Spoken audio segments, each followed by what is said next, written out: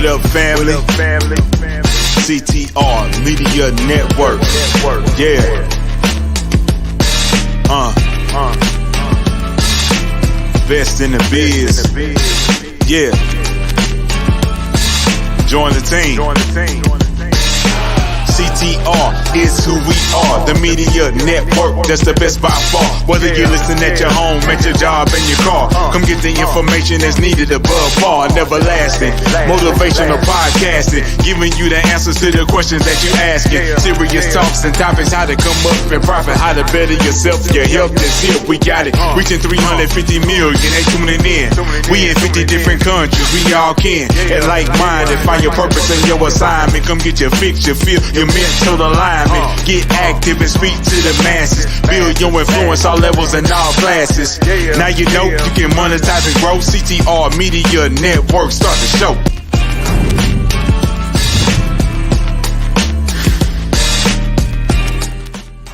Hello everybody. I am Dr. Tina J. Ramsey, the host of the Tina Ramsey Show and podcast, and I want to personally invite you to be a featured guest on our show. Our show is all about motivating you, sharing knowledge, having uplifting conversations centered around business, wellness, education, and life. We introduce you to some of the most amazing standout entrepreneurs and influencers that are truly making a positive impact in the world. It is your time to shine, and we are helping you do that. So what I want you to do is just click the link in the description below so that you can be a featured guest on our show. Because guess what? It's time for you to come share, shine, and grow, but on the Tina Ramsey Show.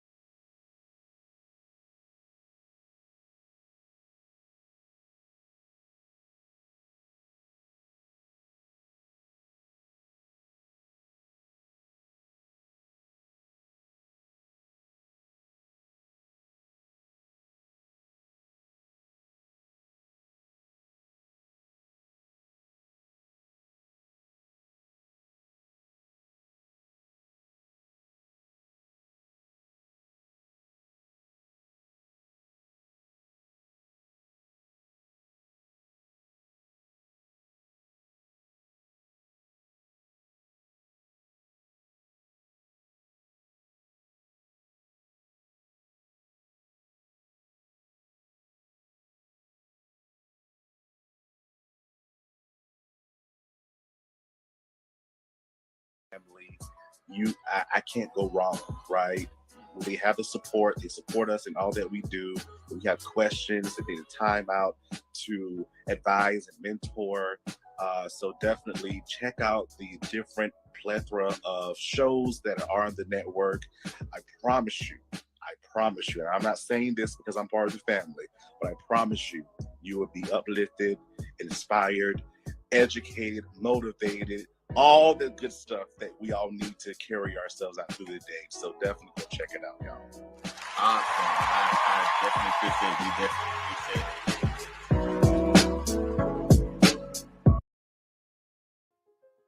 The world is hurting right now, and it's time to rise up.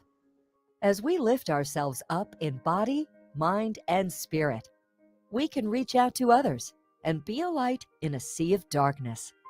Welcome to the Movement for Global Health with your host, Dr. Mary Zenit.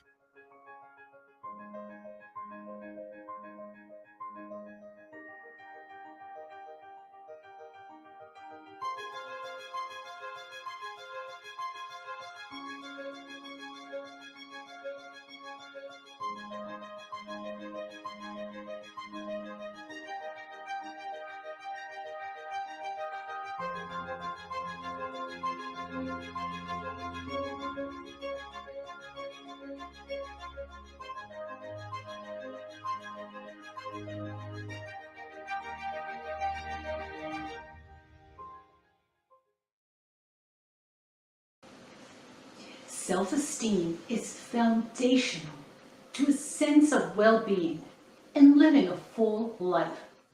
But what is self-esteem? At its core, it's the ability to see ourselves as people. We each have an invisible eye that looks at ourselves. It's a roving eye that looks at all that is seen and unseen. Our thoughts, our emotions, ourselves.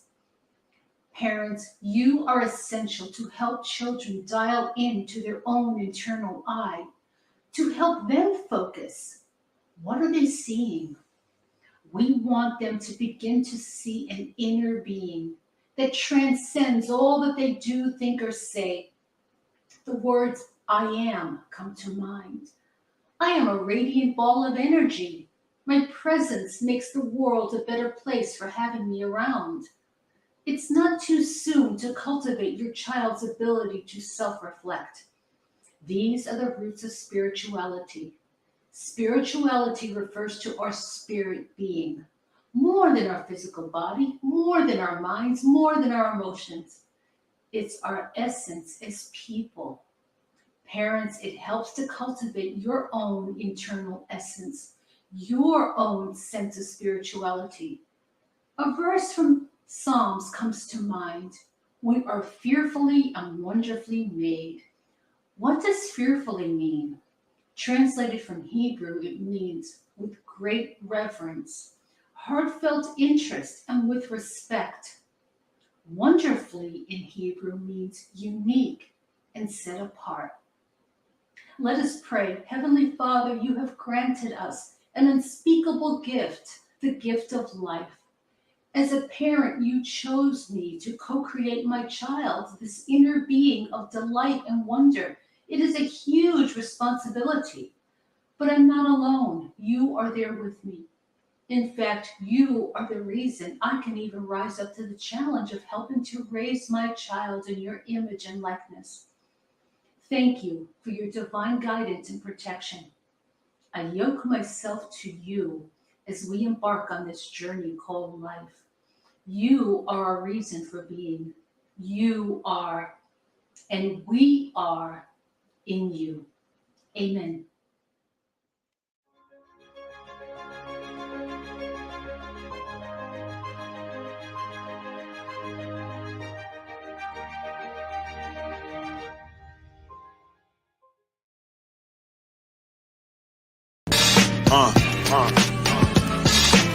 Best in the biz. Yeah. Join the team. CTR is who we are. The media network, that's the best by far. Whether you listen at your home, at your job, in your car, come get the information that's needed above par. Neverlasting, motivational podcasting, giving you the answers to the questions that you're asking. Serious talks and topics, how to come up and profit, how to better yourself. Your health is here, we got it. Reaching 350 million, they tuning in. We in 50 different countries, we all can. And like minded, find your purpose and your assignment. Come get your fix, your feel, your mental alignment. Get active and speak to the masses. Build your influence all levels and all classes. Now you know you can monetize and grow. CTR Media Network, start the show.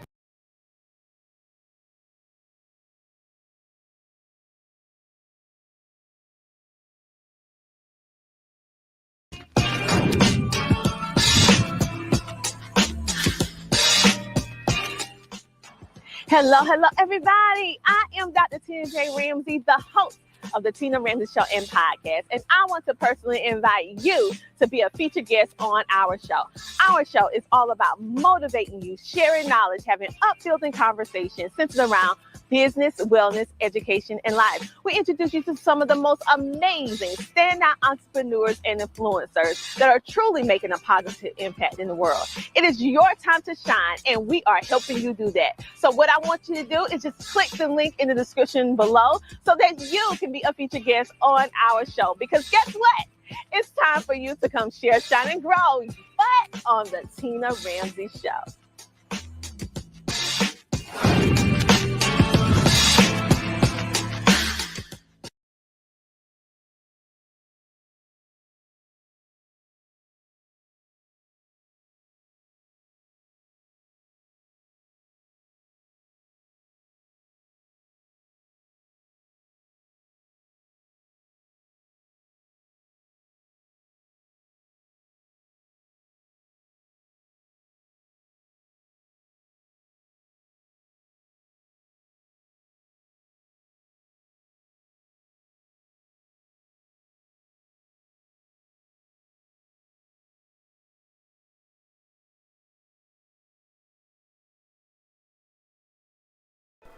The Homeschooling Interactive Magazine is a magazine that embraces and celebrates the entire homeschooling experience. Our magazine is different from all the rest because we provide beneficial information and assistance in homeschooling, business, wellness, mental health, resources, and life. We encourage you to pick up a copy of our magazine today on Amazon.com by simply searching the Homeschooling Interactive Magazine. The Homeschooling Interactive Magazine is all about impacting the world through home-based learning, helping to de-stress the homeschooling experience. Get your copy from Amazon today.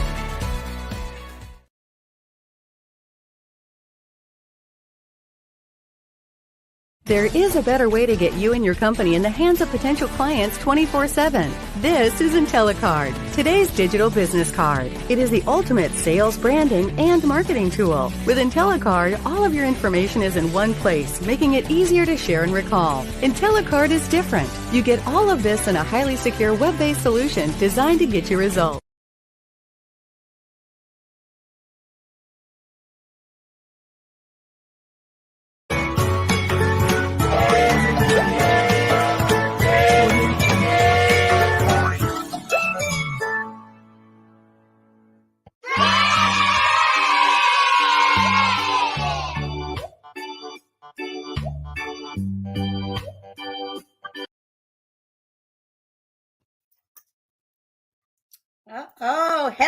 Hello, all aboard the education station.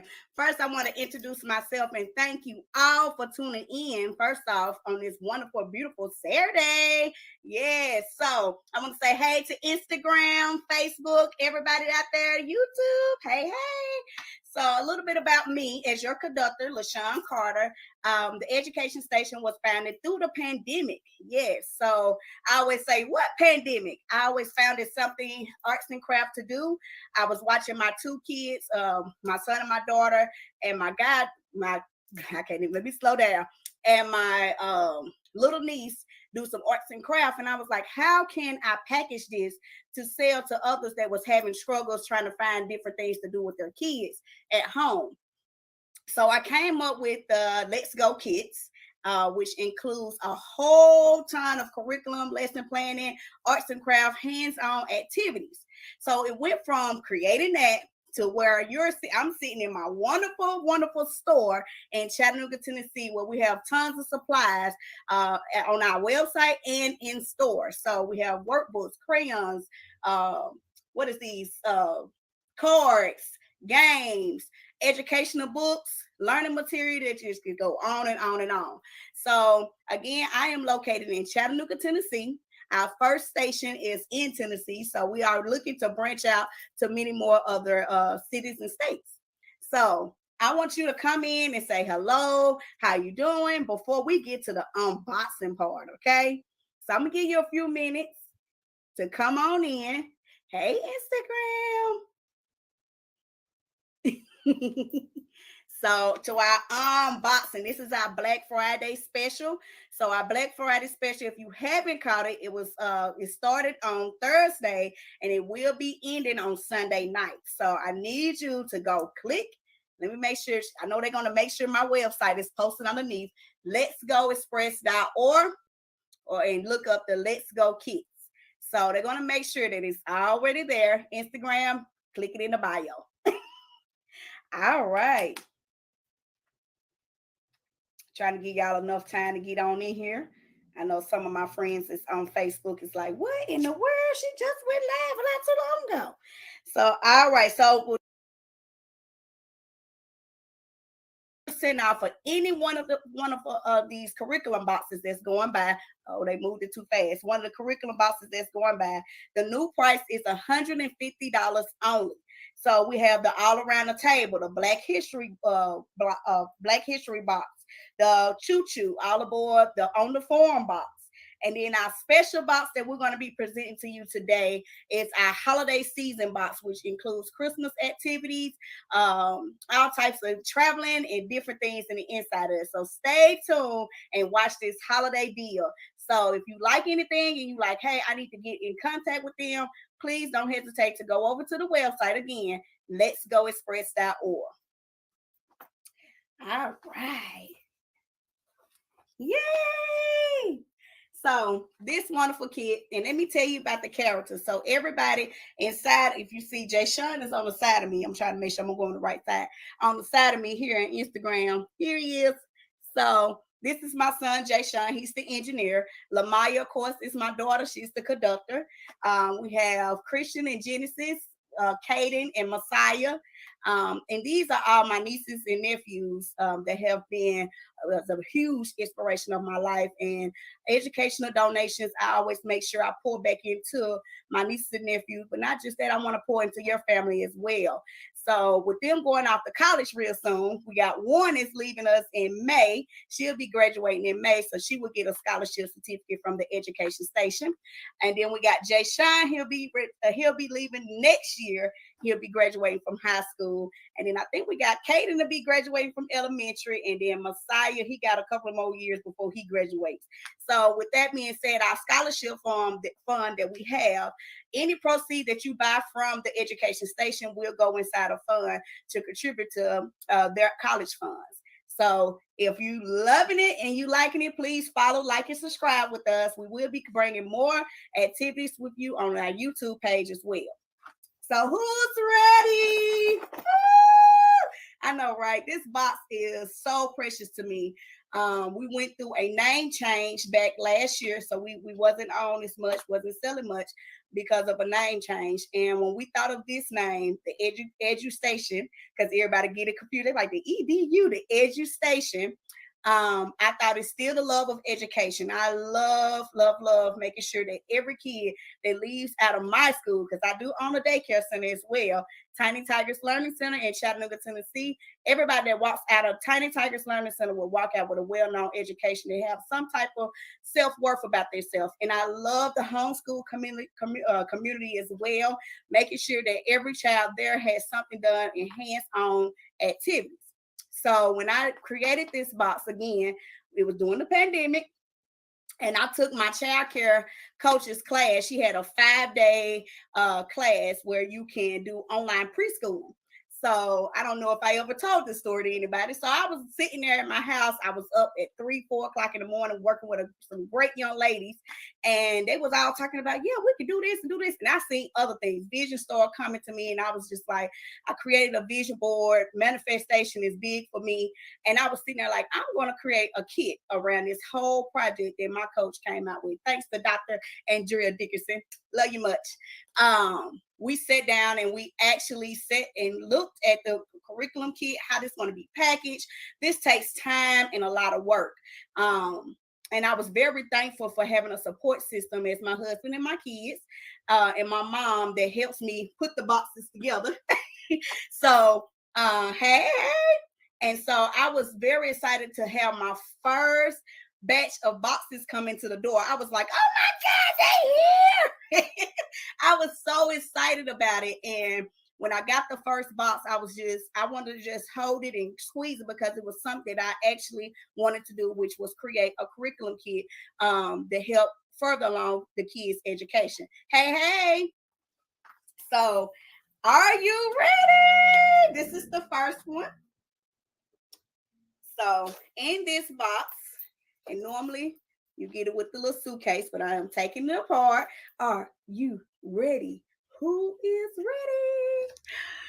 Oh my God. So, and all of the boxes is very different. Most of them come with different stickers and different things on the top of it. So I'm gonna go through this one pretty slowly with you. So on this side, and I know it's kind of dark, so you can't see it. It just say Happy Holidays, Focus of the Month, and you get this same thing inside your box as well. So you get the letter, the shape, the numbers, the color of the month, and then to share your pictures on social media. It's very important that you let us see what you done created from social media. Thank you. Thank you for your purchase. Enjoy your box. And then it say events for this month. So the events is already done for you for the month of December. And then like us on social media, leave a review and get a coupon code of 20 off of your next order for 50 to 150. And then it has our Let's Network.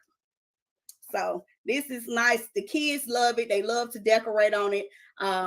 year before last, I let the kids in my pre-K class decorated the boxes for me. So our next stop is going straight in. So y'all give me a minute. Let me put this down.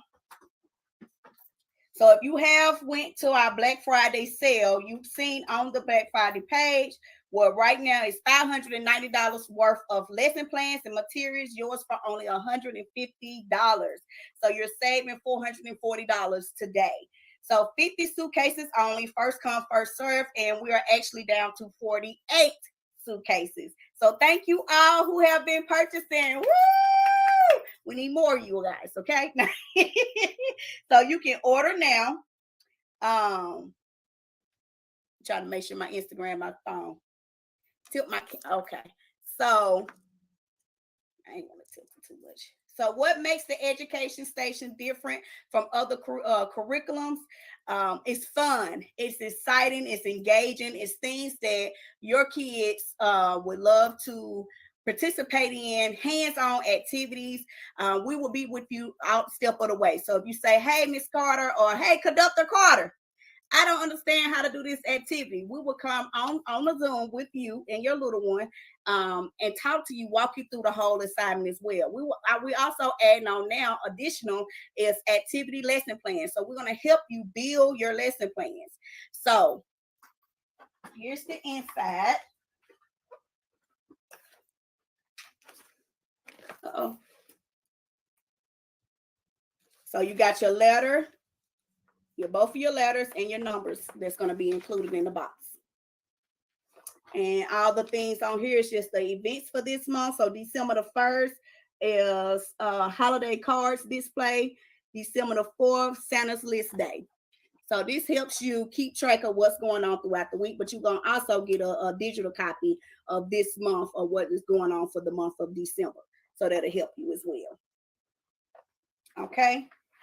So what makes us different is saying goodbye to the boring old lesson plans that you've been taking. Okay. But get out of the boring lesson plans that doesn't get your children's attention. Get out of the simple fact that, you know, oh my God, they sitting there doing a whole nother worksheet again. They like, Mama, another worksheet?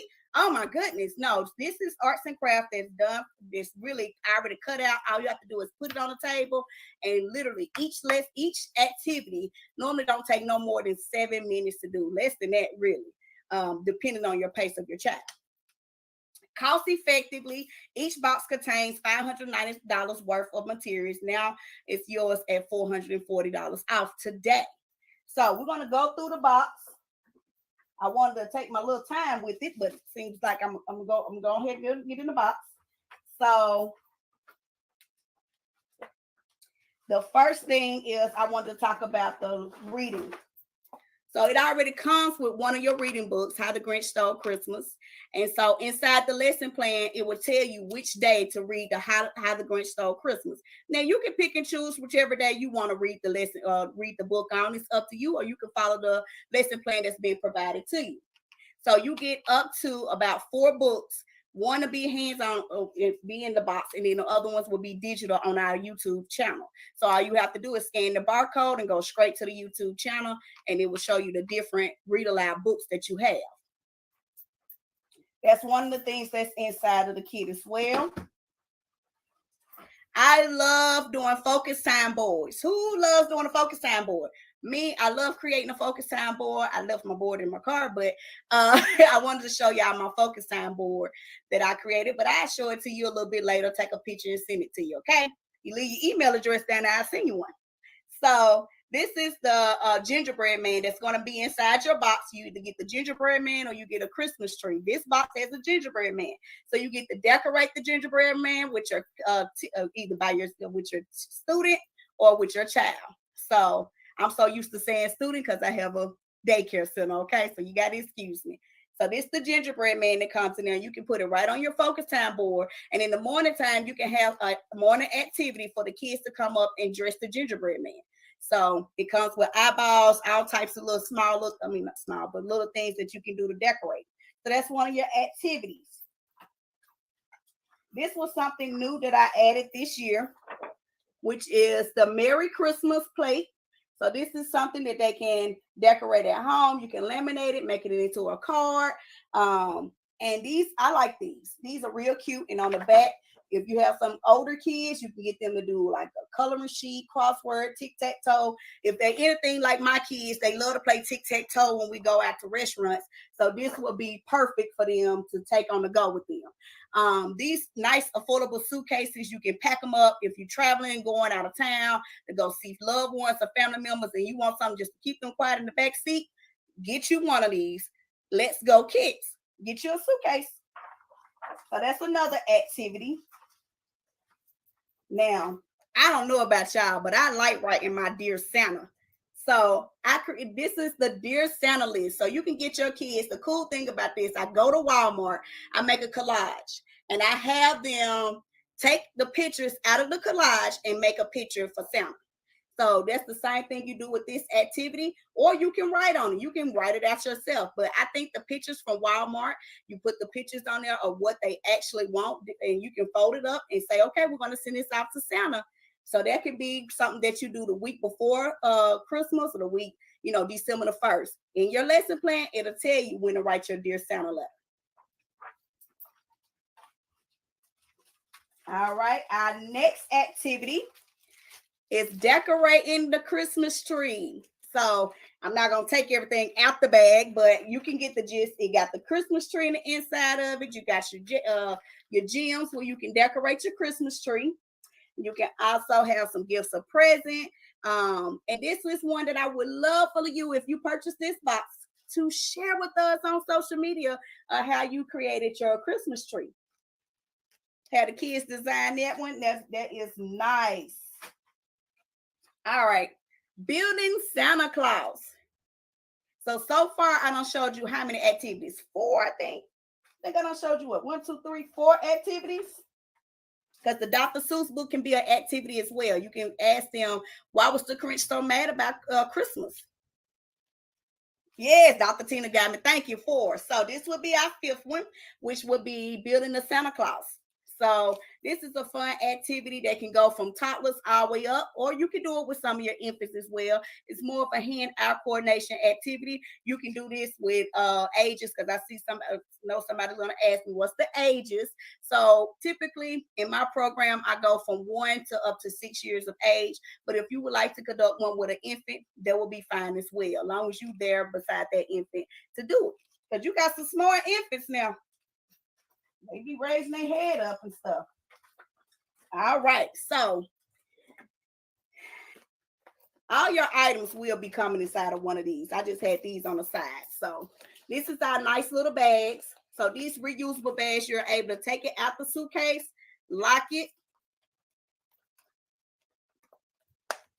and you can tote this with you. Okay, now that's so handy. Look at all this stuff fit in here. And you can take it out your suitcase and reuse it over and over and over for next year, the year after next, and keep all your content fresh and nice. So if any water damage, anything happen, your content is clean. You don't have to worry about it, okay? So our next activity that I am so excited about is our sight word cards. So it's the train. And so you got 16 sight word cards that you can go through with your little one, with the colors and everything else, and play with a game. You can also take the sight words, because these are laminated. You can take and have them write on the sight word cards as well. Sorry, I'm trying to flip it back over. There you go. So you can take and have them write on it. You can have Play-Doh on this. So you can have them use some Play-Doh, and because you're going to have an activity, a cooking assignment, how to make your own Play-Doh as well. So your gingerbread, it's going to smell like gingerbread Play-Doh. Some parents probably be like, oh no, wow. Yeah, gingerbread Play-Doh. So it's 16 of these that comes in there laminated, and it's already got a ring on there for you, okay? All right. Next activity is the letter I. So they all got cute little bags. Some of them got a larger bag, but these, you're going to get 2 sets of the letter I. You're going to get the capital I and the lowercase I, one in a big form and one in a small one. This is our mini version. So this one you can use during circle time, or you can take and have them do a small group activity. and help them with knowing what is capital I and what is lowercase I, okay? Put it on a sheet of construction paper, and I think I added construction paper in here for you. I did. That's so nice of me. All right. Same thing with the letter 9. You got the letter 9 and the number 9 and the number 8 inside your bag as well. So far we done counted up to about 7 activities. Now this is one of the ones I really like. I added on this year was the big 9. Sorry, I didn't have my label on there. I think I took it off. So inside of here, you want to count. You want to put your number 9. So you get your number 9. And we're going to do this activity together. So we're going to make sure we have a day on YouTube where you follow this activity. All the activities you see, we're going to actually do them together. Me and probably Conductor Maya. And so you want to count out 9. We call them light bulbs. So you decorate your tree and you want to count out 9 of them. This is teaching your child numbers. And not only that, you got an art activity at the same time. They can decorate the little circles into light bulbs. And you count out 9. So that's your math. Normally we do math on Thursdays. So you can do math Thursday and have them count out, have them put the number 9, place it, trace it, or however you want to do it. Normally at the daycare, we just have them glue it down and then you count out 9 items or 8 items. And you have them count it out and then they can make little light bulbs. You can get your own little glitter, glue sticks, however you want to do on the little light bulbs. But this is a nice activity as well for math. All right. How I'm doing so far? Y'all liking everything? I can't see y'all comments. I'm so sorry.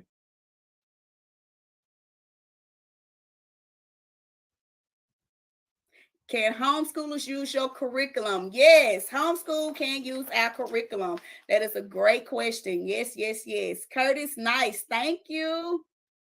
Somebody said, great, love this. Thank you. Thank you, thank you, thank you. Okay, wow, you are going to help build our lesson plans with your box. Priceless. Yes, ma'am.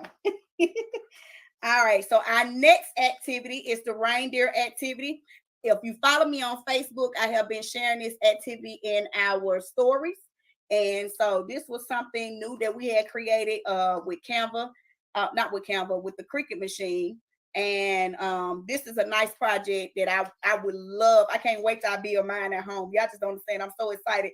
I want to build my reindeer. As soon as I go home, I want to build a reindeer. So that's the reindeer activity. You can make it into a card, send it off into a reindeer card, and you'll have it on your lesson plan where it say create and build your own reindeer. So that's the art activity.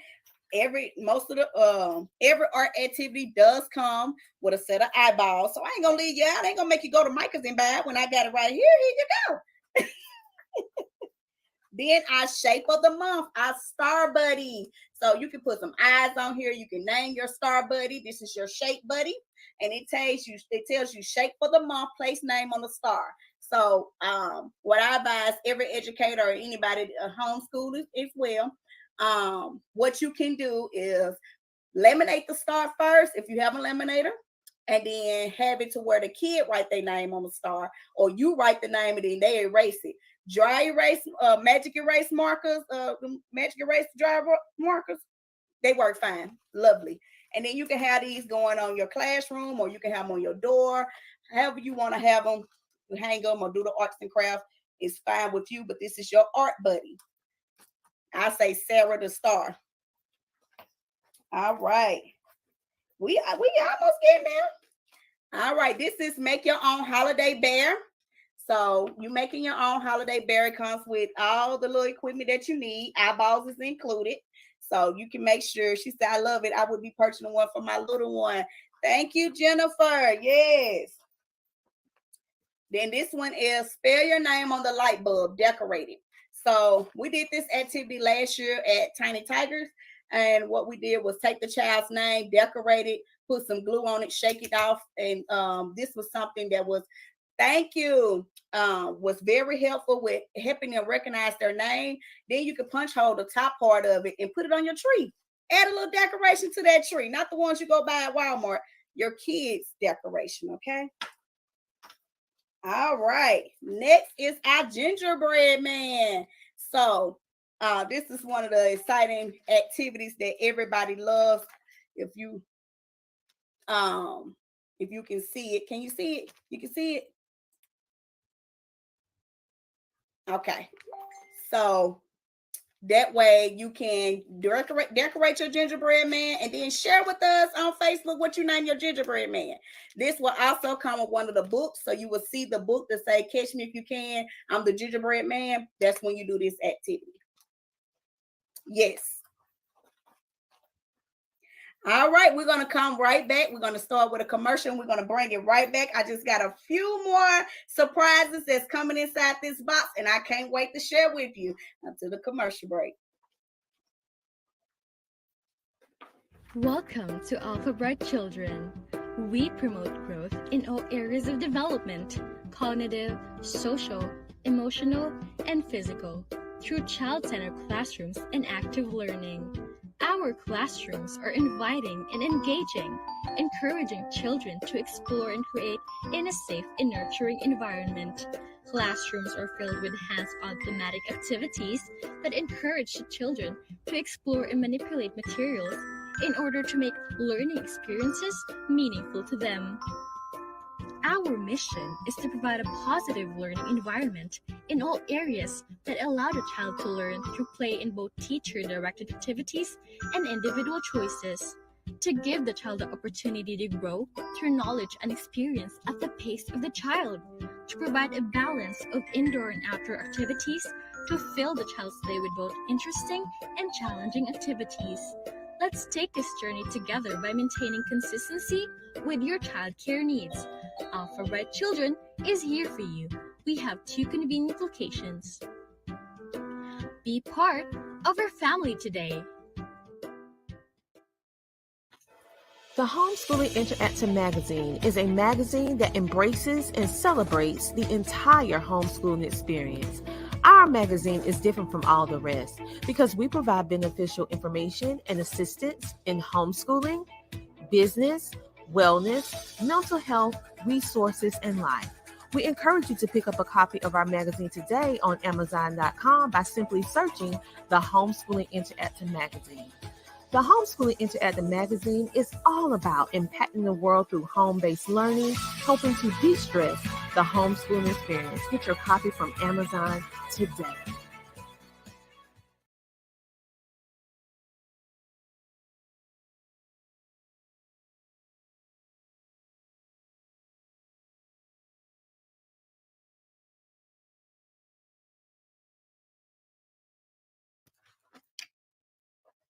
All right. Hopefully you grabbed you something to drink or ran to the bathroom real quick. I only got a few more that I need to show, and then we are off to asking questions. I want to make sure I keep my comments and everything else on this side so that I can see everything. And I thank you so much again for tuning in, everyone, even on Instagram. Hey, Facebook world. Hey, and YouTube. Hey. So we are here with our Black Friday sale with our curriculum boxes, and we are going over next month's curriculum box, which is our greeting season holiday box. So get it down for $150 with over 500 and I want to make sure I'm saying it right, $540 worth of value inside of the box. So we just went over I think I counted 10 activities already, hands-on activities that your little ones can do. And so we weren't even halfway done with the box. We still got the letter Q, the number 8.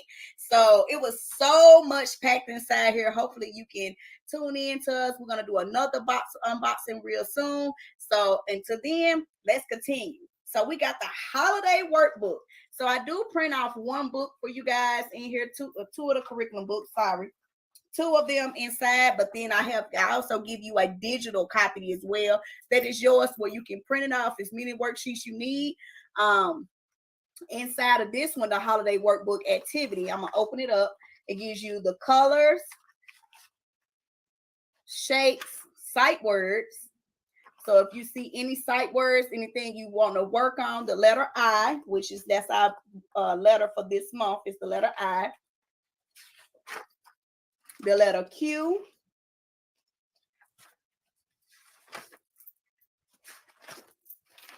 and it gives you things that start with the letter Q.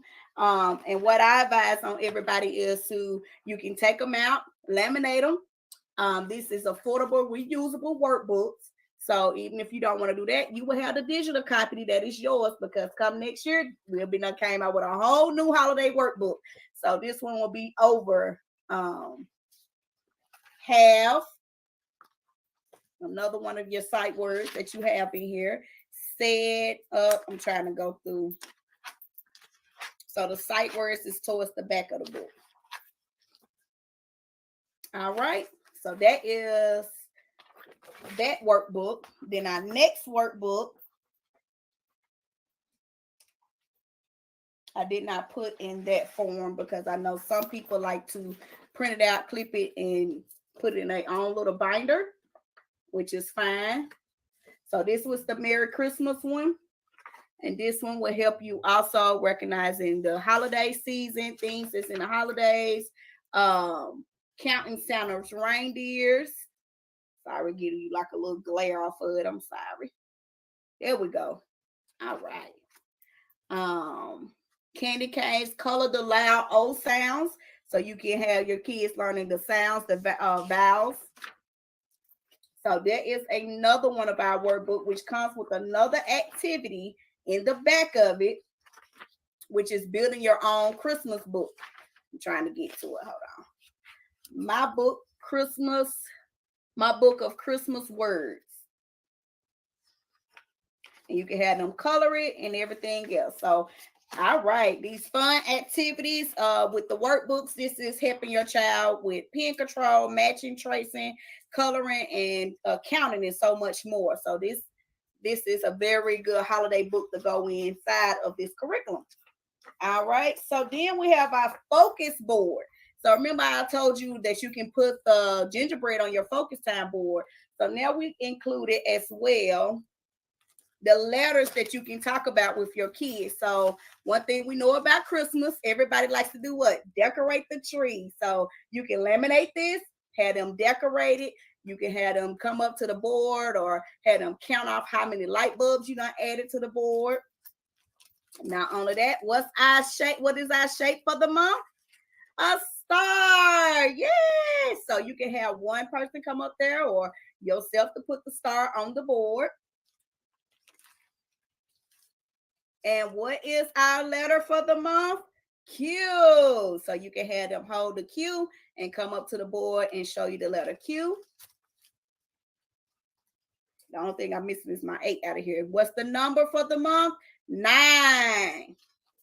So that's your focus time board stuff that you can put on there. And we got the lowercase q as well that you can add. Okay. And then our color of the month is green and red. So I have them right here where you can add them onto your board as well. Or you can have it to where you laminate it and you share it. You have them spell out the word green. So you see I didn't color it. It's the reason why I didn't color it, because you want them to learn how to spell it without seeing the colors. Okay. So that's a trick that I do with my daycare babies, because if I say where's green, they're gonna know what green is, because everybody know the color green. Green is also Miss Carter's favorite color. So I have them go and I put it on white paper and I cut it out with my Cricut machine, and I have them go find me the letters green. You can also put this inside your sensory bin to have them find and build the word green, like you play a little game of hangman. Maybe that's just me. That was old for me. That was old for me. All right. And then, so that is all your focus time. Now you can we put a little extra stuff in there. You can put your snowman on the side. We got your little snowflakes you can put on the side. And this is just extra activities, just so if you got one little one that loves to go every morning, this could be a morning routine. This also comes with a circle time book full of songs. So we put about 6 to 8 songs on a circle time book. You will get the circle time book to go with your focus board. So that way you don't have to guess and estimate anymore. What circle time song should I be looking for today? It's already done for you. The circle time song, the books is done for you. All you have to do is just click and push play. All right, next up is math. So we got these nice math cards that's laminated. You can also use them as ABC cards, bingo cards, whatever you want to use them for to get your little one attention. You can also use them for a placemate for Play-Doh. So that was a trick that I learned as well. You can use this as Play-Doh. You can put the numbers on there. Wish I had my dry erase marker so that way I can show you. So that way you can show the number 9. I also put these little nice people in here so that way they can count out 9. Since your number is 8 or 9, they can count them out with using these to the counters. Okay. All right, and then I do one little poster board that goes around the world, in and above the world. So this one you will talk about electricity for science, and on the back you got a little cheat sheet on the back. So it's a little discovery tip, and you can ask the kids. You know how electricity is produced when other primary sources of energy are converted. So, for instance, you can have them look at not have them plug it in, but you can show them how if you plug the lamp up, what the lamp does. That's electricity. If you go touch the light switch does what? Provide electricity. So on the back of it, it's just some conversational pieces that you can have. Sorry, y'all, that glare. That you can have with your little one inside the car or at home, and you can do this 2 or 3 times out the week, just giving them a familiar information about electricity. Okay. All right, to get to the good part, I love snacks. I love to eat. I love some food. So why not share some of my favorite recipes with you guys?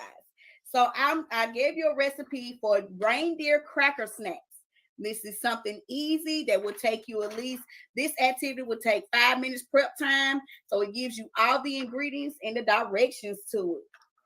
So our next cooking activity will be gingerbread cookies. Now, anybody know me? I have been trying to get the gist of gingerbread cookies. For years after years, I have failed. I don't know what am I doing wrong. So this year, I'm going to go live on how to do gingerbread cookies. Maybe somebody will come on and teach me how to do some gingerbread cookies. But every year, I've seen an epic fail in my gingerbread cookies. They never roll out right, or the dough too lumpy. So y'all got to tune in and help me cook some gingerbread cookies. So got the ingredients. I got everything. I'm going to the store in about 2 weeks to get all my ingredients, and I'm going to go live, and we're going to cook a batch of gingerbread cookies together. Who with me? I hope all y'all with me. Look. And then as an add-on activity, I put the hot cocoa in the inside of it, and you can spell your child's name with the hot cocoa, okay? So you got a letter sheet in the inside of it as well. All right. So one of my other favorite activities, I love history. I love everything about history. I love learning about new things. Traveling is one of my biggest things right now. And I put a different state inside of each curriculum box that is purchased. So each one will probably get something different. This box has Utah. So you will get a little passport. Little passport. And of course, we're going to make sure you got your sticker in here.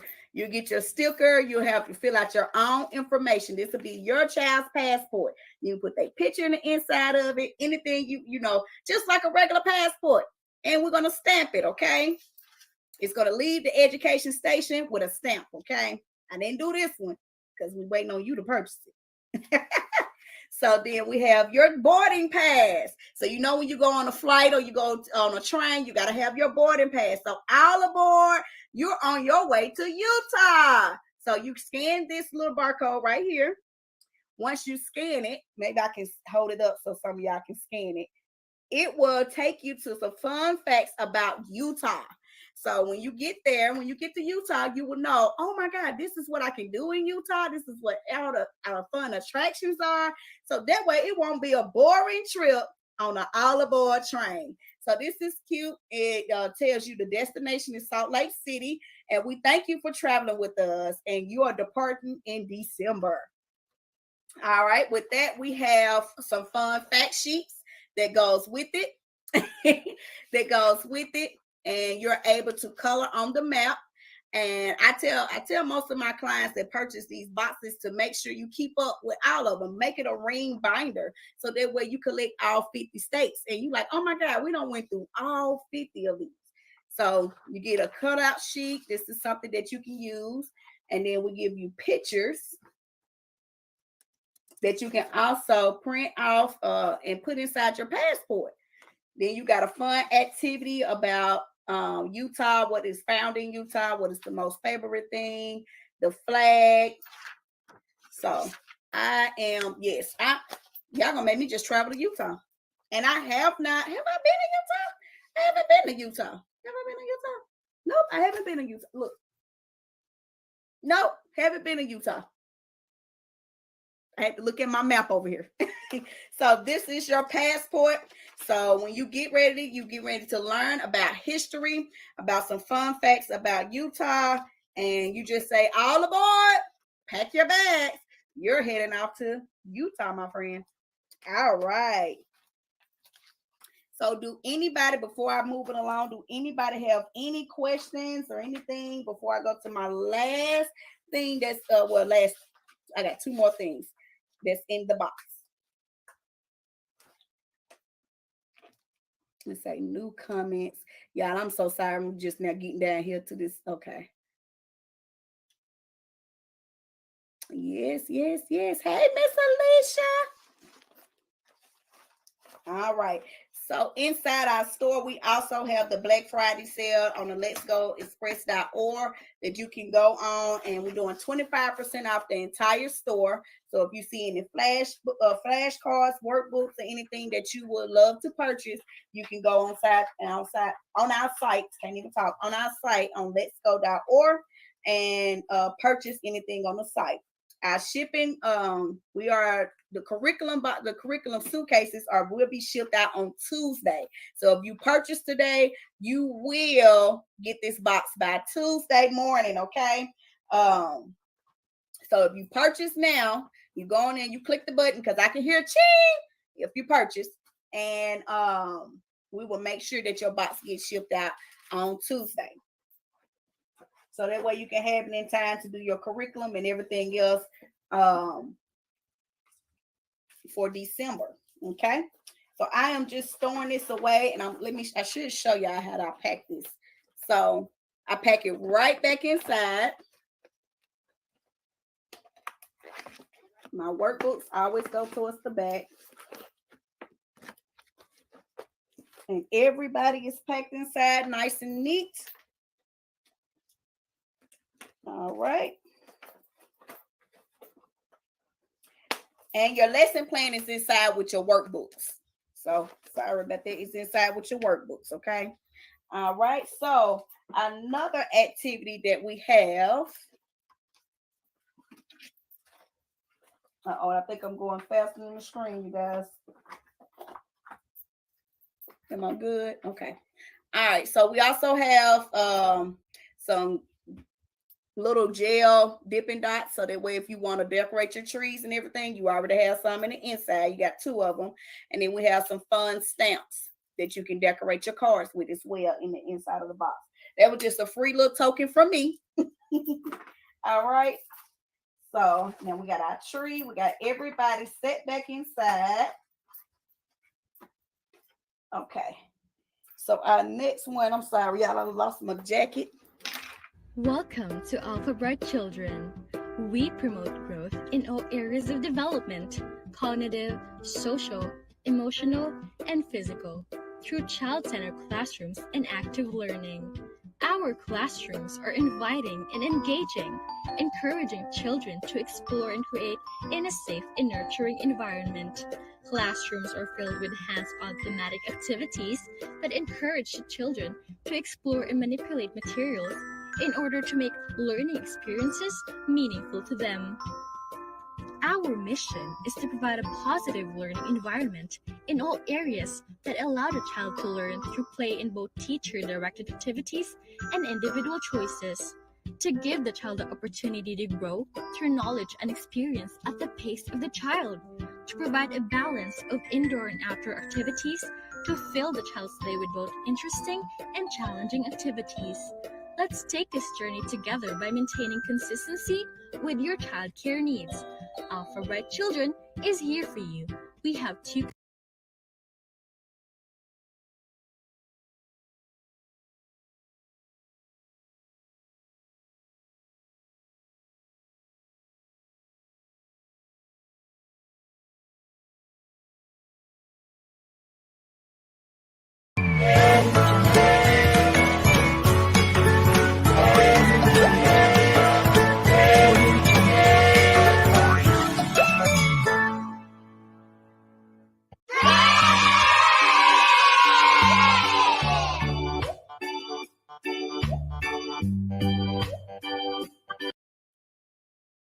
All right. So I thank you for that. Hopefully y'all enjoying the commercials. Y'all see everybody. Alpha Bright Learning Center. Hey, hey, hey. And the homeschool community, please, please, please don't be afraid to go and check us out on the homeschool community and get a magazine, because I'm dang sure gonna get my magazine. I want my magazine. I'm too excited. I've been waiting on a magazine like this for homeschoolers and just daycare providers all in general. So I can't wait to read my first issue, and I'll let y'all know about it, okay? All right, so our last activity that we have in the inside of the book is a file folder game. So I created this one, me and Maya created this one ourselves. It's with the mittens, and then of course you got the letters and the numbers, so that way you can match them. So this game can be done in so many ways. This can be something, a small group activity, or you fixing breakfast and you just want somebody to sit down. You need a little minute just to sit down. Here you go. Here go a small group activity that you can do, a small activity, and then here go your mittens. So you can play match the mittens, you can play match the letters, match the numbers. This is amazing. I love file folder games. That's a lifesaver. If nobody know anything about it, file folder games is where to go when you got toddlers as well. Okay, if you're working in a daycare.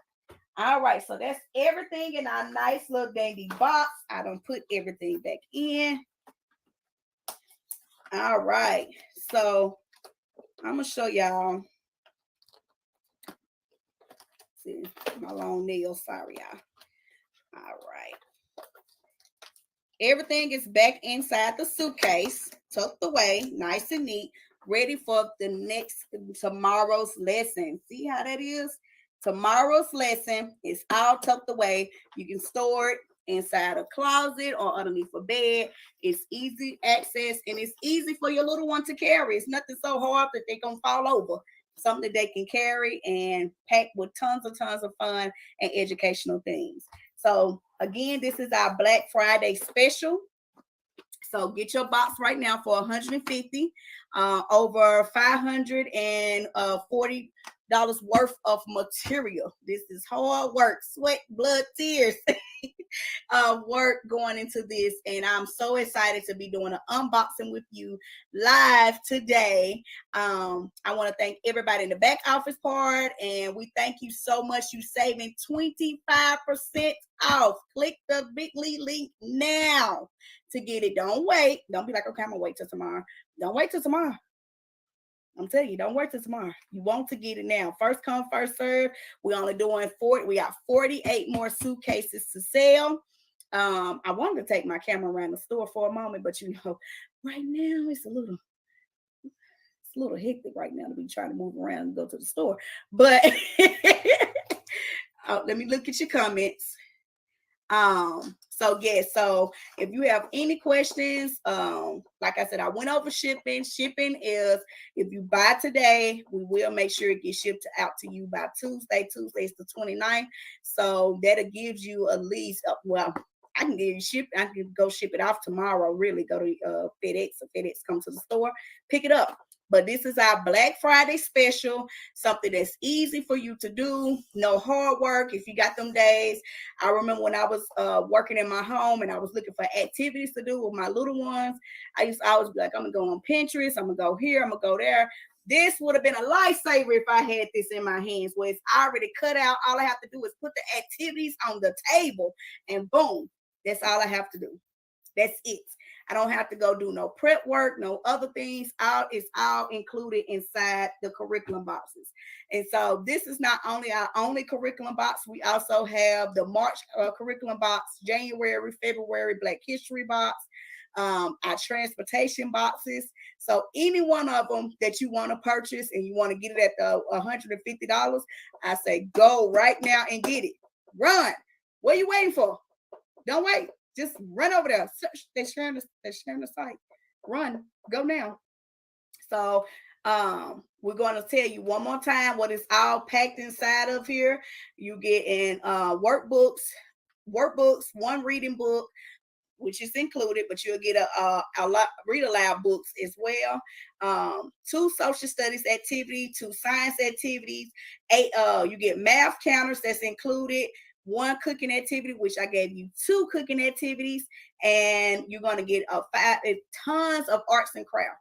Tons. Ain't no 5. It's more than 5. I think me and Dr. Tina done counted more than 5.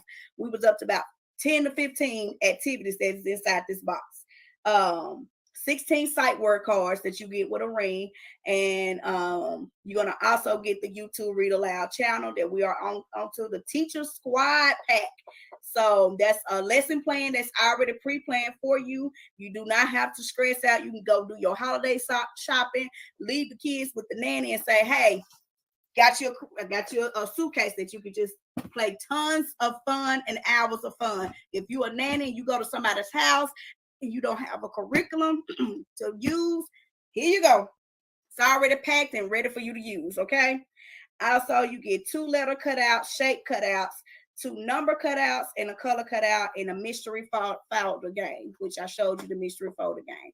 And right here at the bottom of the screen, you see the Black History box, the all around the table, which was our Thanksgiving box, and our 2 newest boxes that we're coming out with. Yes, I said 2 newest ones that we just added is our community leaders and our pet rescue. Our community leaders, this one is featured with my child care coach on the front part of it, because she's a community leader inside of the child care community. And then we have our police officers and fire chief as well that's behind us. And then you got your pet rescue, which if you see me on the stage this year at our conference, you seen the lizard jumped on the stage with me. So we sat in the car and we try to figure out how we're going to market with that lizard on the stage with us. And showed up at all, we came up with pet rescue. And that one will teach your little ones about how to properly take care of an animal that they adopt. So I can't wait to get that box and ready to show you the unboxing of that one as well. So I thank you so very much. I think we're going to the website. We're going to the website now.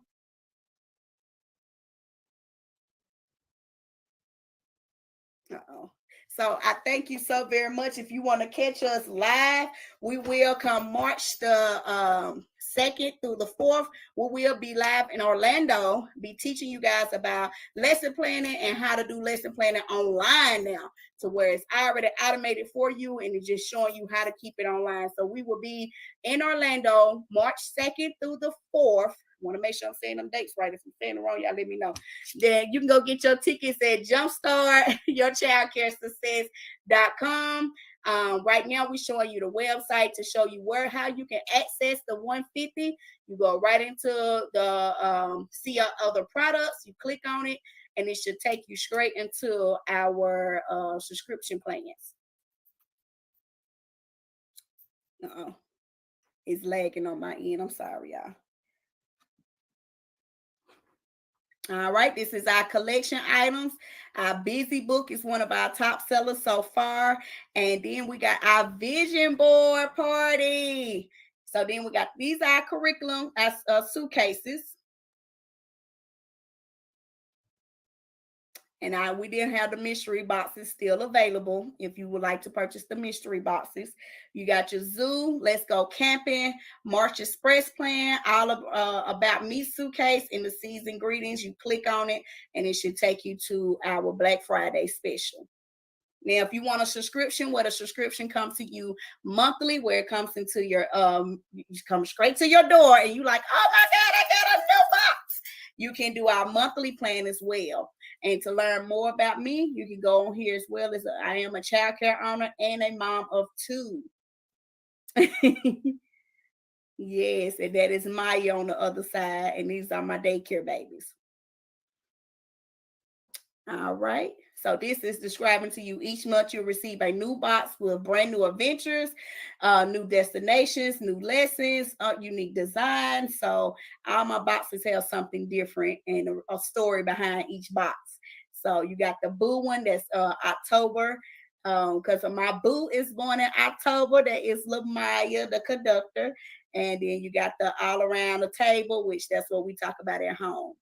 And these are my testimonies from my clients who have bought from us, either currently or in the past. So I thank you, thank you, thank you. Your support means everything to us. All right.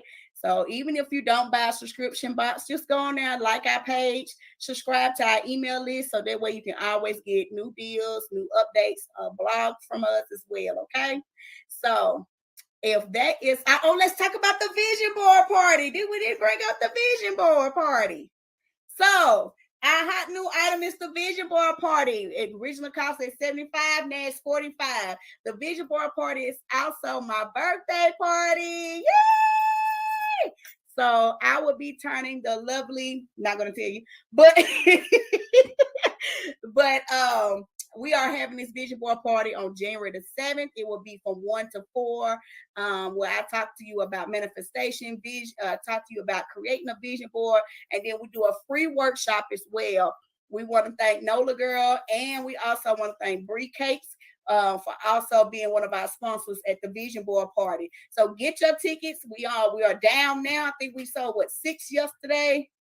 8, so I'm only doing 15 on this one. So yeah, we almost hitting our numbers. Okay, so if you ain't got the $45 tickets yet, you will lose out come tomorrow. Okay, all right. You want to be at this party. Everybody's adding themselves to this party, and I'm like, this party is becoming more of a birthday party. So I am throwing my own birthday party. I guess pre-birthday, because my birthday is not to January the 10th.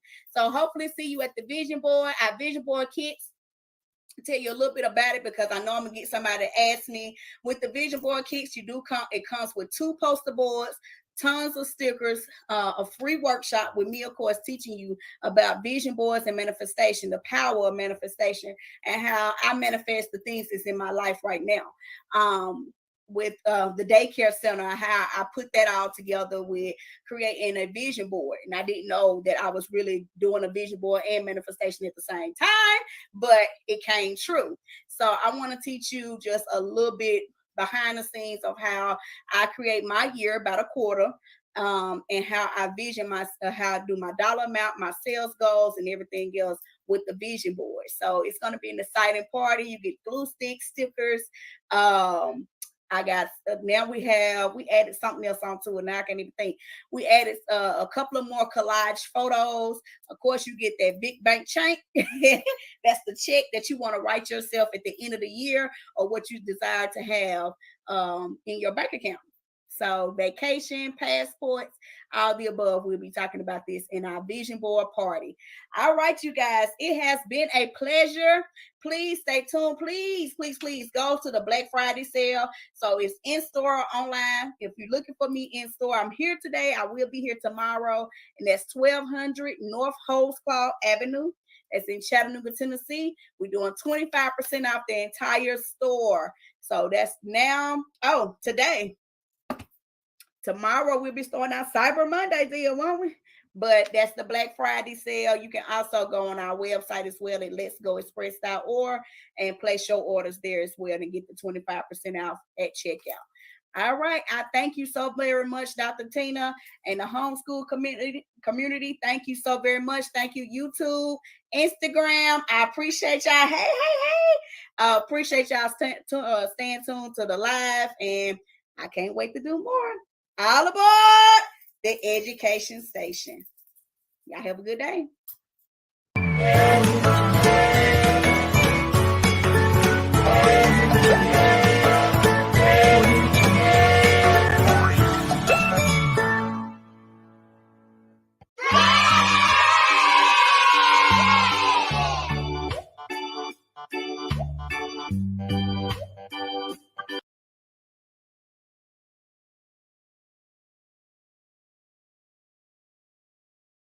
We want to give a shout out to our CTR Media Network sponsor, Terry Coleman from GlobalKeyCapital.com. Global Key Capital is a lender specialized in customized financing solutions. They pride themselves in being one of the industry's most reliable and proven lending groups. At Global Key Capital, their customers are their number one priority, and they strive to provide all of their clients with competitive pricing, unbeatable customer service, and stress-free processing. If you are looking for your next dream home or investment property, give Terry Coleman a call at 866-325-6267. Again, that number is 866-325-6267. GlobalKeyCapital.com.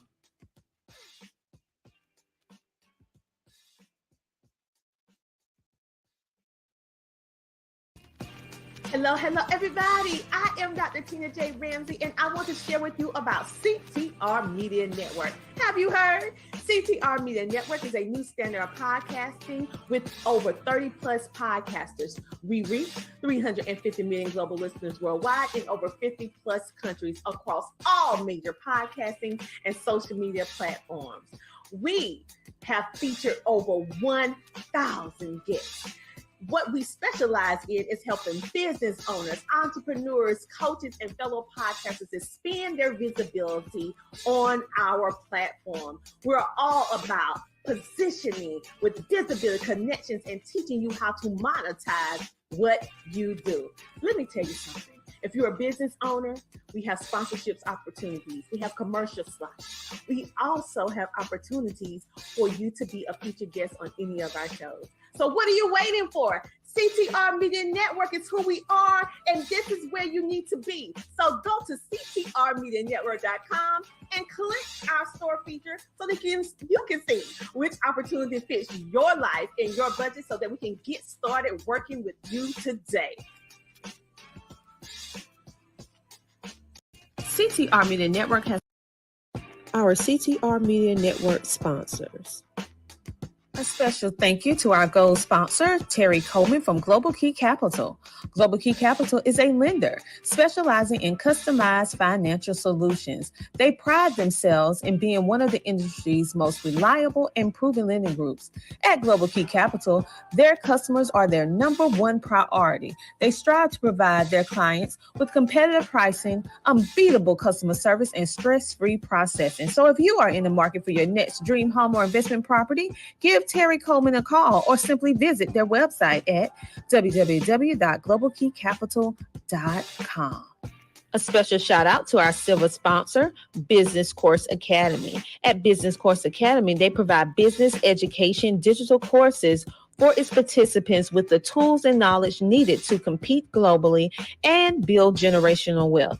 Everyone needs a map to reach their business goals today, and they have an exceptional business course creators and coaches on their team with over 30 years of experience ready to help you because they have worked with multi-million-dollar agencies as well as startups. So if you're looking for your next business course, go to businesscourseacademy.com.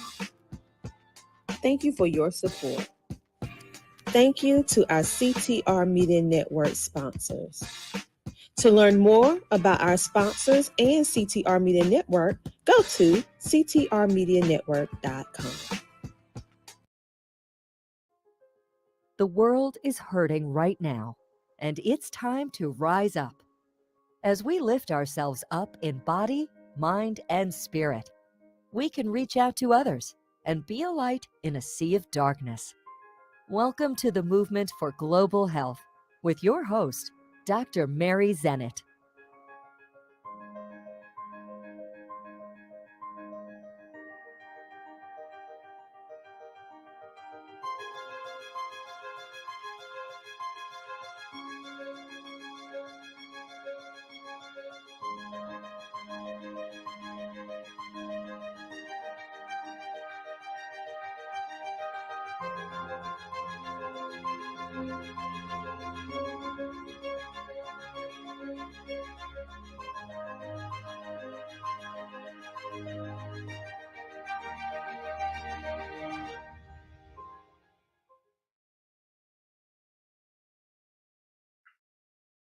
Award-winning author, public speaker, a nationally syndicated radio show and podcast host, CEO of Executive Medicine of Texas, BS in Health Sciences and Clinical Research from George Washington University School of Medicine and Health Sciences, MS in Professional Studies from George Washington University, and a graduate certificate in Strategic Management from Harvard Extension School. It is our absolute privilege today to welcome Judy Gaiman. Judy, thank you for being here today. Oh, it's my pleasure. Thank you so much for the opportunity to visit with you. You know, on our show, we talk a lot about lifestyle tips. And then it struck me how focused you are, and you've got really good tips. And I thought today we could talk about ways we can get our health back after COVID. You know, as well as I, COVID decimated the globe in every area of our lives.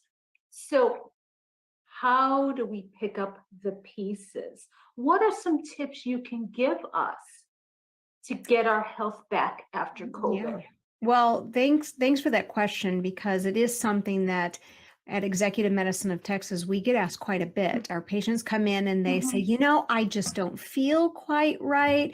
I don't have my energy back, or they're having trouble getting in the groove. Maybe their relationships took a hit, whether that's with their spouse or their kids, or just some professional relationships because they weren't going to their usual association meetings and places where they really had this social outlet. And I think that's the first place we tell them to work on, because there's so much research that shows us that having relationships and actually socializing with others, speaking to people, not on Zoom, not on the phone, but really being in someone else's space and them being in your space actually changes our body chemistry. It changes the brain. The brain fires completely differently when we're visiting with someone and we're having a real conversation in person than when we're just doing it over a computer or a phone.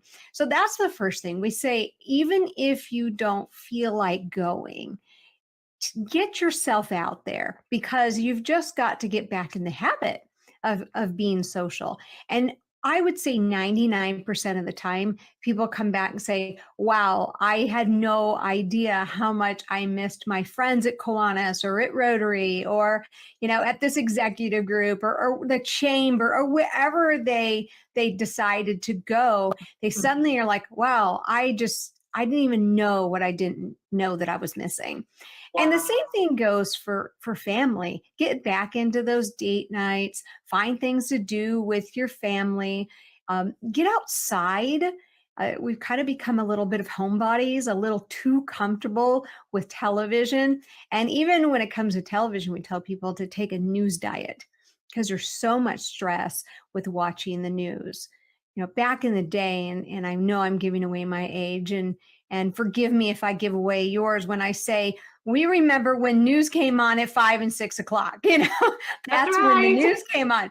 And now it's just 24/7 and everything's breaking news. And even the sounds that you hear and the music that they play for the news, it's like high alert. So we really get ourselves worked up into this high alert state. And if we can move away from some of those things, those are, just an aspect of it. And that's covering kind of the mental aspect. There's several other things that people can do from a physical standpoint as well. Wow, those are so important.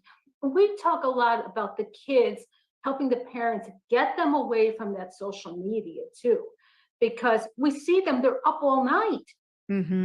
And none of it's positive, and it's just anxiety producing, and it's just not healthy. Yeah, absolutely. Absolutely. And the blue light that come off the phones, and then their body doesn't produce melatonin, so they don't sleep. But there's a lot of adrenaline rush that happens on social media. And a lot of that is also on purpose. It's so that those social media platforms can keep you engaged and keep you there. And again, it's the sights and the sounds and the scrolling. And as you're looking through things, there's pop-ups. And And I call this the pop-up generation because their whole life has been a giant interruption, whether it is the spam calls on the phone or the pop-ups on the computer, or whatever it is. They have lived with this their whole lives, this younger generation. So it's a little wonder that they have trouble focusing, or that they have this desire or need to go, go, go, go, go. They just haven't learned the beauty of being still, because it's not something that they've really experienced. Yes, thank you so much for bringing that's really critical coming after COVID. And like you said, not isolating anymore. The isolation was brutal. It was absolutely It certainly brutal. was. There's something that kind of went on, and we don't really hear about this too much, but it's a known factor in that space, and that is the independent living center. So this is where people go that they don't really need a nursing home, they don't really need assisted living, but in their own home, maybe they're not eating right because they eat alone or what have you. So it's kind of like a step down from living on your own, but you don't quite need that help. What they found is that isolation that took place during the lockdowns and the shutdowns and all the different regulations that came out, there were a lot of people that were behind doors and they weren't going out and going to the dining room, and the meals were being brought to their rooms, and people with masks on, so they weren't even seeing a smiling face, which we know that a smiling face actually has a chemical reaction in the brain when we see it. It's why we smile back. It's kind of a reflex. So this going on during the whole pandemic, where people were just kind of behind closed doors. They became even more shut in than you would imagine. And there's so much research even before the pandemic about what happens with shut-ins. So there was almost a mass exodus from the independent living centers into assisted living, because they had lost the ability to function on that higher level as seniors. So they saw people moving out very quickly. We saw a lot of deaths in that population, which was usually not quite as high as, say, assisted living, or even in sure, there were things that were happening in nursing homes too, but there still was that one-on-one, because there had to be one-on-one. People were touching them and turning them and those kinds of things. But that wasn't happening in the independent living centers, and even for people who were shut-ins at home. And I've talked about this. It's like a collective sense of grief. We've lost so much during those 2 years. And we need to acknowledge it, like in our own families, our neighbors, our communities. But then we've got to pick ourselves up. We have to pick ourselves up and say, no, we're not going to live like this. Yeah, and that is really, I think, the key for all of us, and is to not live in fear, and to recognize when fear is being thrust upon us for monetary gain. And we see a lot of that. The news companies made tremendous amount of money on the ads that they sold when people were held captive by their television. And we have to just recognize that is their business, is to make money. And how do they make money is to get your attention and keep your attention, so that they can sell the ads and such while they have your attention. Just to recognize that. It doesn't mean that they're all evil. There's definitely a place for news outlets, but to recognize that and to set yourself up with, okay, I will watch the news from this time to this time, but not be so beholden to everything. And now we've got the apps, and I found myself, just as guilty of checking the app in the middle of the day to say, oh, did anything happen? Because we're almost in this state of high alert. What happened? What's the next thing? We're kind of afraid the next ball is going to drop. A lot of us saw many people pass away in the last couple of years, and that brings on a whole other grief. And it's very complicated grief, because it wasn't like this person was sick for a long time and they're in a better place and all of that we tell ourselves when somebody passes. A lot of times we saw these people on Friday, and the next Friday they weren't there, and we're trying to reconcile that. Or maybe they were really young, and they passed away. And then just people that passed away for other reasons. We didn't have those connections because we were separated for a while. So then we felt this loss of time that we didn't get with them. And in all of this, like you said, we just have to recognize it and then say, okay, this happened. This is real. I can feel the feels, cry the cries, and not just push it down, pretend it didn't happen. I mean, it happened. And one thing that I think the entire medical community would like to see out of what happened with the pandemic is a real, true discussion. What did we do right?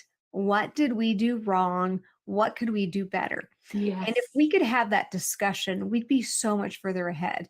And I also think it would help in the finger pointing on both sides, because if it was a real discussion, we'd be saying things like, well, maybe we shouldn't have jumped the gun on vents. Maybe we should have looked at the research on vitamin D in the ICU. I mean, there was so much coming out. And depending on which hospital you went, you were treated one way, and what part of the country you were in, you were treated another way. What can we learn from that?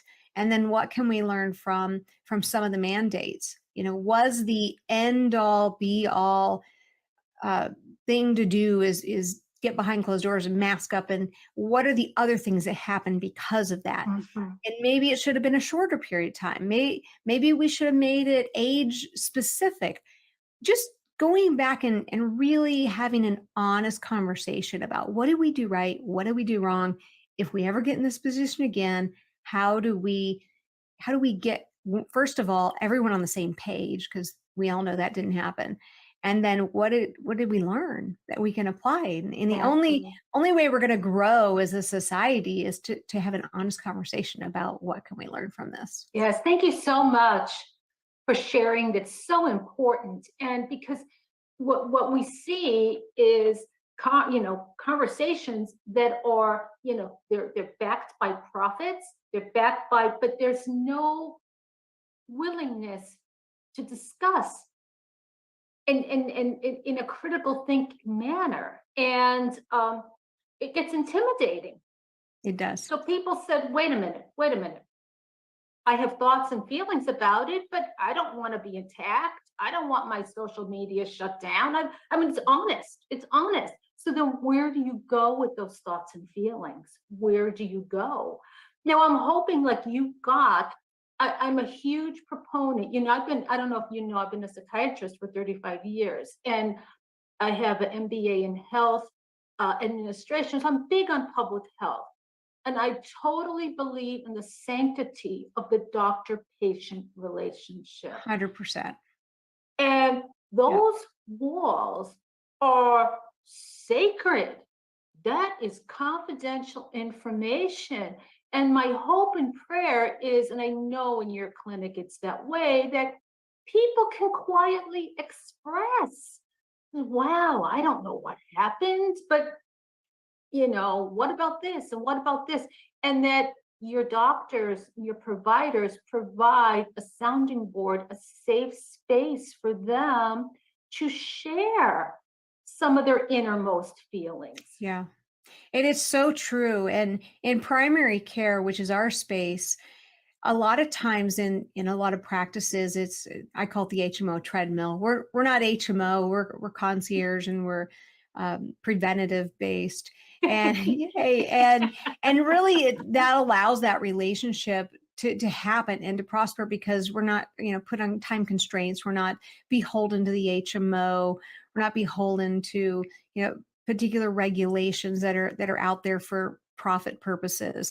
It's really about that relationship. And I think because our physicians come from such a place that they know the importance of that. One of our physicians practiced in Canada under socialized medicine, and years ago was the head of family medicine for all of Manitoba, and was going through the contracts for what the government was going to pay for and not pay for, and we got to fix the potholes, and so they have like this really unique background. Another one of our physicians also has a master's in public health, which is a really neat combination, as you know, because then you see the bigger picture as well. And then another one has 4 different board certifications. So it's really interesting to see how their relationships with their patients evolved during the pandemic and during this time, because when other doctors were closing the doors, or you got an answering machine or whatever, we were calling our patients, hey, how are you feeling? Are you scared?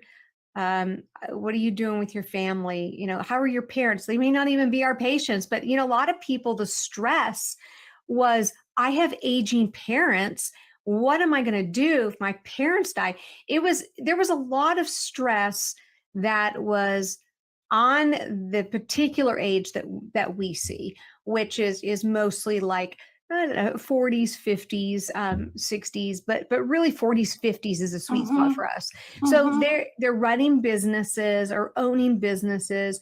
They've got aging parents. They've got kids at home or maybe off at college, which was a whole nother stress. And it was like this giant, like pressure cooker of, my whole life is imploding. And I know from what you do, that you completely understand the toll that takes, not just mentally, but physically on their bodies. We saw their immune system have issues because they were so stressed.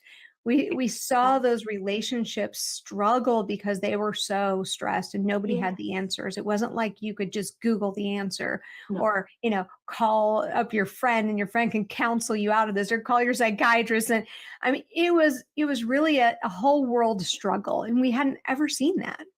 Exactly. Can you talk a little bit more about stress and the impact on our health? Yeah, stress is so important. And when we look at why do we have stress, why do we have the fight or flight? Because in some instances, we need that. We need to be able to react quickly. And especially, when we were back in the hunters and gatherers, but even today, we're driving a car, somebody pulls out, you have to be able to have quick reflexes. And stress in some levels, in short stints, is good. It's part of our system. We're built for it.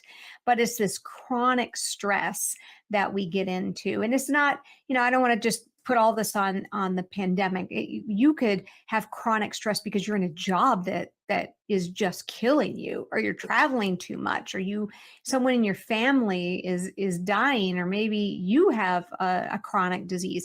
So there's a lot of things that can go into why we have stress. And then if you take that, now I have stress and I don't have a relief from the stress, we get chronic inflammation.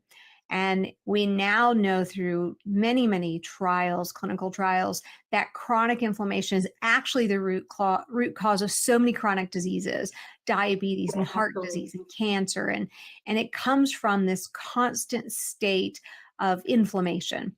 And figuring out how do we turn this down, tone this down. Counseling is huge. We're a big proponent of seeing your counselor. Talk to your family physician. You have family counseling. The art of talking to one another is something that we've somehow gotten away from, and it's so good to talk things out. And maybe it's because of society right now, where we're in you can agree with me or you can be wrong. And that doesn't really work. It doesn't help the stress levels whatsoever. But if we can talk this out, journaling, we have so many of our patients, we tell them, keep a journal by your bed. If you're religious, read your scriptures. This, or if you're not religious, fine, read a book. Just the art of having a bedtime routine is a great way to be able to go to sleep and to actually take that dial of stress and just dial it down a little bit. Journaling is great. Prayer journals are great. We've just seen tremendous success with these kind of tools. And then walking and being present. It seems so simple to just go for a walk, but don't put your headphones on. Don't take your phone with you, and actually go for a walk. Breathe in, breathe out, watch the birds, whatever, observe things around you. And it's amazing how the body has the ability to kind of self meditate with a simple thing like going for a walk. Oh, it's so true, Judy. You just unpack so much, so many invaluable tips for us. And I hope our listeners will go back and listen to this again. And because to have it soak in, to listen, go for a walk and listen. And you hear the birds and look at the beauty around you. Take it in and breathe with all your senses. And we don't do that. I think it's in our, like you say, our fast pace, our media world, our devices. And I'm not, believe me, I'm on them as much as anybody. So I'm not criticizing, but it's not enough. It's not enough. And we need to nourish our being, our senses, with all the modalities that are really, they're indispensable. For sure. Now, if you noticed that, and you brought up all the senses, have you noticed that people are so in tune with their eyes? They're scrolling through their phone. They're attached to the television. Their eyes are predominantly the sense they're using. Have you noticed that because of that, they've lost abilities to listen really well? Some of their communication, they fail to just reach out and touch, family members. Hugs go a long way.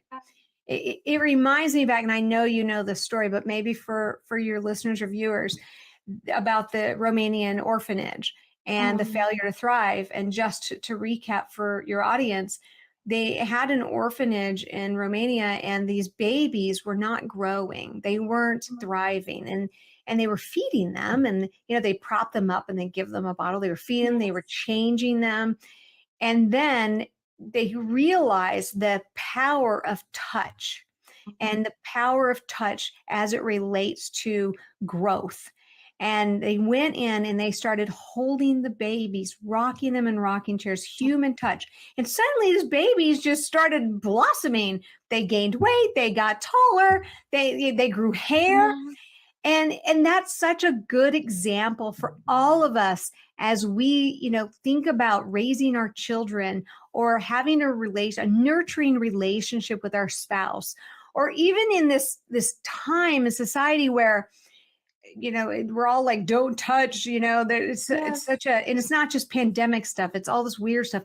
I will walk up to an employee and just give him a pat on the back, give him a hug. And, I think we've gotten so far the other side that we can't touch our employees, we can't compliment them for fear of complimenting them the wrong way, or I don't know. I've never found that giving them a pat on the back or giving them a hug has ever hurt anything. If anything, it's just made them smile. And what does that do? We know it's a reflex, made me smile. So this positive reinforcement in the workforce, at home, with your spouse. When's the last time you held hands?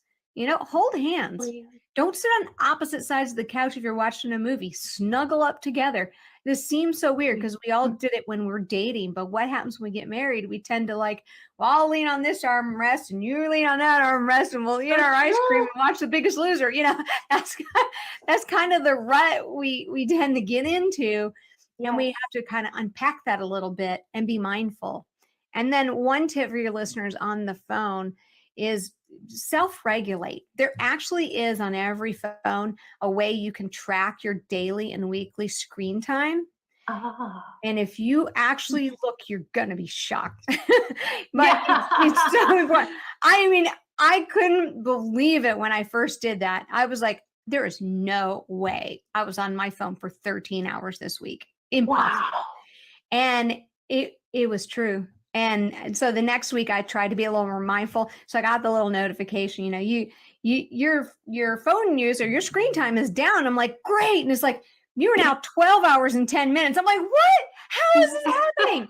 So, just even like for myself, I thought there's no way. But then when I started thinking about, okay, we'll divide that by 7. Yeah, I probably am on my phone that long. And then if you multiply it the other direction and say, wow, if that was that much time in a week times 52, how much of my life am I wasting on this device? Yes. It's amazing. And like you say, I mean, you're very knowledgeable, but you're like, I was on the phone that much. I was shocked. You just can't even believe it.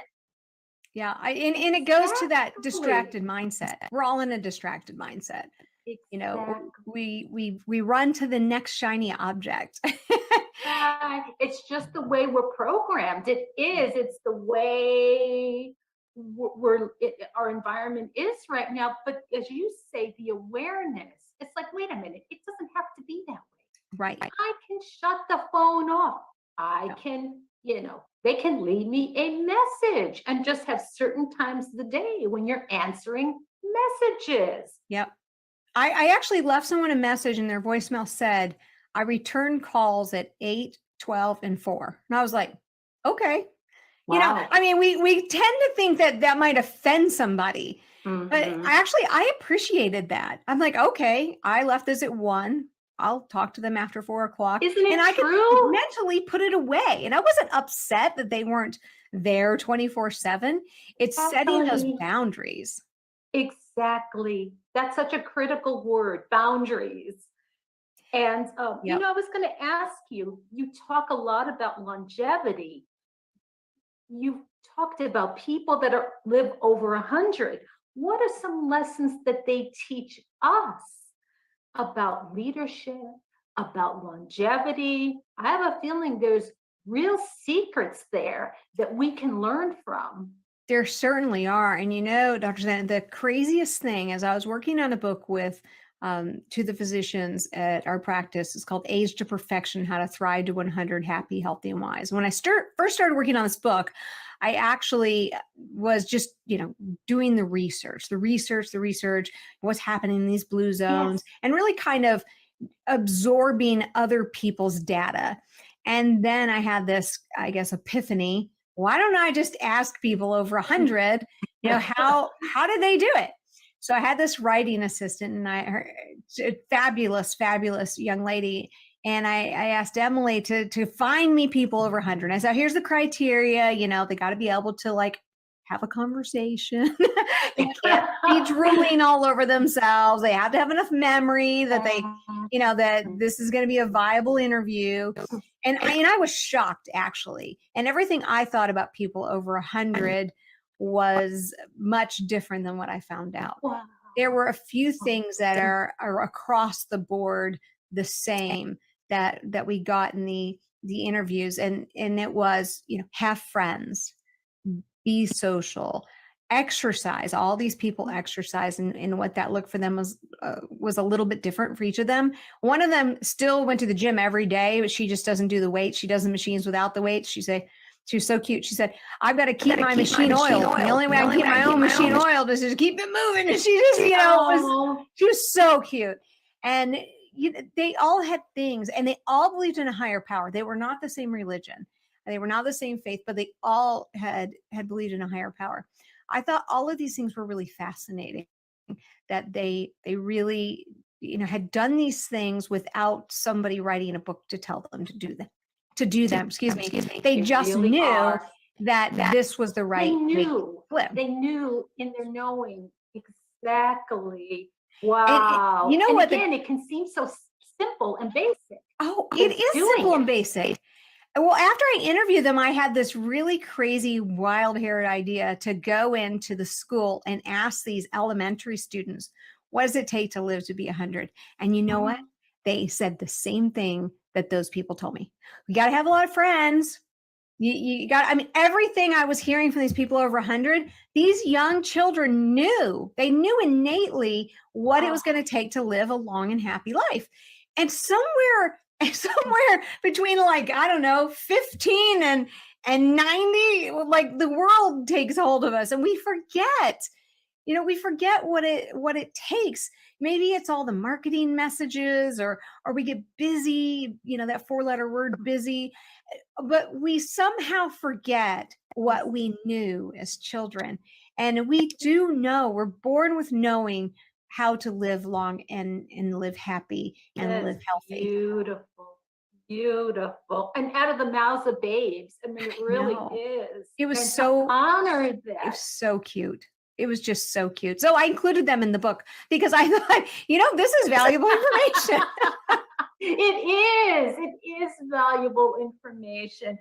And before we close, I want to ask you a little bit about brain health because I'm hearing data. Okay, it's really scary. It is. I mean, I'm not here to catastrophize. That's not going to be helpful. But younger and younger people having issues with brain health. So what can we do? What can we empower people with some pearls to really get their brains back on track and keep in tip-top shape? Well, the number one thing that is such an easy fix, and all of your listeners can do right now, is stop consuming artificial sweeteners. We now know that there is a huge connection between the brain and the gut. We know that the gut microbiome is highly disrupted by artificial sweeteners, and they can be in your toothpaste, they can be in your sodas, they can be all over the place. Even some medications, believe it or not, some children's medications have them in them.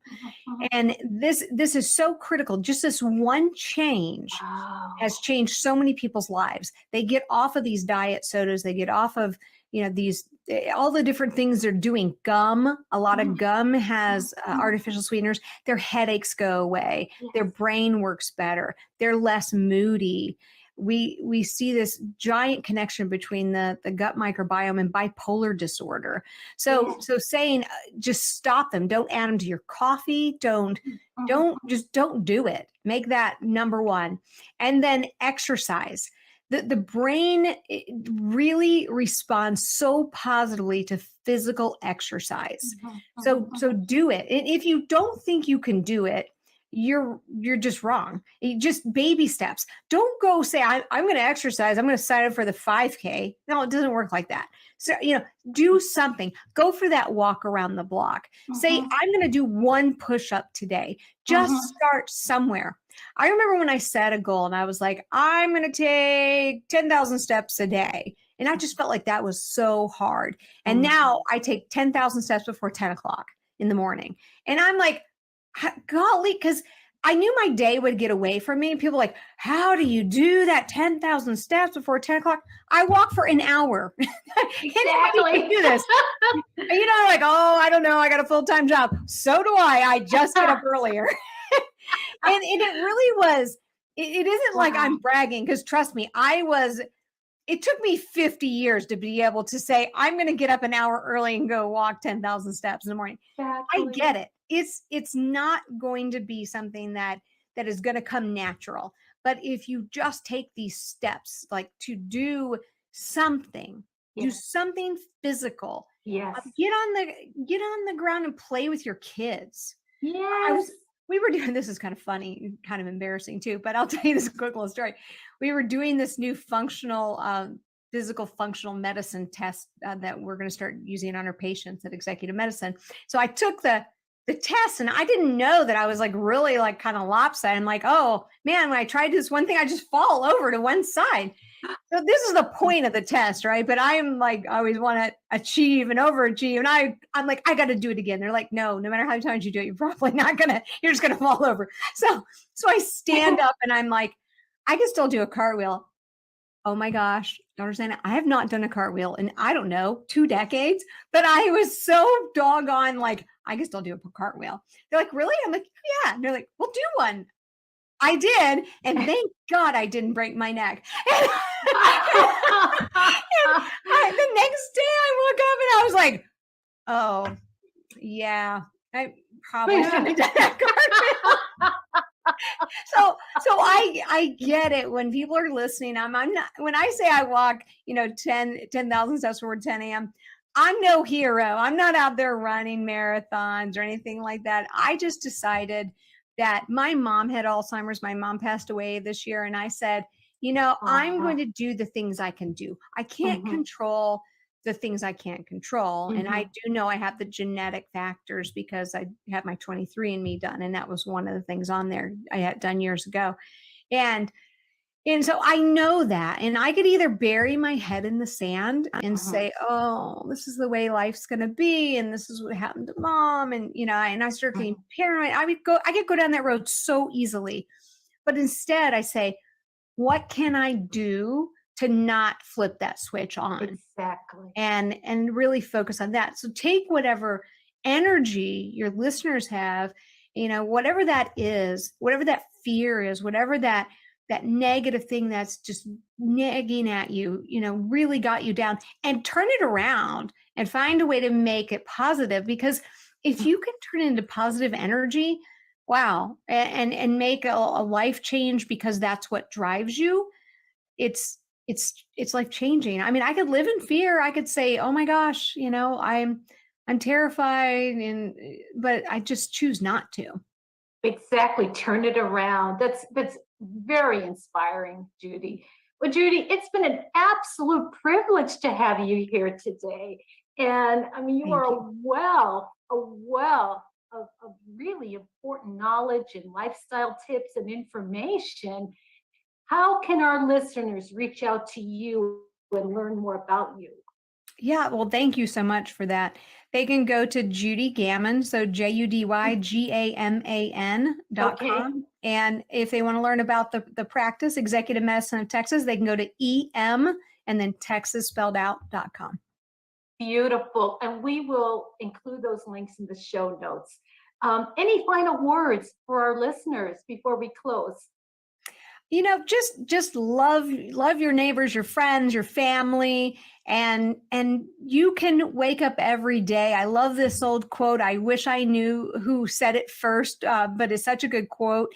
You can wake up and say, good Lord, it's morning, or you can wake up and say, good morning, Lord. And I just always have remembered that and thought, when we wake up, we choose the beat of that day.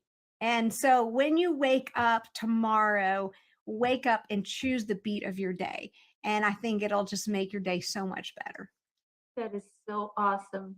Judy Gammon, again, it's a privilege. And I know our listeners are going to be listening to this over and over to soak up all the pearls that you've given us in this time. And thank you for all the work you do. You do so much. Thank you. I mean, it's a pleasure. It's interesting when somebody like of your stature gives a compliment, because I just feel so humbled that you have an appreciation for the interview, and we have this wonderful conversation, and I'm so grateful for the opportunity. So thank you, and keep doing what you're doing. I think it's terrific. It's like we said, together, right? As in reaching to our family, friends, neighbors. I say this all the time. We can create a healthy world. And it's one person at a time, one heart at a time, one brain at a time, one prayer at a time, and rinse and repeat over and over and over. Such a great comment and such a great visual.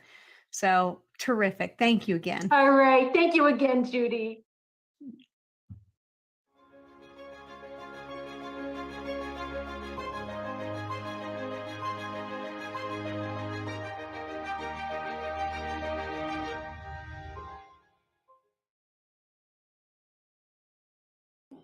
My name is Esau McKnight, actor, stuntman, martial artist. Today, I did an episode of the Tina Ramsey Show. She is so amazing. I had such a great time chatting with Tina. What a professional effort she always puts forward. Thank you so much for having me.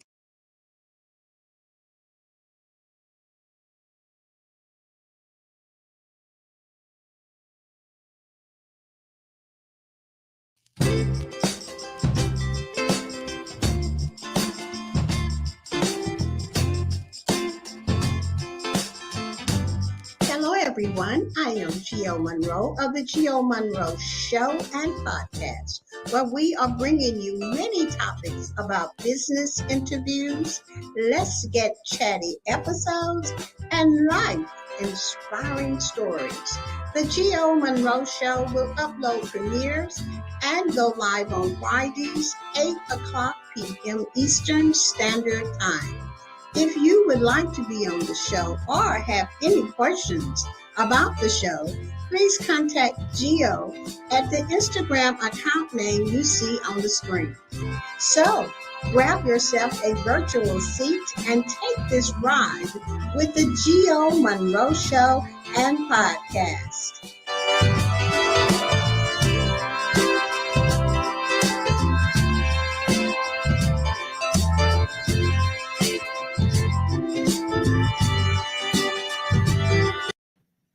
Well, hello, everybody. This is Gio with the Gio Monroe Show and Podcast. And today we're coming with an excellent topic, a topic that I wanted to talk about because I have an elderly brother in a nursing home. And I'll tell you guys that story in just a few minutes. But I would like to introduce my co-host, and that is Marlene of the Marlene Saunders podcast show. So go ahead, Marlene.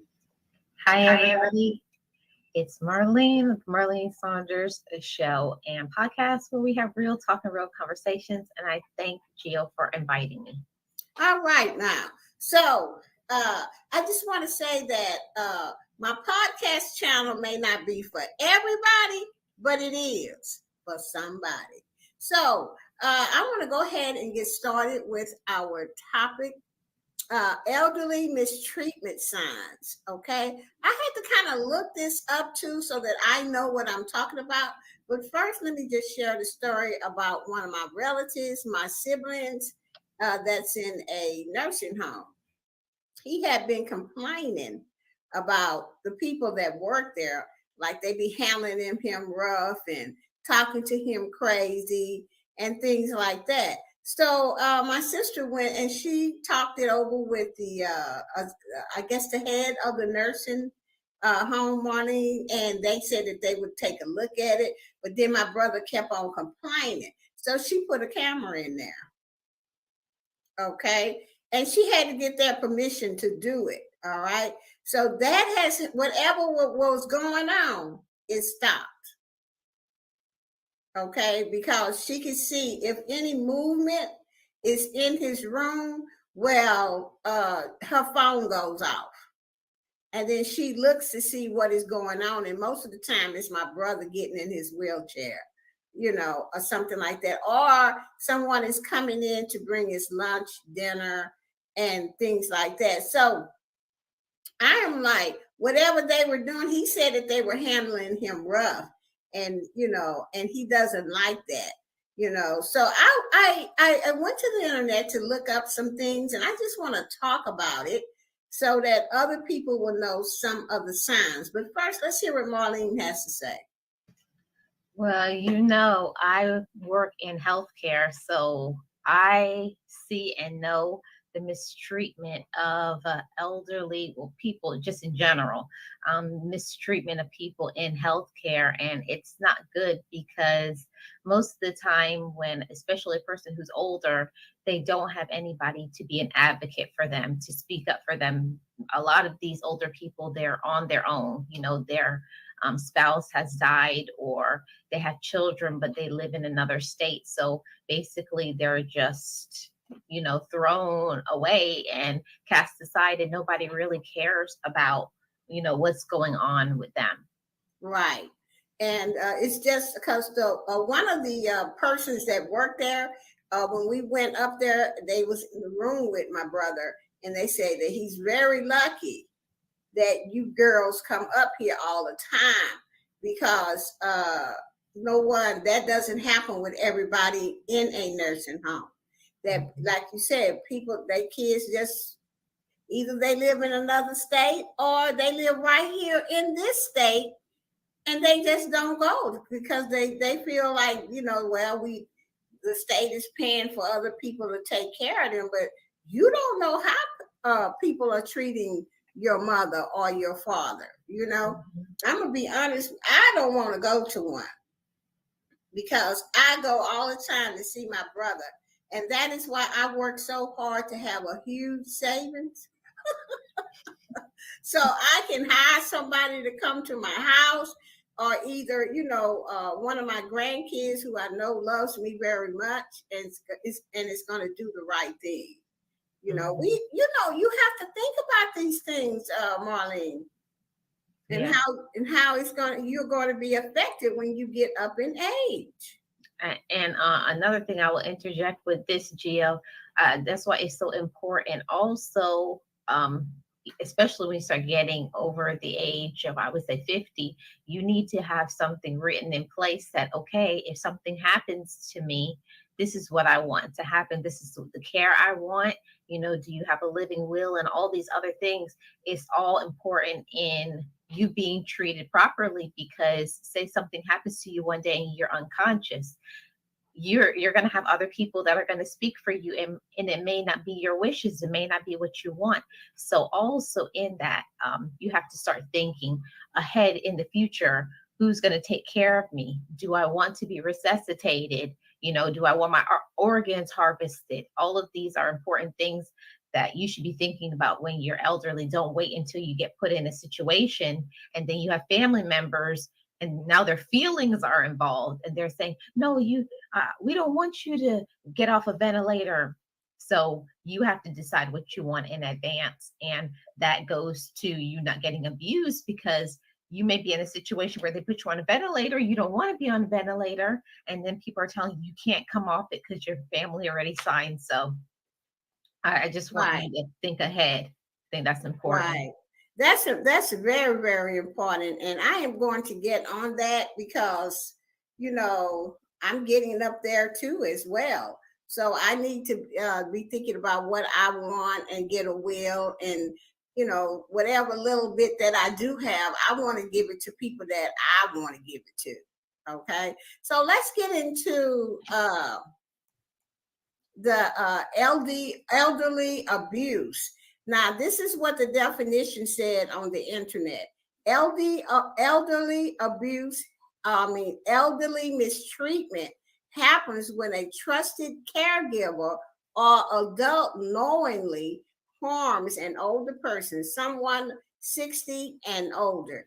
It includes many types of mistreatment, such as physical, sexual, emotional, verbal, and financial.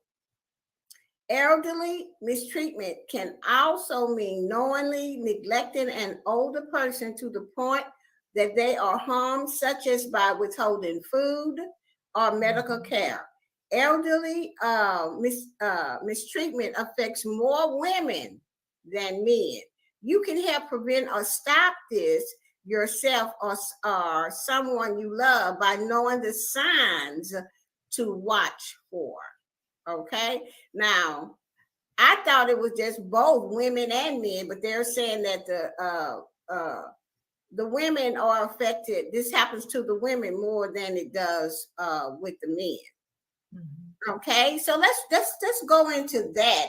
Elderly mistreatment can be very harmful to a woman's health, especially if it continues after a single event. Researchers have found that any type of elderly abuse can shorten a person's life, regardless of any other health and problems they may have. Wow, I didn't know any of that. And then it says, how common is elderly abuse or mistreatment? Mm-hmm. Experts aren't sure how common elder abuse is, because many victims of this abuse may not report it or may not be aware of it. Wow. Some people are in a coma, Mm-hmm. Studies suggest that this abuse may affect 1 in 10 older adults. More women than men experience this abuse, in part because women live longer. Wow. Emotional and verbal mistreatment and financial mistreatment are the most common types of elderly abuse. Wow. Mm-hmm. Emotionally, yeah, because when you up in there by yourself and you have nobody to advocate for you, then mm-hmm. that you're gonna get treated any kind of way. And I guess they thought that they was gonna do my brother like that. But once, and we was coming up there, but maybe I think it was the night staff. Okay. You know what I'm saying? It was the night staff.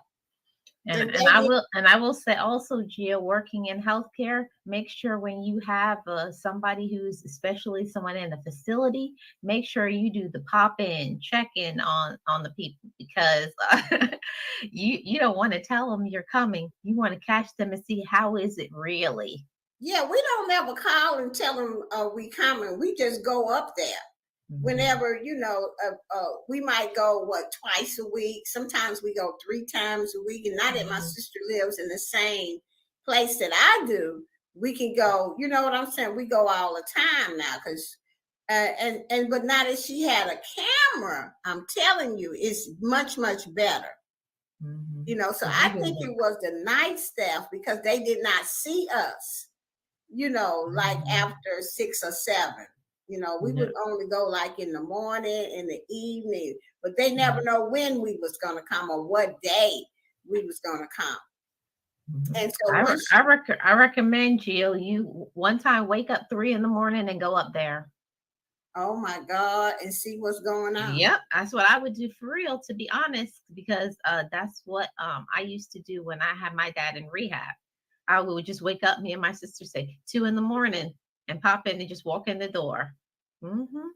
How long he's been like this? When did he get changed? Oh my God, really? Yeah. I recommend you talk to your family about it. Just not all the time, just once in a while. Right, just go up there. Yeah. But I think that's how come my sister got the camera, because if anybody comes in his room, it goes by movement. Oh, okay. So if anybody is in there like late at night, her phone go out, woo, because it used to wake us up all the time. And so she would look and see what they were doing. And most of the time they would just be in there checking on them, writing something on a pad, and then they go out. Oh, okay. Well, it's different because you have cameras. I'm speaking for those who don't have a camera. Yeah, if you can afford to put a camera in, for those that live out of state and stuff like that, you can come down to visit and go and talk to the manager of that nursing home or wherever your parent is, and tell them that's what you would like to do. I mean, they gave my sister no problem. Well, it's their right. Right. And so that's a good way to keep up with your family if you live out of town, because I'm telling you, sexual abuse runs rapid in those treatment centers. I mean, nursing homes, okay, and treatment centers too. I used to work at a treatment center, so I know, okay? And just be careful, because sometimes people be in a coma, and then the perks be working there, and then they'll just do whatever they want, because how the person gonna know? It just, what I just read said that if they know, so they got to be in some kind of coma. To me, what do you think? I think you would have to be in some type of coma, definitely. Right. And they say most elderly people don't report it, because who gonna believe them? And another thing, not just that they don't believe them, some of them are not in their right mind. Right. As well. So they'll just say, oh, they're crazy. But a lot of times, if somebody, an elderly person, is saying something is happening, you should believe them, because who's going to make up, things like that. And another suggestion I will recommend, especially family members, once in a while, you need to go and make them take all their clothes off and look over their whole body, because they may say everything is okay, but don't believe them. Do a once over and say where that scar came from. When did you have this bruise? And if you're not checking, you're not going to know something is going on. Right. Okay. This is really some good information. And I'm glad I chose this topic, because I was worried about my brother, but we're not as worried anymore because of the camera. Okay. Okay. So this is really good information that people should know about. All right. Okay. that these signs, if they keep telling you he hit me, or he talked to me like I was a child, or they handled me rough, they threw me out the bed into the wheelchair. This is what my brothers used to say, they didn't actually throw him out, but they was handling him rough. And he said that they were talking to him like he was a dog, a dirty dog, And I was like, what? So, my sister, wait a minute, we went straight to the management. And they said that they were going to check into it. I said, Beverly, we need something else. Maybe we should get a lawyer. She said, no, I'm going to get a camera. And so when she got that camera, he don't say that stuff no more. And also, I will say it's because they know a camera is in there. Right. Because also working in healthcare, you cannot be recorded without your permission. So Right. you as a healthcare worker have to know when you step in that room, you're going to be recorded. Right. Of course they know. That's why they don't do it. Or maybe whoever was doing it, they got rid of them because, in those types of places, nursing homes, the employees change like a dime a dozen. Yeah, they call it the turnover rate. Right. I mean, you go in there for 3 months, you get to know who is taking care of him. And then the next couple of days, they gone, and then they got somebody new.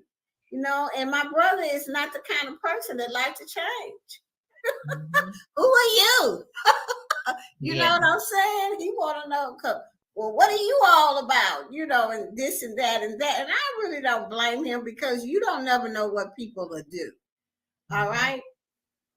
So I just thought I'd bring this topic up because I was really worried about him. But at night, because they never know when we gonna pop up. Right. Sometimes we'll pop up like 7 o'clock in the morning. We might pop up when it's time for him to eat lunch so we can see what's going on, and things like that. So if you have a loved one in the nursing home and they are complaining, just look into it and and keep looking into it, because one of the upper management told us that my brother was very lucky that he had sisters like us that's wanting the best care for him and to be his advocate, because most people don't. They have to advocate for themselves, and most of the time they believe the workers. Yeah. Okay, most of the time they do believe the workers, but also I will also say too that as a family member of someone who's in a facility, if you ever see something, they do have a hotline that for elder abuse that you can call. You can Google it.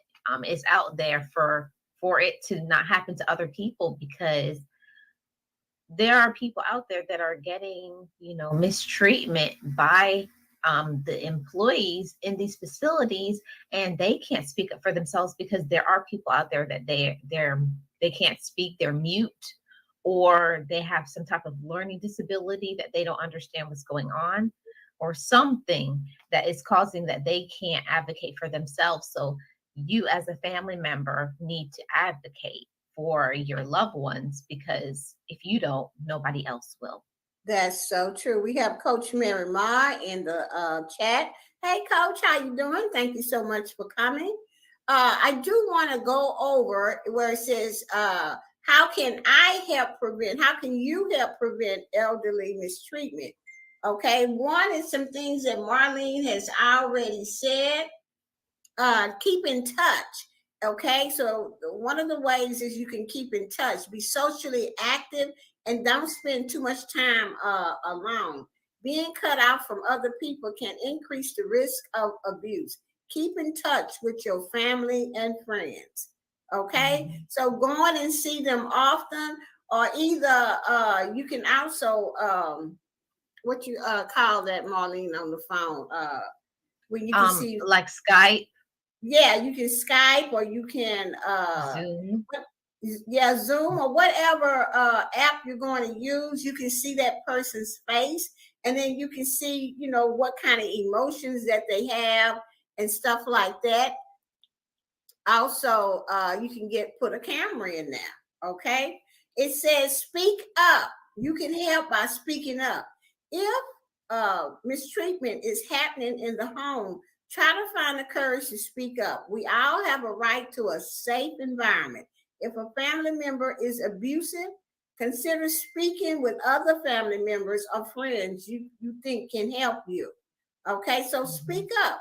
Another way you can help is to call the police. Call the police if you are in immediate danger. The police can help stop violence and connect you with other community services. Another way you can help is to report it. If mistreatment is happening in a long-term care facility, report it to facility management as well as family members. If no family members can help, contact the state's long-term system, and they will help you and advocate and help you. Okay, so yeah, you can contact the state's long-term care, okay, and tell them, and they will help. Okay, and then as Marlene said, you plan for the future. Plan for your financial future with a trusted person or persons. Make sure that your finances are in order. Tell family, caregivers, and doctors and your healthcare wishes. So I believe that is very, very important, as Marlene mentioned, to have some kind of will, something that's going to say and make it real legal. Okay, that when this happens, this is what I want. So that people will know exactly, what it is. And not just to tell your family members what you've written down, you tell your doctors and other trusted individuals in your life, and you plan for your future, and how you want to be taken care of with trusted people. That is very, very important. And I will also say, for those who don't know that, because it's something that I did a few months ago when my brother passed, they have living wills that you can download and print and fill out yourself for free. I always thought that a living will cost money, but they have it on websites. All you have to do is fill it out and bring it somewhere and get it notarized, and then make some copies and keep one at home, give one to your doctor and one to your family members so that they know. So it's not a matter of all the time costs. It's just knowing what you need to do and following through, because anything can happen to anybody at any time. That's true. And so what I want to do, if for those that's on the replay here or on Anchor, which is a great podcasting channel, which is Anchor, and it's free to join too. I am going to try to look what Marlene said, the living will, and that is free, or and see if I can find a link to it, because I need to do the same thing. Anybody that's ill or anything like that need to do whatever you need to do for the future in your older years, so that you know that you're going to be taken care of and that your wishes are going to happen. Okay, so I want to thank Marlene for being here. Thank you so much, Marlene, for being here. I am Gio of the Gio Monroe Show. I want to thank everybody for listening. And like I always say, this podcast may not be for everybody, but it is for somebody. All right, with that said, bye-bye, everybody.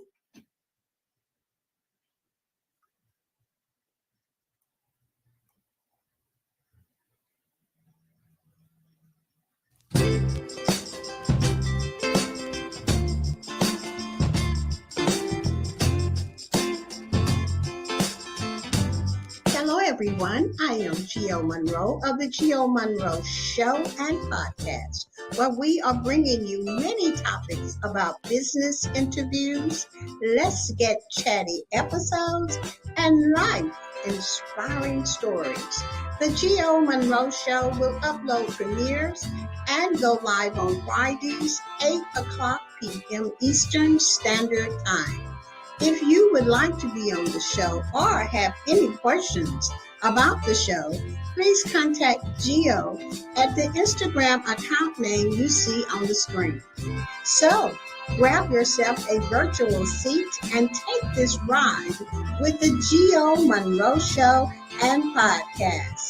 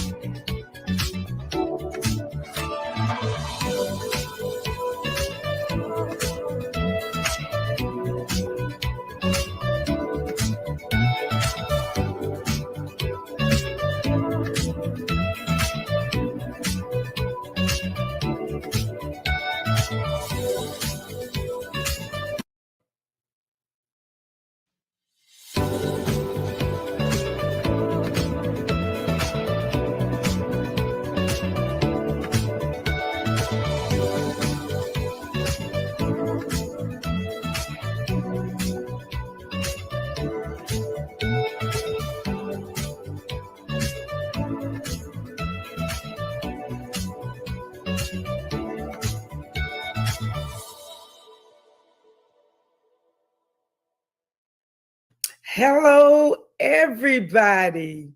Welcome to Wisdom Tips with Dr. Connie Green. I'm your host, and I am so excited you tuned in tonight. Hey, why don't you share this tonight with someone? Somebody really needs to hear this. I've got a hot topic tonight that I want to talk about that's just all over the world now, and we need to do something about it. We need to fix it. We need to straighten it out. We need to straighten ourselves out if we're having some problems with this specific topic. So why don't you just share, like, and don't forget to upload. When we upload our videos, don't forget to hit the notification button. We are really getting a lot of feedback on these episodes, and I'm so excited that you're still here with me. 30 episodes. Can you believe it? 30 episodes. And I am so excited for this opportunity to share just a little bit what I know about wisdom. And I hope you will enjoy this episode tonight. Today's topic is how to overcome the ugly spirit of jealousy. Oh, yeah. Have you been there, done that, and had a t-shirt? Or maybe somebody's been jealous of you. Oh, okay. It's just somebody else, huh? Well, let me talk to you a little bit more about that as we get into the topic. But yes, again, the topic is how to have wisdom to overcome the ugly spirit of jealousy. It's ugly. Jealousy can be ugly. The Bible says it's cruel as the grave. So, in my opinion, jealousy is a worldwide infection. Yes, it's a worldwide infection. Why? Why do I say that? Why do you say that, Dr. Green? Because in this world that we live in, we are so people focused, worrying about what people think about us, wanting to do things that the Joneses do. When I was coming up, my mother said that we don't need to be like the Joneses and try to get everything that the Joneses have. And the Joneses go get a car, you want a car. The Joneses, cut their grass a certain way, then you go cut your grass a certain way. The judges, your neighbors go buy a new outfit, then you want the new outfit. So all of this, when we think about it, is nothing but jealousy, trying to be like somebody else. So we're people focused. We want status. We want to hang with the elite. We spend thousands of dollars. Some of us, I haven't done this, but maybe you have, thousands of dollars just to be in the presence of maybe a famous person or somebody that's a millionaire that you want to get connected with. You're willing to spend $5,000 or $10,000 just to sit at their feet. But you won't go to church and give $5,000, will you? No, because if you really know how important God was, God is the superstar, not the people that we look at and we look up and we put them on a pedestal. No. When we do that, we have lost balance. We really need to slow down sometime and take a look at what we are doing. It's okay to sometimes be in the room with somebody that's wealthy, somebody that can teach you something. But we don't want to overdo it. If you're doing it because you want to be rich or want to be something that you're not, and you can't afford it, but you're doing it because everybody else is doing it, and that's not a good way to look at your life, especially when you can't afford it. So we are so status focused as well. We want the big fine lifestyle that the world has. The Bible told us not to even be like the world. Be ye transformed by the renewing of your mind, and don't be like the world. But we want to be like the world. We want to have the things that the world have. We get so excited about celebrities and personalities and movie stars. And even it has tipped into the church where sometimes we are just so excited and overcome by a powerful preacher, a teacher, even a pastor. And sometimes we'll put them on a pedestal because we think they're God, because we have lost our balance. Instead of thanking God for them to be able to pour into us, we can't start looking at them as a God, because we have there is only one true God, and his name is Jesus. So embrace people that you come in contact with. It's a lot of great people out there. It's a lot of people that's gifted and talented. Don't get me wrong. It's a lot of anointed men and women of God. And I'm not knocking them, not one bit, because I'm in the ministry as well. And so, but I often tell the people, even in our congregation, it's all about God. It's all right, to give me a compliment or give the pastor a compliment, but you don't want to go overboard with it, because sometimes they could, like my husband often say, when you get too much credit, it'll swell your head up. So sometimes, the human being, the element in our spirit and in our heart, sometimes can't handle too much praise, because when we do, you can get lifted and puffed up. So you have to watch that, okay? So remember, jealous can be triggered too by just a glimpse. Just a glimpse. You could look at somebody with an outfit on, and you look at that, just the glimpse of that outfit can just turn your heart towards being jealous toward that person. And when it takes root, it will spread, and it can become like a cancer that can destroy you and that can destroy others.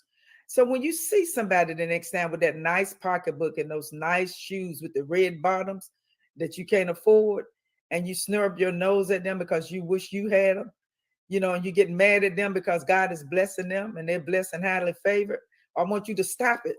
Stop it. Take a deep breath and get yourself together. Because if God bless them, God can bless you as well. So don't get jealous of the sister. Don't get jealous of the brother if he got a fine suit on, a tailor-made suit and nice shoes. Don't get mad at your brothers and your sisters. Just embrace it and thank God that he has blessed them, because you know what? God is no respecter of person, and he can bless you. We're going to crush this thing called jealousy when we get a little bit deeper in hopefully in this broadcast, you can learn some things that you can do, and you can learn some things to learn how to find out who is jealous even against you. because you don't want to be around people that's jealous of you, because the Bible says jealousy is what? Cruel as a grave. But sometimes we think it's impossible for saints, to be jealous, that we're so sweet and we love all our brothers and sisters. The devil is a liar, because sometimes, I'm telling you, you can be saved and wholly been saved a long time. Sometimes you can come across some people, some things that you've seen how God has blessed others, especially those that are not even in the church. And sometimes, you get mad at the world because the world look like they're getting blessed and we're not getting blessed. But God don't even want you to be even jealous of that. Our God wants you really to just embrace what he has given you, what he's given you, what he's called you to do, the things he's given you in life, instead of you turning your head and looking at what others got. Think about what God has done for you. If it had not been for God on your side, where would you be? So sometimes you think, that, saints don't get jealous. It's all about the world. No. Saints do get jealous. So no matter how jealous, how strong you are, even in the Lord, and how long you've been saved, that old slewfoot, I call him the green-eyed devil, he'll come up and he'll try to put discontent in your heart to make you feel like, why am I not getting blessed and they're getting blessed? You stop it when you feel like that. Just stop it. Don't even let the devil put that in your head. Jealousy affects everything that you can even imagine to think about. It can affect your heart. It can affect your health. It can affect your mindset. It can affect you to the point where you can get so depressed and overwhelmed that it'll make you stop even trying to do what you're trying to do. Maybe you're trying to start a business. Maybe you're trying to go back to school. Maybe you're trying to get a good job, and if you put in all kind of applications, you haven't been able to put no application that you put in have not come forth. You haven't gotten a job, but your friend called you up on the phone and told you she got a job. Then that does something to your psyche, because then you can't understand why did God bless that person and didn't bless me. It is very interesting that regardless of our achievements, jealousy and envy, should I say, jealous and envy are breeding grounds for discontentment. When you start looking at what other people got, you become discontent of what God has done for you. So if you're serious about your spiritual growth, the first thing you need to do, according to the word of God, is to focus on doing the right things and stop being discontent, but be content with such things that you do have. As a matter of fact, it's a scripture in Timothy chapter 6, verse 6, which says, godliness with contentment is great gain. Great gain. So when you live godly and you are content with what God has given you, and you're blessed and you're grateful, it may not be everything that you want in life. You've prayed about some things that didn't even come to pass right now. But if you just look at your surroundings, look at the house that you live in, go out there and look at the car that you drive. At least you can thank God you got a car. At least you can thank God you have a house. At least you can thank God that you got food in your cupboard. You got clothes to put on. That's enough to give God praise for. It might not be all of the stuff that you want in life, but thank God you're alive. Thank God you have the things that God has given you that you can survive and you can live on. So don't let that green-eyed devil creep up on you and make you act foolish. We need to thank God every day and trust him with everything that he has given us. Trust him with all our heart, and lean not to your own understanding. Stop comparing others against what you have and what you don't have. We must all of us that's on this platform that I'm talking to, those that you're going to come in later and even look at the replay, guard your heart and your mind to God, and don't let the devil come in your life and cause you to have discontent. We got to guard our heart against this ugly spirit of jealousy, because it is ugly. And if you find yourself struggling with envy and jealousy, read the scriptures. It's a scripture in Proverbs chapter 4, verse 23. And I just got the quote, and I just want to read it through the scripture here. It says, above all else, guard your heart and pray without ceasing. Let me say that again.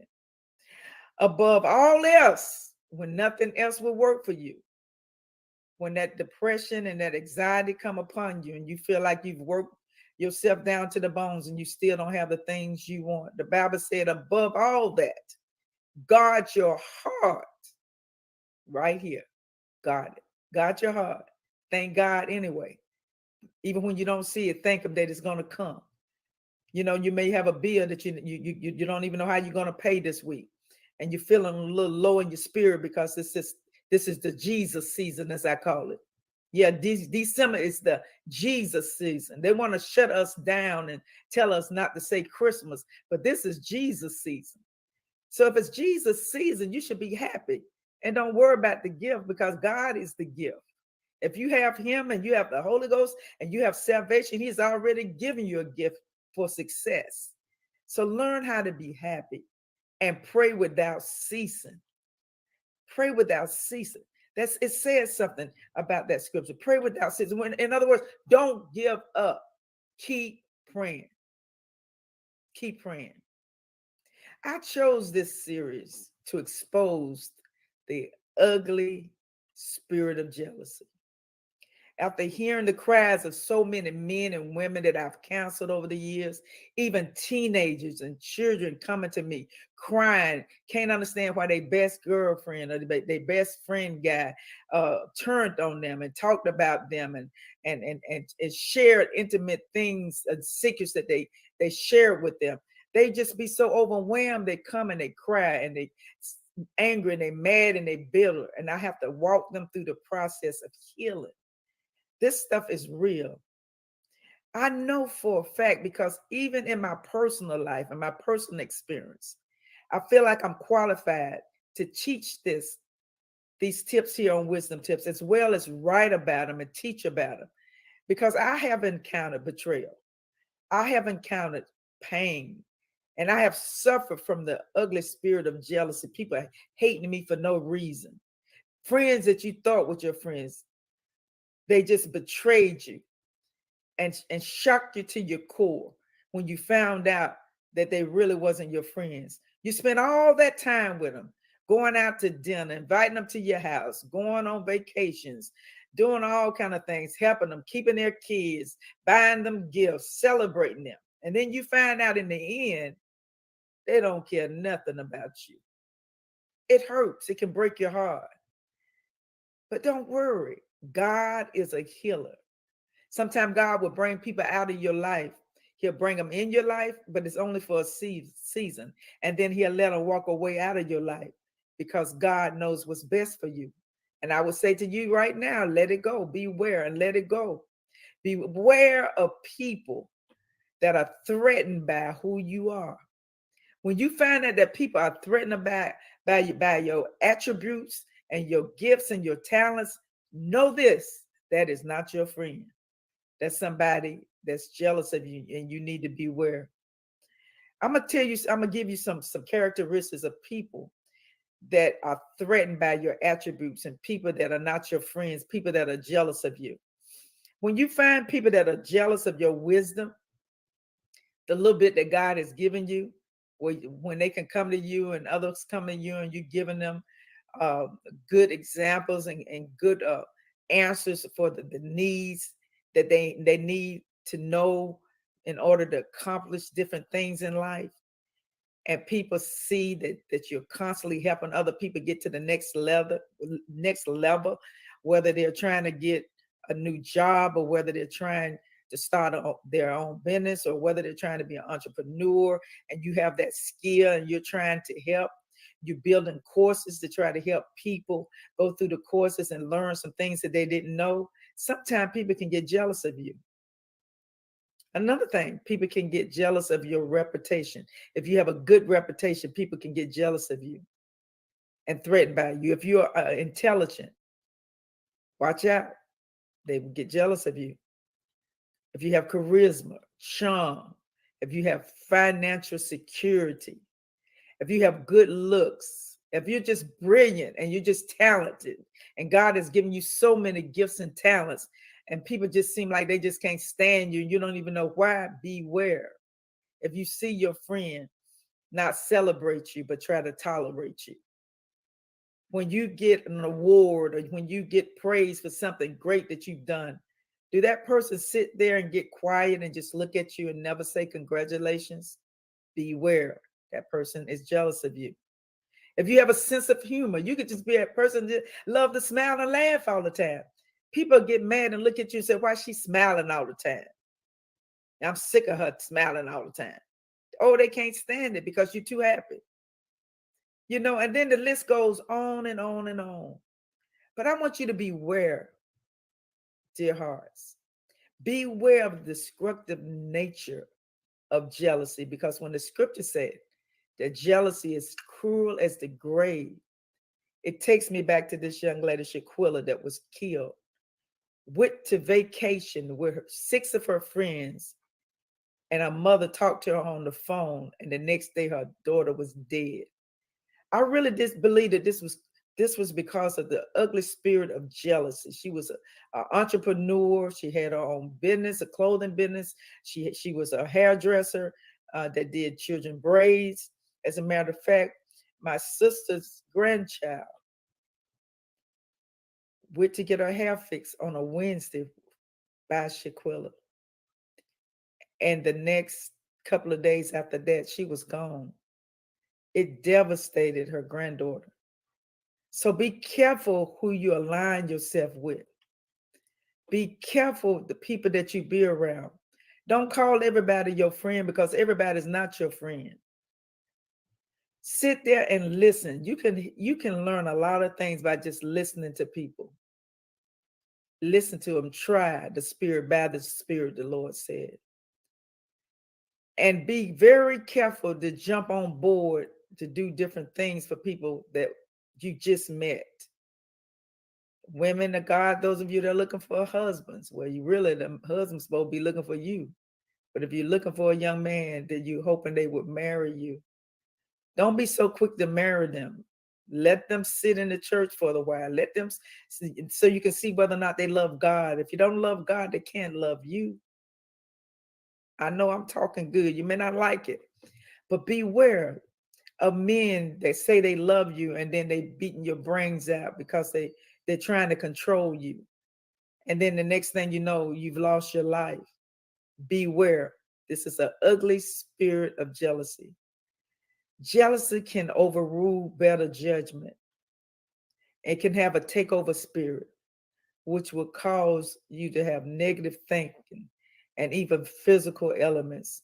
It can affect your body, it can affect your mind. When jealousy comes to you, in other words, when you find out somebody's jealous of you, it hurts your heart. It throws you back. It's like a slap in the face because you trusted that person, you love that person, and you're trying to figure out, why in the world is this person jealous of me? What have I done? Baby, you don't have to do nothing but just be pretty.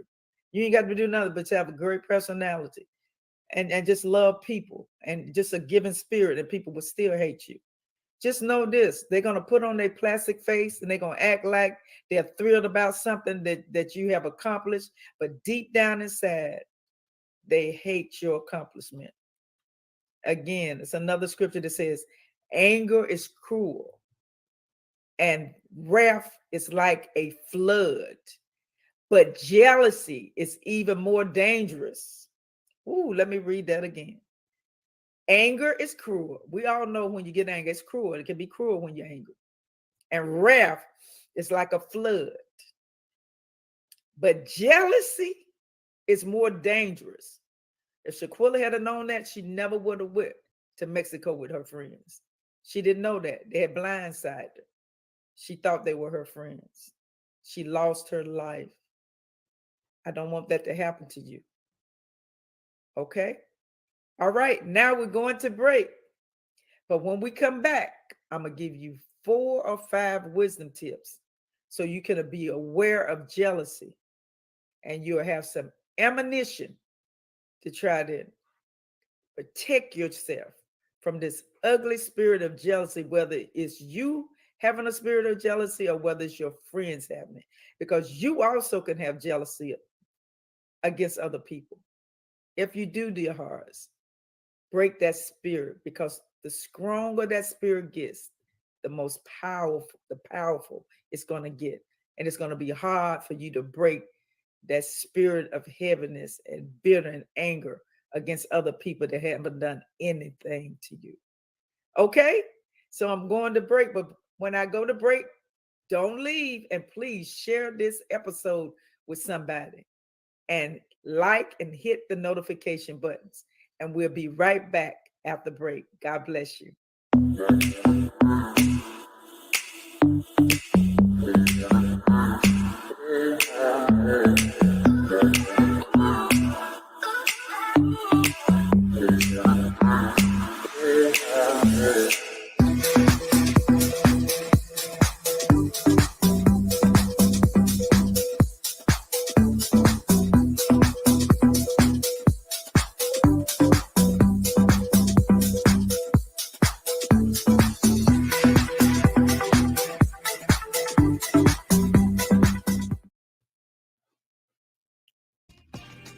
Hello, everybody. I am Dr. Tina J. Ramsey, and I want to share with you about CTR Media Network. Have you heard? CTR Media Network is a new standard of podcasting with over 30 plus podcasters. We reach 350 million global listeners worldwide in over 50 plus countries across all major podcasting and social media platforms.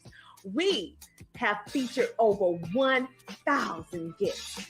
What we specialize in is helping business owners, entrepreneurs, coaches, and fellow podcasters expand their visibility on our platform. We're all about positioning with visibility, connections, and teaching you how to monetize what you do.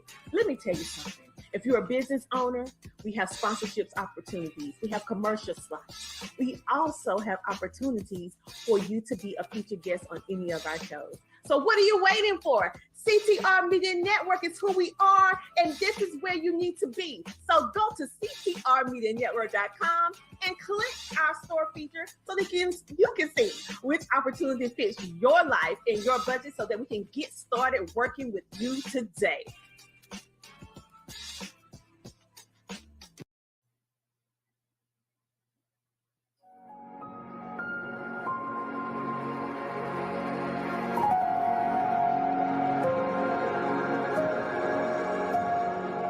Love is patient. Love is kind. It does not envy. It does not boast. It is not proud. It does not dishonor others. It is not self-seeking. It is not easily angered. It keeps no record of wrongs. Love does not delight in evil, but rejoices with the truth. It always protects, always trusts, always hopes, always perseveres. Love never fails. Where there are prophecies, they will cease. Where there are tongues, they will be stilled. Where there is knowledge, it will pass away. And now these three remain: faith, hope, and love. But the greatest of these is love.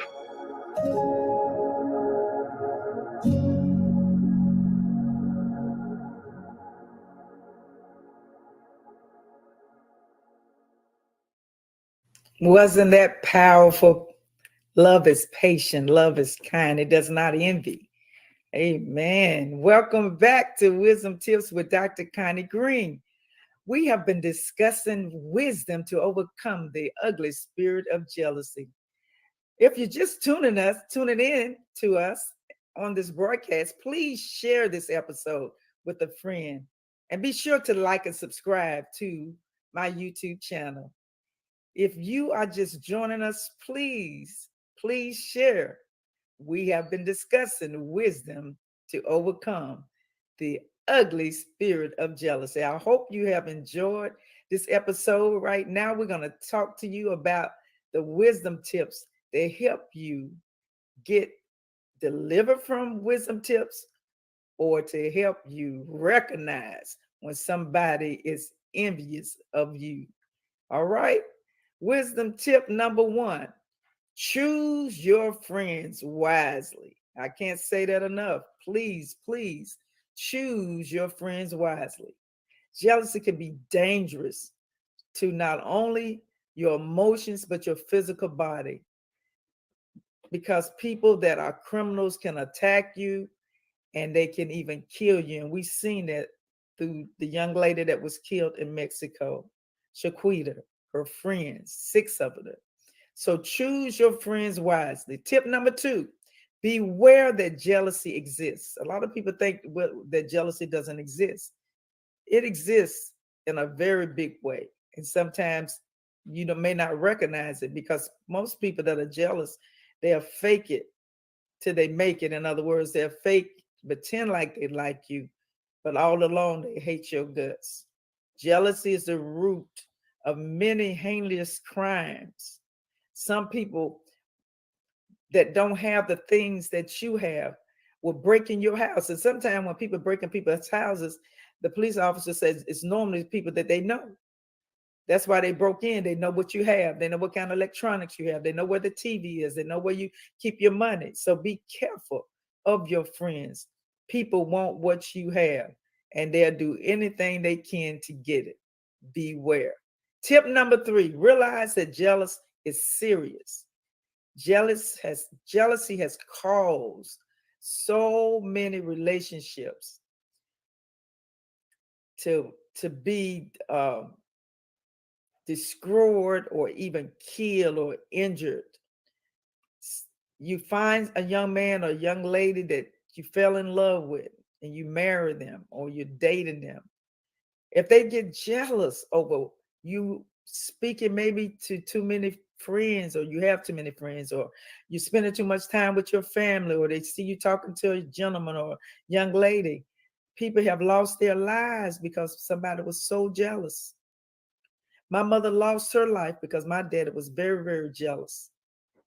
He blamed her about everything. She couldn't even talk to people, especially if it was a gentleman. He would say that you must be going with it. So be careful. Crimes and passion.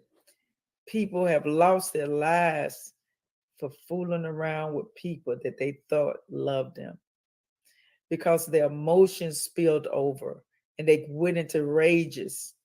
And the next thing you know, they've killed someone. Be careful. Tip number 4, guard your heart. The Bible says, guard your heart with all diligence, because out of it flows the issues of life. So I say, dear heart, guard your hearts, and thank the Lord for every small thing that we have while protecting us from dangers of jealousy and taking care of us and protecting us from danger seen and unseen. Well, that's it. I hope you have enjoyed this episode, and I hope you tell someone about this episode, because it is very powerful. And I'll probably be doing about maybe 4 more episodes on jealousy. I wrote a book called When Love Heals the Ugly Spirit of Jealousy. And we'll talk about that towards the end of the series. But I would love you to have that book. I think it would be a blessing to you. I wanted to expose just how ugly this spirit is, so you will be protected. Amen. So, well, that's it for this episode. Please stay tuned and watch us again every Thursday, once a week at 7:30 p.m. Eastern Standard Time. You can see me on YouTube, CTR Media Network, Facebook, Spotify, and Anchor. And remember, wisdom is the principal thing. And all that get understanding, so you can live a victorious life. Why? Because we ain't got no time for tears and fears. We're too blessed to be stressed. Have a good evening, everyone. I love you, and I'll see you next week.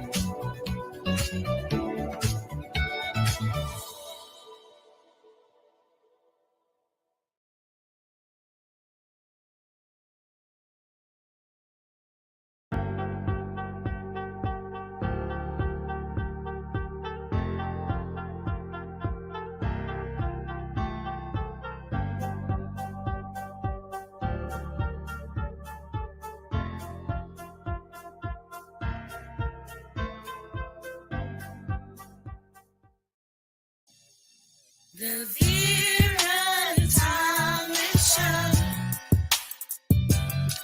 The Vera Thomas Show. The Vera Thomas Show. The Vera Thomas Show. Let's talk about it. Let's talk about it. Let's talk about it. Let's talk about it. Let's talk about it. Let's talk about it. On the Vera. Hello, hello, hello. How is everybody today? I am so excited. We're going to be talking about trucking, the trucking industry, but we're also going to be talking about Michael Nems, my guest, as a father as well, because that's an important topic. So I'm going to pull him up and then I'm going to share his bio while he's here. Hi, Michael. How you doing? How are you? How you doing? I'm great. It's so good to see you. Thank you. And I'm going to share about Michael. Awesome. I appreciate you having me. Well, thank you. Michael J. Nems. He is the CEO, owner of Keep Trucking Transportation. He is a father and Howard University graduate who offers trucking and logistics services. Mike offers mentorships and teaches his mentees how to start a successful trucking business and scale their trucking fleet by increasing the trucks and trailers. Mike teaches how to invest properly in the trucking industry with a hands-on approach. After working with Michael, clients learn how to stay in business while pivoting through decreased rates and increased fuel prices. His clients have been offered contracts with direct customers, consistent freight, dedicated lanes, and trailer options. Mike has incorporated transportation management systems to increase productivity and revenue. Michael and his team are known for building strong relationships with business owners and customers to provide quality service and on-time deliveries. In closing, his favorite motto is, "We find a solution for a problem before it exists." Well, that is awesome. So you have this foresight of what could happen and make sure that you address it before it happens. That is awesome. Absolutely. And we've got a couple comments from our listening audience. Hello, and I'm sure that's Dr. Tina. Hi, how are you? So glad you're listening here today. And then she says, "Keep trucking." We're gonna keep trucking. And I am going to shut my mouth and I'm going to give you the floor and let you share a little bit more about your business, your industry, your philosophy, and how you see things. And we're going to be also talking about the fact that you are a father. But let's talk about the trucking industry first. Awesome. Well, again, I'm Mike Nems, CEO of Keep Trucking Transportation. I'm a father first and foremost, above all. A Howard University graduate who specializes in really leasing on owners as well as owner operators. We focus so much of our energy on that aspect because it's needed in this industry. It just creates a easier path to become successful in this industry once you align yourself with a great company like ours, Keep Trucking Transportation, so that we can mentor you as well as provide opportunities to help you scale in this industry. That is awesome. And how long have you been in the business? Going on 9 years. Going on 9 years. And let me ask you, what made you decide that this was the industry that you wanted to be in? Because it has multiple streams of income under one umbrella. Most businesses that I've owned, and I think I had about maybe 7 by now, there always was just one way to earn income. And then when trucking came around, I was like, there's so many different opportunities, so many different lanes, so many different streams of revenue that we could create with just one business. And so it's been a journey. It's been a 9-year journey. We pivoted multiple times within our journey, which is great, because now it allows us to have that type of experience, and not just from one aspect of trucking, but various aspects of trucking. And you said that there are like 9 streams of income Yes. through the trucking industry? I mean, at least 9 that we tapped into. Well, oh my goodness, let's talk about those streams of income. Actually, we buy trailers and we rent and sell trailers. So the rental aspect of trailers, I kind of equate that to like real estate. So you buy the trailers low, and then you rent them out for about $1,200 or $1,400 a month. And then of course we buy trucks and then we sell them. We put drivers in our trucks. We lease on owners and owner operators and show them how to scale properly. We offer mentorship program, consultations, dispatch training, right? We hire dispatchers. So it's just a lot of different things that we do. And most recently, we just created another stream of income by having rooftop mixers and allowing people to get proper funding so that they can, purchase the proper equipment. And so it's just a lot of things that we do. We teach people how to buy trucks and trailers, of course, and we do it for them. We hire drivers. So it's just so many different things that we've been able to pretty much tap into. Oh my goodness. So you actually help with funding to help? Oh my goodness. Provide funding on our rooftop mixers that we've been putting on. We have another one, I think March 4th of 2023. Okay. We partner with another company who actually provides funding, and so we just kind of put 2 and 2 together and provide that funding at these multiple events that we're putting on. Oh, that is amazing. That is amazing. So what type of person would best fit the trucking industry? What would be some of the, we got some audience participation. Okay. Let's see here. Okay. Hello, everybody. That's cool, gamer. And then EDU Station says hello. Hey, how you doing? And she trucking. She says, keep trucking. Keep The trucking. best in the biz. I appreciate the support. I appreciate everybody joining in. That's awesome. That's awesome. So the question was, what type of personality would best fit this type of industry? In trucking, you definitely have to have a thick skin. It's something that is forever changing. So no day is the same. It's always something. It's always something evolving. You have to be able to endure some of the hard times. And like I say, in 9 years, we pivoted so much that to the point where we learned how to pivot before we were forced to pivot. So you just got to be constantly thinking, the willingness to grow and learn and do things different. Get outside your comfort zone. This is not an industry where you're going to do the same thing every day. So you're going to be a little bit uncomfortable, but you have to embrace those challenges. Yes. So yeah, it's a different type of business. Again, out of all the other businesses that I've had, this is the most intriguing. It's the most intricate. It's probably the most difficult, and that's why we focus so much on our mentorship program, because we understand that with the mentor, it's pretty much it's a lot easier for you to be successful in this industry. And you're gonna need that guidance. You're definitely gonna need that mentorship if you're thinking about getting into this industry. So you said being thick-skinned. Yes. Can you give me an example of a time when that held so true? Let's see. I had at this time I think I had maybe 5 or 6 semis that I owned, and 3 of the trucks, they actually had breakdowns like almost at the same time. I mean, it was just back to back.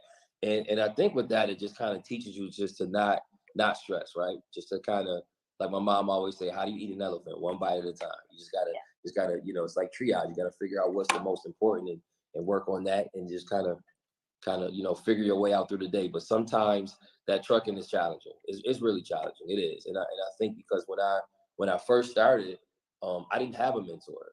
I didn't know how big the industry was. I didn't know how many challenges that I would face. And I didn't have a mentor.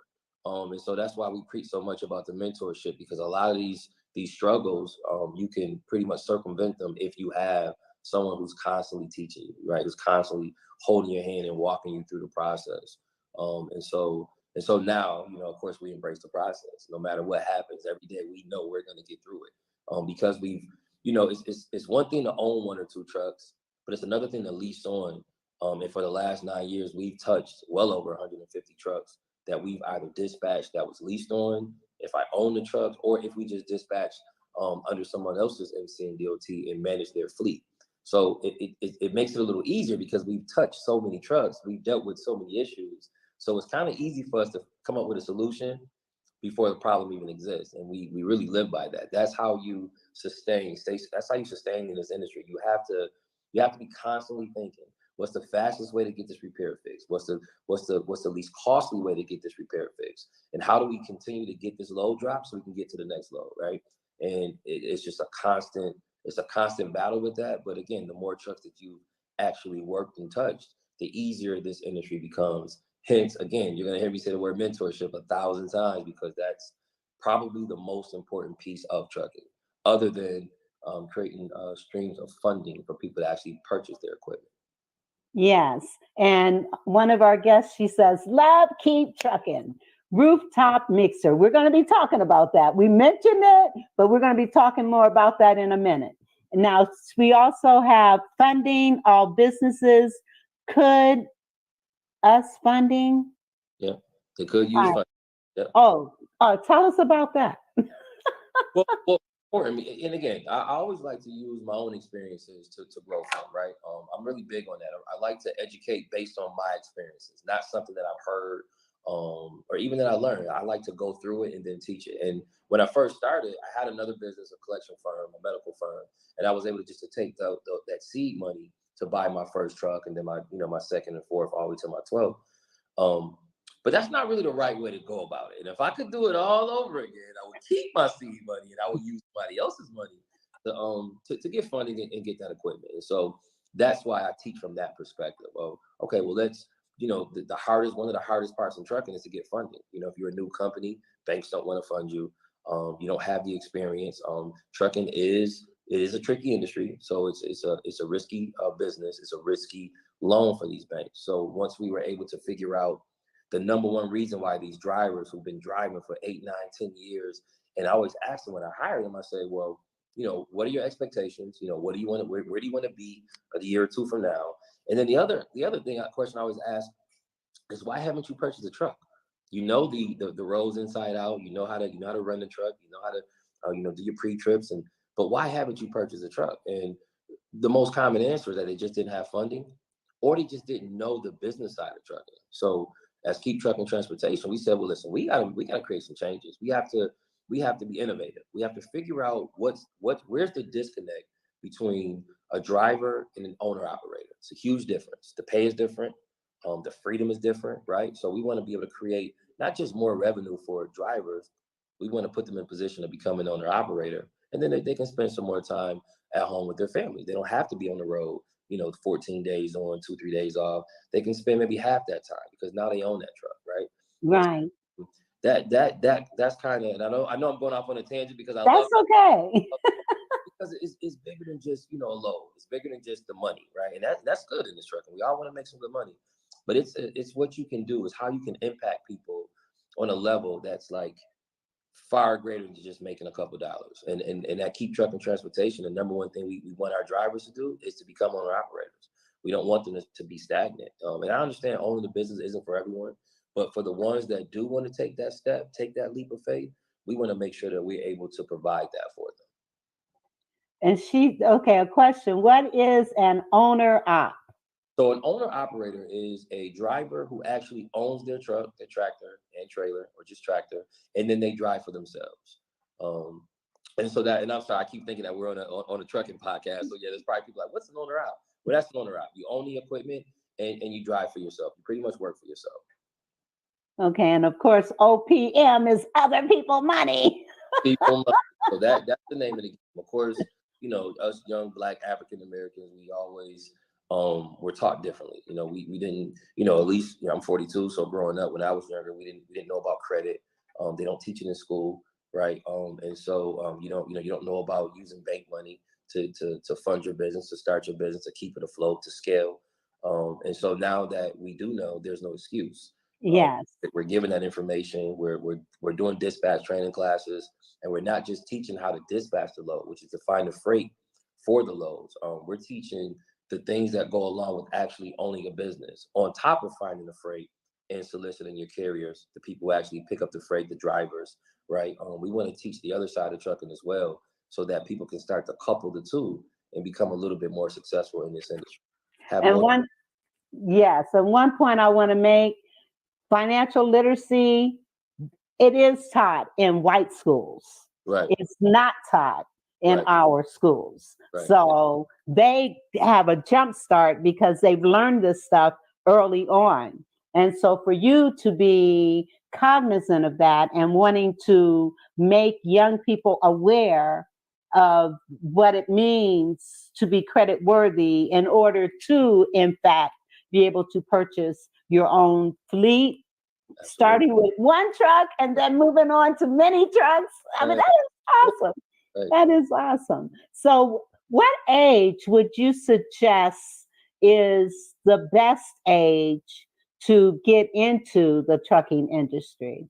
Oh, what age? I have some, so we do consultations, and I've had as young as 18 purchase a consultation. I think that, so my brother, he's a doctor of education, Dr. Sean Nelms, and we were just spending our Thanksgiving holiday together. And one of the things that we were speaking on was trying to implement trucking in high school. I think it's an important trade to have to start. I've never heard of it, so hopefully that will be one of the first to implement it. And we're gonna go back and forth. We're gonna use his platform, since he's a superintendent of schools back in Rochester, New York. Yes. Professor at Rochester University. We want to use that platform to push the education of trucking in high school. Yes. I think 18 is a good age to learn business. It's a good age to learn how to invest in yourself. Start young, and with the newer yes. there's so much more. They're so much more advanced than we were when we were 18. They have resources right in the palm of their smartphones. So I think it's important that we start to educate them young. Yes, I want to acknowledge Jacqueline Cox. Thank you so much for listening. Hi, she says, hi, Ms. Vera, I'm tuned in. Thank you. I appreciate you being tuned in. And She Trucking, she says 21 years old can drive out of state. Yep. 18-year-olds in state. Absolutely. Glad you're here, She's Trucking. You're helping me. Yep. Okay, so but I think the idea, the concept of introducing this as a career option in high school is awesome. Yep. And piggybacking off of that with career development and looking at the Holland Code, which for truck drivers is, I'm sure, is realistic, social, possibly, enterprising, definitely, to better understand how you tie in and your personality ties in with the trucking industry. I think that's awesome. We have some other guests here. 2 questions. What are the numbers for the average of Black versus white? And what is the percentage of Black women drivers? Okay, so I know African Americans, we make up anywhere from 18 to 20% of the trucking industry. I know that number's changed quite some time. At one, it was 17%. So it's a small percentage. And I don't know the percentage of Black women drivers in trucking. But I was talking to Sheree a while back, and she was telling me a story when she remembered, walking into companies and she would be the only Black female driver. And then we went to visit a trucking facility, a truck terminal, and there are more now, but it's still not. The balance just isn't there. I think at that particular terminal there was like maybe 4 or 5 at that terminal, and so I think that's something that we need to work on. I love to see the women in trucking, even on social media. They're doing some amazing things, and I always say, and I know the guys always bash me for saying it, but women outwork men any day of the week, hands down. And I think it's important that we push more for gender equality in trucking. That's amazing. And we'll probably have Sheree come on and talk about it from a woman's perspective, because I know and it is amazing. I remember I was on the road and this truck driver, little lady, and she's in this huge truck that's carrying all these vehicles. The one that has all the, I mean, she was little. Yeah. I'm like, oh my goodness, I would have never thought someone so small would be a trucker. Absolutely. Well, Sheree, I spent some time with her as well. She's tiny herself. I mean, but she's so powerful. When she walks in the room, she demands that attention. And again, I think it's just important that we push more for gender equality in this industry.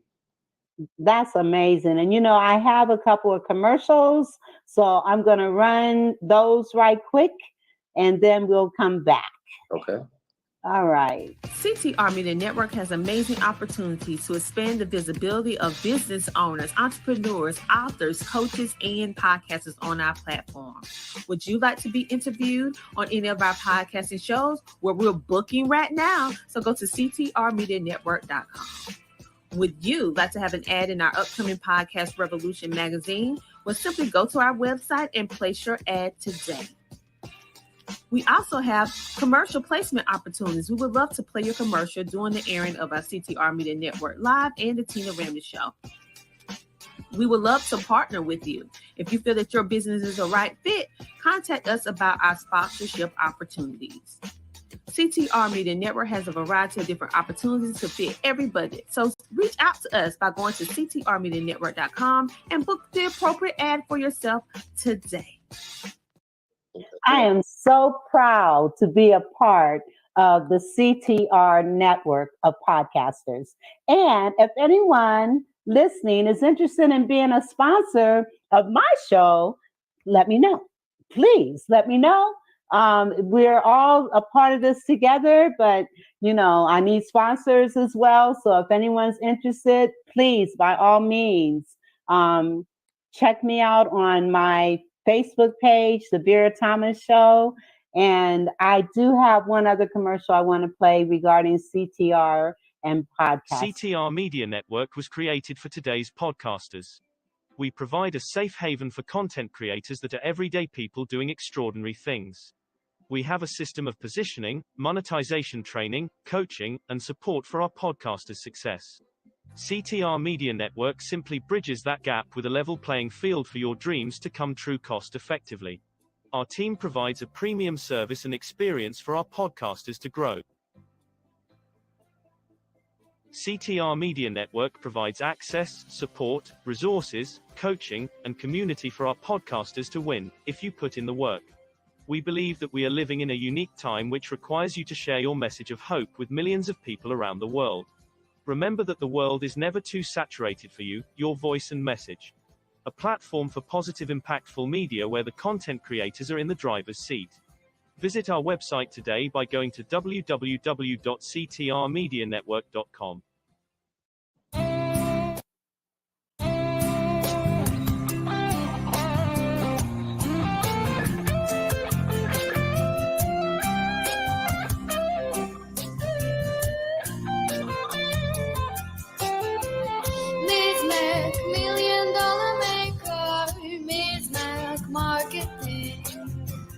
Miss Mac, $1 million maker, Miss Mac Marketing. Miss Mac, $1 million maker, Miss Mac Marketing. Miss Mac, $1 million maker, Miss Mac Marketing. Miss Mac, $1 million maker, Miss Mac Marketing. Miss Mac, $1 million maker, Miss Mac Marketing. Make your dreams become reality today with Miss Mac Marketing. 848-236-5026. Now we have a couple more comments regarding the women in the industry. And She Trucking says that 10% of women are in the industry, and 3%, I'm gathering 3% of those 10% are Black women, which means we need more Black women as truckers, right? Right. And then she also says, great interview. Thank you very much. It wouldn't be a great interview without the interviewee, not her, but E. Okay, don't mind me. Okay. And then Marlo, she asks, how much does the average truck cost? She says, my cousin loves it, and she says she doesn't have to worry about money. Okay. Right. Semis. I'm thinking that she's talking about semi trucks. It could be box trucks. There's a huge difference in what you would average, but a semi is going to average anywhere from 7,000 to 9,000 a week, depending on how they run. And of course, you double that if you have like a team driving your semi truck. It also depends if you're going to run, if you're going to be over the road, which means you're going to go state to state, or if you're just going to stay local, just in that one state. So it just depends on how you run that truck. If you have a power only truck, which means you have a tractor with no trailer, you're going to make a lot less than you would if you had a truck with an actual trailer attached. And that trailer can differ as well. You can have a flatbed, you can have an enclosed trailer, a dry van trailer, which is you carry any type of dry goods, furniture, and just dry canned goods, or anything that's not perishable. And then you can do a reefer trailer, which is a refrigerated trailer, and you're transporting food, ice cream, steaks, and so those rates are going to change depending on what type of trailer that you use. Okay, and then one of the other questions: what is the average cost of a truck? So a brand new, let's say Freightliner 2023, you're speaking about maybe like 130, 140,000. A used, maybe a 2015 Freightliner Cascadia, dual bunk, you'll probably pay anywhere from about 45 to 50,000. And again, that depends on the miles as well.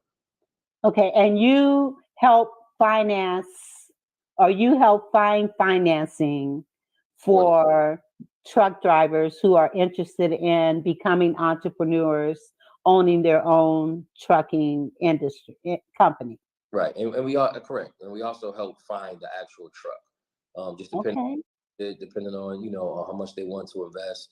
And there's a lot of people are always DMing us. They'll always DM us on Instagram or hit us on our webpage and just want us to help them sell their equipment as well. So, we have a lot of different ways to help people find trucks. That is amazing. That's amazing. So, and I know that you are a father.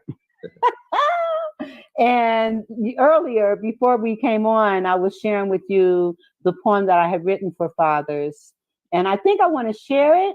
And then I want you to tell us how it resonates with you as a father. I'm already smiling. Father, provider, protector, role model for a son, the image of the man that will be the husband of your daughter when that time comes. What's best for your children should be concern number one, regardless of any obstacle a father must overcome. Sometimes the injustices of our society towards many of our fathers can make it hard to stand. But you gotta stand and be a man and a father to your children in every way you possibly can. Demonstrate their worth through you by the words that you say and the things that you do. Don't ever put your children down or call them out of their name. They may become whatever that you claim. Lift them up to higher ground. Let their inner beauty be seen, be found. Show them and tell them how special they are. Be the light. Be the light. Be the light to take them far. Show them and tell them how much you really care, and let them know no matter what, you will always, in all ways, be there. Pray that our fathers will be guided by the light to lead their children in the ways that are right.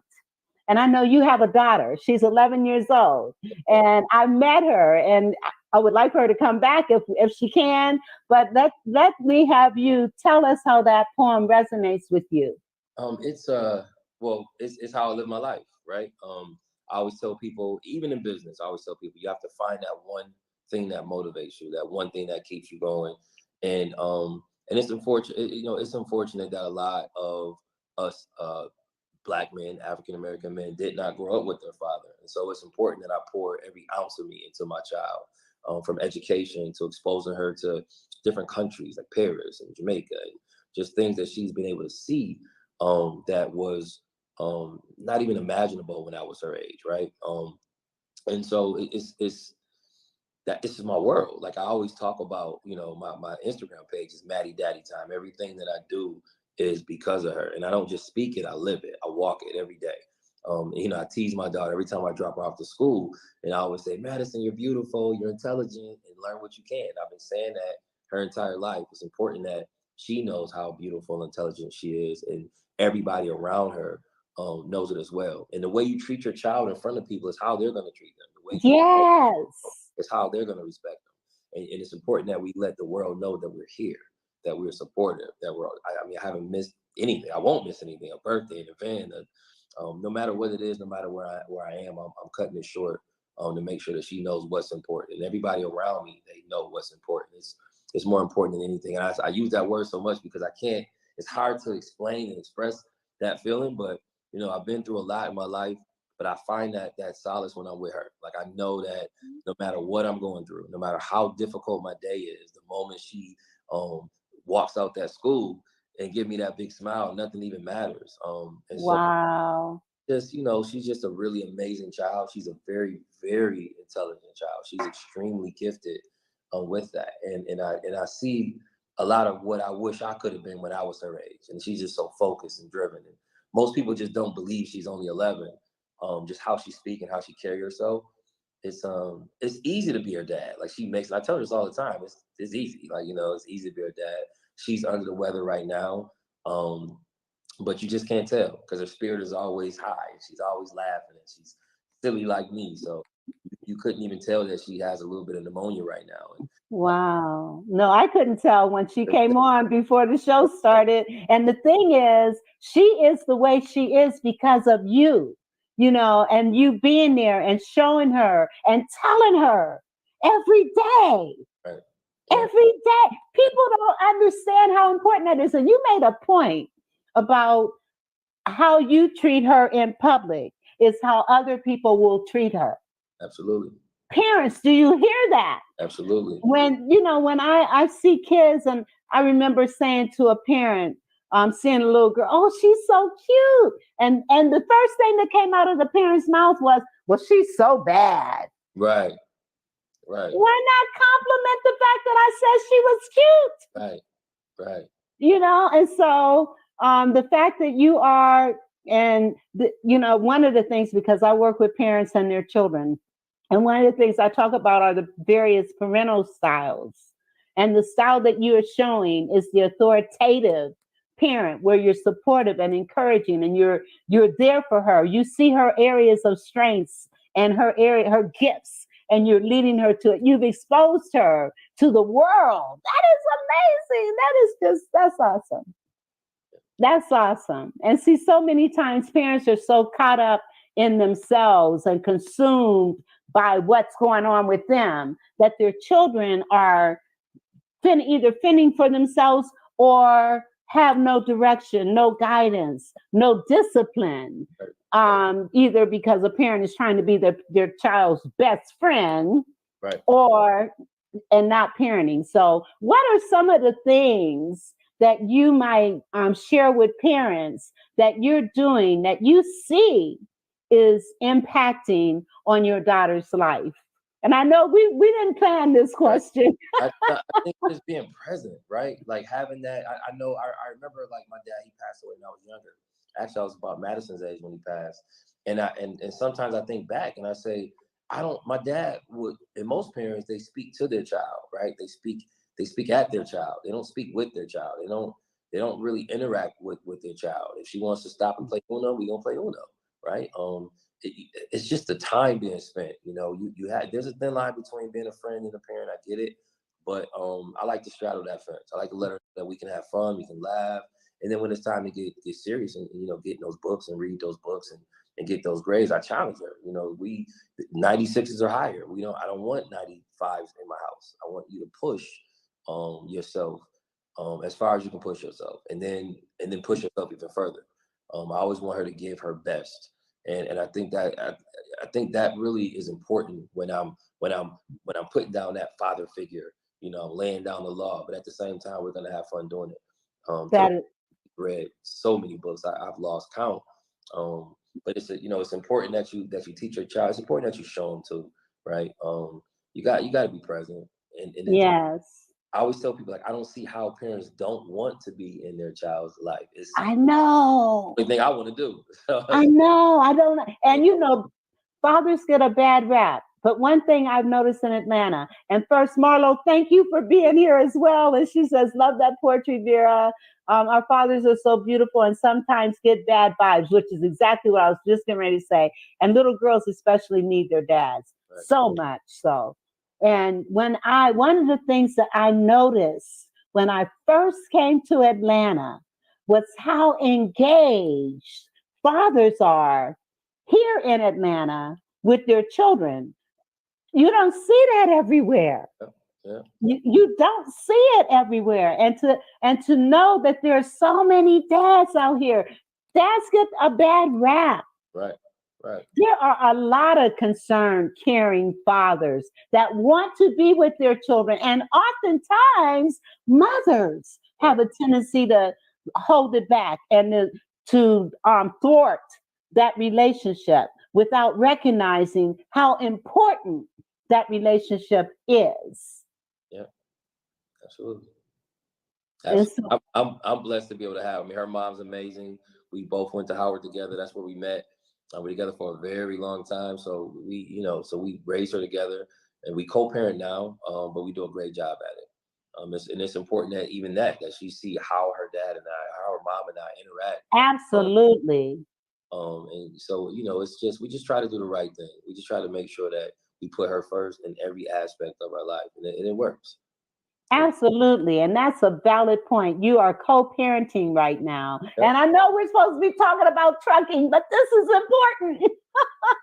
This is important. Okay. And she's there. Hi. How you doing?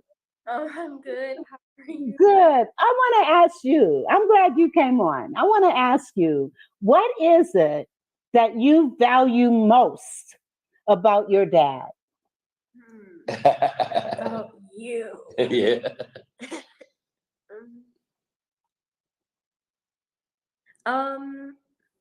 He's paying a lot of money for me to go to a good school that pushes me. Yeah. Yeah.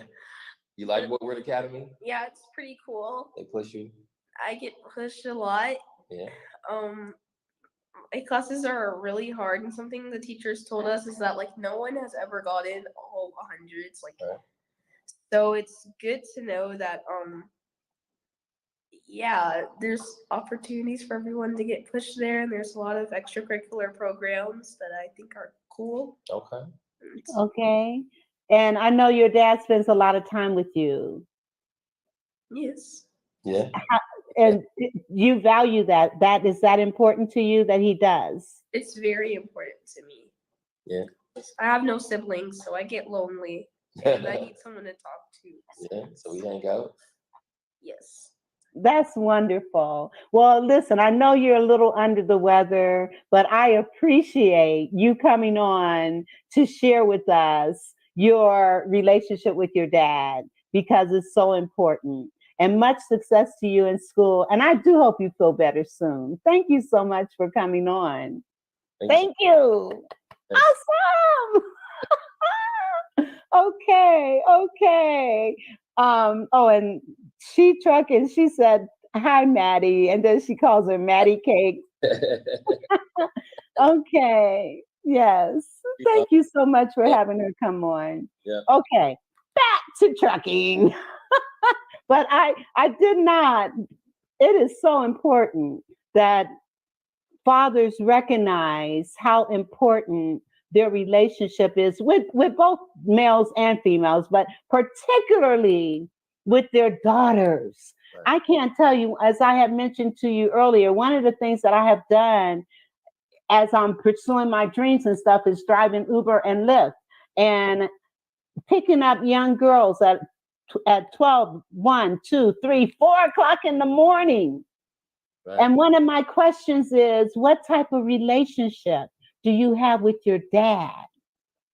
And almost, I would say 9 out of 10 will say they don't.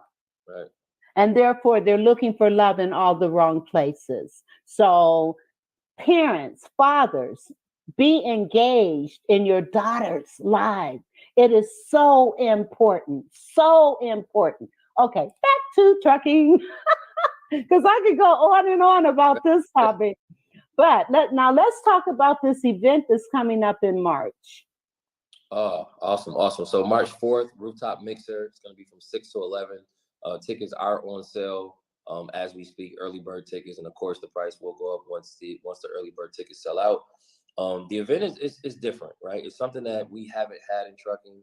We're able to actually fund over $1.2 million on a rooftop for those who are seeking commercial funding. They want to get into the industry. We're able to bring a lot of people out, a lot of people who are very knowledgeable and successful in the trucking industry, different walks within the trucking industry. People who own dump trucks to box trucks to semi trucks, drivers, investors. There's so many different people on that rooftop.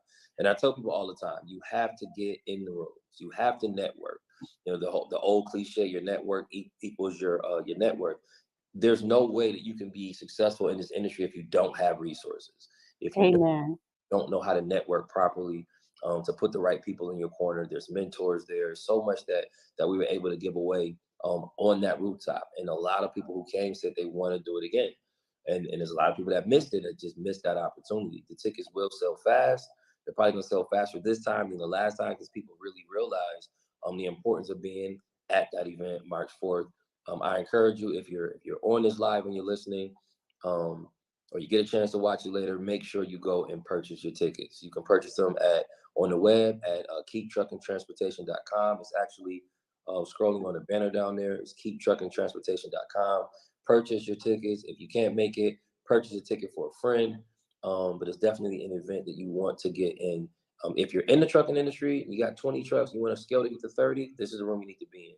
If you're thinking about getting into the trucking industry and you just don't know how to quite start, this is the industry. This is the event that you need to make sure you purchase your tickets for. Okay, and I'm typing it in my in the chat so that people will see it. So it's Rooftop Mixer, March 4th. What time does it start? 6 p.m. Okay, from 6 to when? To 11. Okay. And it's a must attend, and keeptruckingtransportation.com for tickets. Absolutely. So early bird ticket sales are on right now. So definitely gonna get those tickets. Okay. I got it. Okay. We got it going there. All right. I'm going to put it on here so people can see it.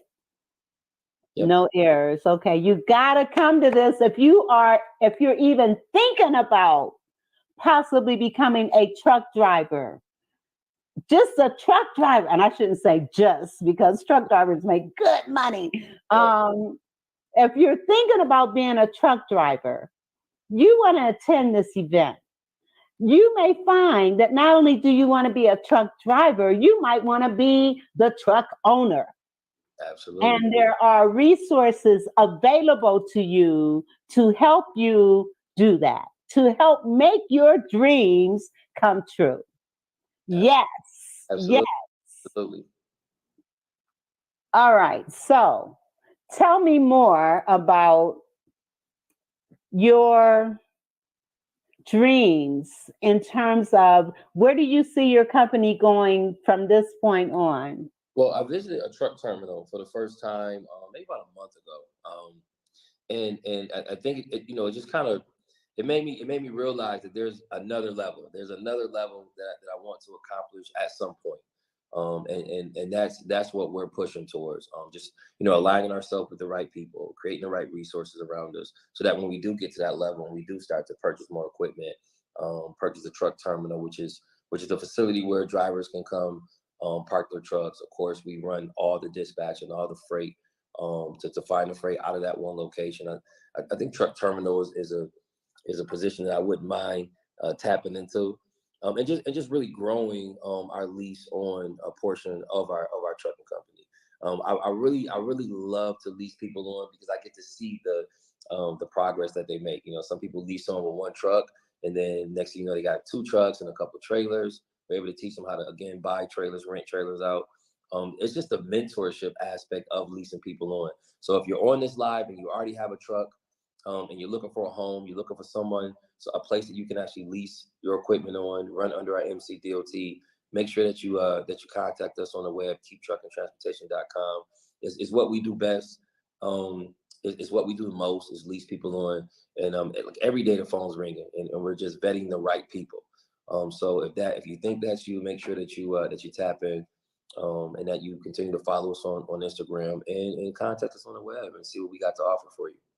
Yes, and you do have an ebook, right? Yes, absolutely. She's pouring it out. So yeah. Yes, she is. How started trucking, in the trucking business ebook. You can also purchase that on the web as well. You can purchase your mentorship on the web, consultations on the web. It's very important that you at least sign up for a consultation if you're even thinking about getting into the industry, so that we can make sure that it's a good fit for you. And you ask a lot of questions. We're going to have every answer that you need, and we can actually direct you in the right path to be successful in this industry. We also have a dispatch training class coming up right here in Atlanta, Georgia, December 10th, as well as December 11th. It's a 2-day class. Purchase those tickets before those seats sell out. It is virtual, and it is as well as live. So if you're in Atlanta, Georgia area, you want to travel, I know there's a few people traveling from South Georgia, from Texas, that's coming down to take this class. And if you can't make the travel, that's fine. We're still going to have it live and virtual for you to attend that class. So dispatch training is one of the easiest ways to get into the trucking industry. It's the less expensive way to get into the trucking industry. I think the 2 best ways is to get your CDL and or become a dispatcher. And we'll talk more in detail about that once you take the class, and show you how to get carriers and how to. That's how we started. We had some box trucks. We started dispatching, and then we were able to grow from there and establish a pretty dominant trucking company in this industry. Well, that is so awesome. You are doing some awesome things. One of the questions I do want to ask you, do you have an assessment tool that you use to help people that think they might want to come into the industry better confirm that this is a good fit for them? Well, what I do, it's not even a tool. During that consultation, the first thing I ask about is like your reason. What is your why? Because in this industry, you have to have a why. It is so difficult, so you have to have a why. And then we tap into finances, because I understand that, a lot of times these breakdowns are costly, and it's important that you have upwards of now 20 to 30,000 to the side for payroll, for breakdowns, for repairs, for insurance, right? And so we always like to go over those things first. And then I always ask, well, what are your expectations? Because, this is not a get rich quick scheme. This is not a side hustle. This is not a part-time job that you can just kind of tap into when you want. You have to be all in with this trucking. So just through my experiences and things I've been through, and all the other consultations that I've done with other people, the people who've leased on, I've been able to watch the struggles, and some successful and some not.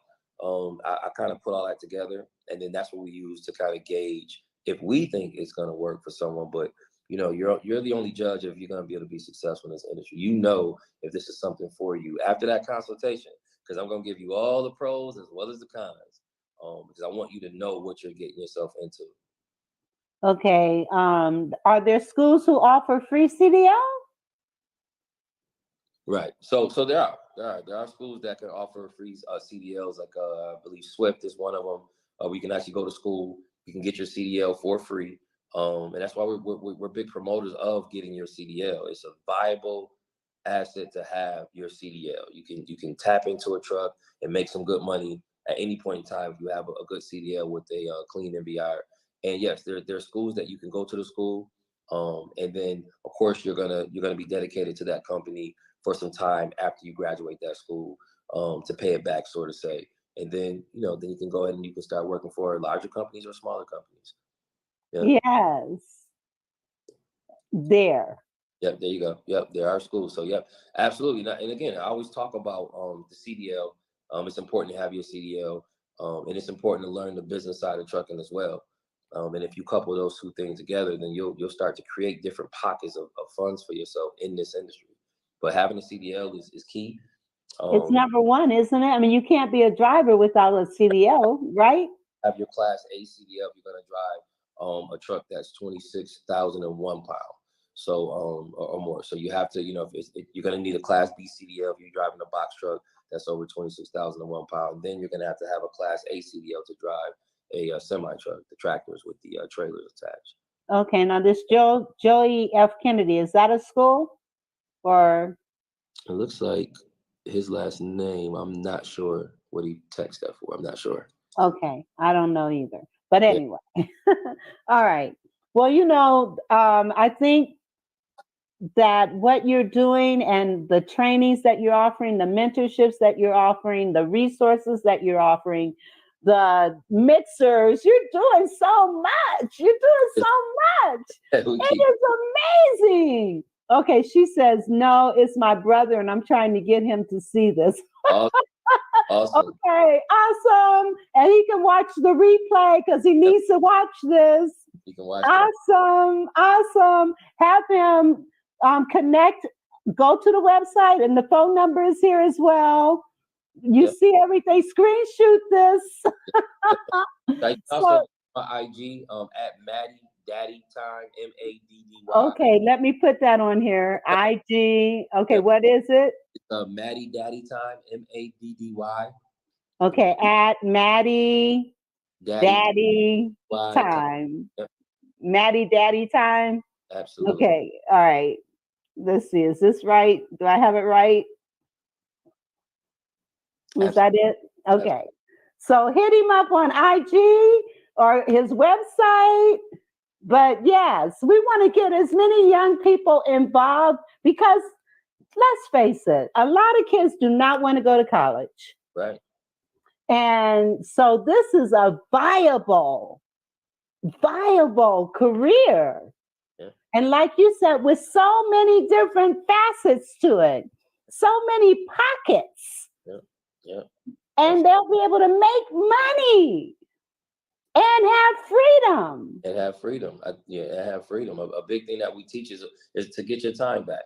And Madison, all the time I'm on the phone and work. She's like, Dad, I put the phone down because I understand that I've created a lifestyle to where I can work from anywhere. I was just flying back from Buffalo on Monday, and I was on my phone, and I was just able to work from the plane. And again, it's I love this industry. I love the dispatching side of it because with dispatching you can actually work from anywhere. The dispatcher is the one who actually finds a freight for the carriers, the drivers, and communicate back and forth with the brokers, right? Who essentially is responsible for getting those loads out for the customer. So it's important that we've been able to create streams of income directly from our smartphone. If we're out the country, if we're on the boat, doesn't matter. We're making money from our cell phone, and I think that's something that's major. It's not, we weren't able to do it when we were younger, right? I didn't have cell phones out when I was younger, so be able to take advantage of different social media platforms and podcasts. I never heard of a podcast when I was younger, so I'm assuming this is a new, right? But we're able to more importantly disseminate information from our phones, from a podcast. Yes. Yes. Well, Joey just came on and he says, my company is Ties and Fly Logistics. So he might want to connect with you and look at how you guys can pool your resources and your expertise to help more people. Awesome. And he says, generational wealth is my goal. You need to come on my show, Joey. You need to come on so that we can talk about this. Joey, make sure make sure you tap in and hit me on IG, and my phone number is down there as well. So you can always text me tomorrow. We can kind of chop it up and see what we can do to help each other continue to grow in this industry. That is so. See how things work. See how things work. That is awesome. That is awesome. Well, this has just been a joy to have you on, and I am going to allow you to just kind of share. And I do want to say to my listening audience, please support my show, and you can support by, let me pull it up here. Please support my show. I would like for you to, you can support through Cash App, $ Instill Greatness, Zelle, or PayPal, Instilling Greatness 1117 at Gmail. I don't usually push this, but I know I need to. If you like what you see, then help support this show and help it grow and become all that it can be. And I also want you to like, share, comment, and subscribe to my YouTube channel, to my Facebook channel, and follow me on Instagram, Vera.Thomas, Instilling Greatness. Come on, let's continue to work together here and make this a great thing for everybody. And so we got another comment here. Okay. Joey, he's like, okay, so he's going to be connecting. Yes. Awesome. Well, this has been such a pleasure having you here. I'm going to give you've got 4 minutes to say whatever you want to say about your work, being a father, the business. I'm giving you the floor, okay? Love it. Put me on the spot. So, yes. Well, I want to say thank you. Because the way that this started, even in backstage, the prayer was amazing. It made me feel like I was back home. Made me feel like I was back home in my mom's kitchen, because that's how we do. So I appreciate that. I definitely do. It giving me this platform to speak to your audience. So I thank you for that. I really want to see everybody at this rooftop mixer. It's important. I didn't think that it was going to be that valuable until it just kind of happened and it grew. And so it's important that we do it again. With a twist. We're going to add more people there, more speakers there.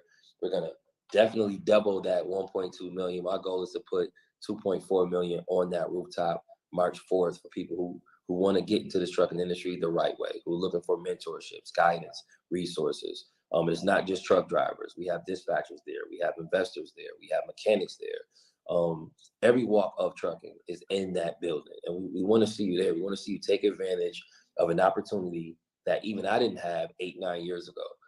So take advantage, get in those rooms. You must educate yourself. Again, we have a dispatch training class December 10th, December 11th. I would love to see you at that class. You can tap into keeptruckingtransportation.com, and you can purchase your tickets for both the event as well as a dispatch trainer. So just take advantage. Take advantage. If you really want to get in this trucking industry, before you spend your first dime on equipment, it's important that you take some time and you develop a mentor and take some consultations and some dispatch training classes so that you know how to properly invest in this industry. So that's it. I just, you guys got my IG at Matty Daddy Time. Again, I'm always on there. I'm always going live. I'm always dropping free gems. We have a subscription page on our Instagram as well. If you want to tap into that, that's only $9.99. Of course, we have the ebook, How to Get Started in Trucking. So if you have any issues, any questions, any problems, make sure that you guys tap in and contact us so we can help you get started or at least stay afloat. And you know what? I am going to put this on my Instagram page immediately after we finish so that people can hear this again and get involved. And I thank you so much for your time. I thank you for your spirit. I thank you for what it is you are doing to help others recognize what it is that they can do. And even though you have your degree from Howard, yes, Howard University, another HBCU, oh, that's so awesome. But you're teaching people that that college may not be the option, right. And if it's not, then this may be the perfect thing for you to get into. So I really appreciate you, Michael, and I appreciate you allowing Maddie to come on and talking to us. I just love kids. I do. So anyway, thank you very much.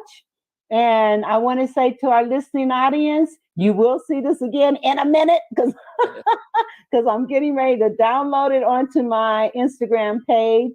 In the meantime, everyone, have a great week. And if you would just kind of hold off while I close out here. All right, thank you. So have a great week, everybody, and we'll see you next week. Thank you very much. The Vera Talent Show. The Vera Talent Show. The Vera Talent Show. The Vera Talent Show. Let's talk about it. Let's talk about it. Let's talk about it. Let's talk about it. Let's talk about it. Let's talk about it. On the Vera.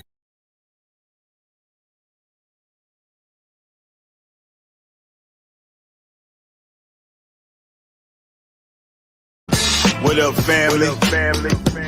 CTR Media Network. Yeah. Best in the biz. Yeah. Join the team. CTR is who we are, the media network, that's the best by far. Whether you listen at your home, at your job, in your car, come get the information that's needed above par. Never lasting, motivational podcasting, giving you the answers to the questions that you're asking. Serious talks and topics, how to come up and profit, how to better yourself, your health is here. We got it, reaching 350 million, they tuning in. We in 50 different countries, we all can. And like minded, find your purpose and your assignment. Come get your fix, your feel, your mental alignment. Get active and speak to the masses. Build your influence all levels and all classes.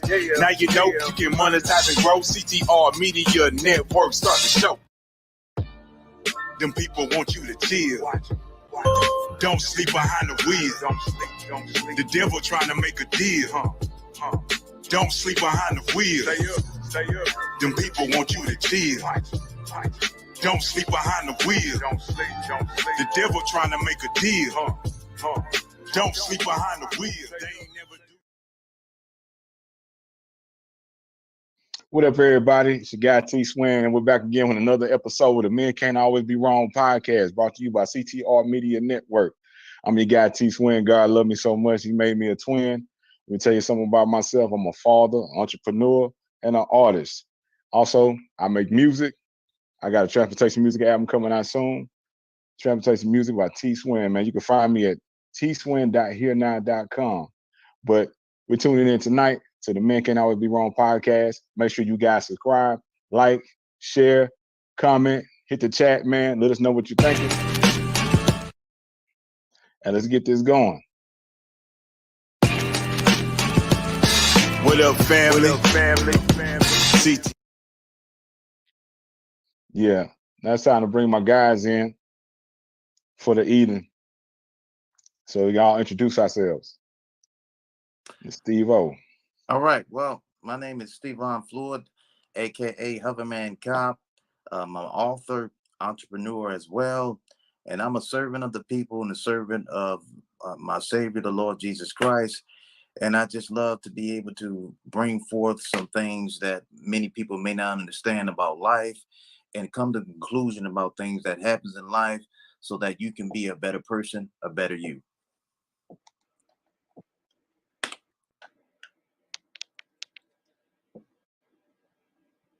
Yeah, I'm Jay Bean.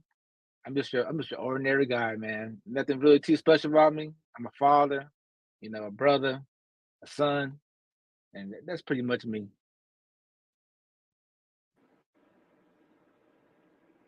That was good as LDC1, B. Hudson, you know what I'm saying, the father, black father, you know what I'm saying.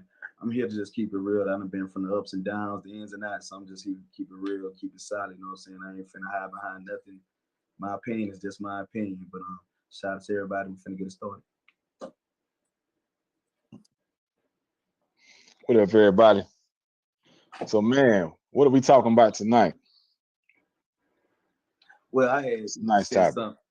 I had sent some, man. I sent of course we know it's a lot of toxic relationships going on, man. And I understand toxic, toxic to the core. I done been toxic. I done been with toxic people. But I think I like to call this thing actors, man. I done been with people who can kind of tell a lie and live this life for like 3 years, 2 years. And I think that's a different level of toxic, you know what I'm saying? Different level, a whole level of toxic. That's a toxicity that destroy families, destroy friends, destroy your job, destroy anything because you just live in this toxic life to the end. So my thing is about toxic. It's about the people who just don't have that cutoff button, who know it should be a cutoff button, but they just gotta take it to the end. They just gotta pursue it to the end. That's where I'm at. That's what. And then why do we the people on the other end?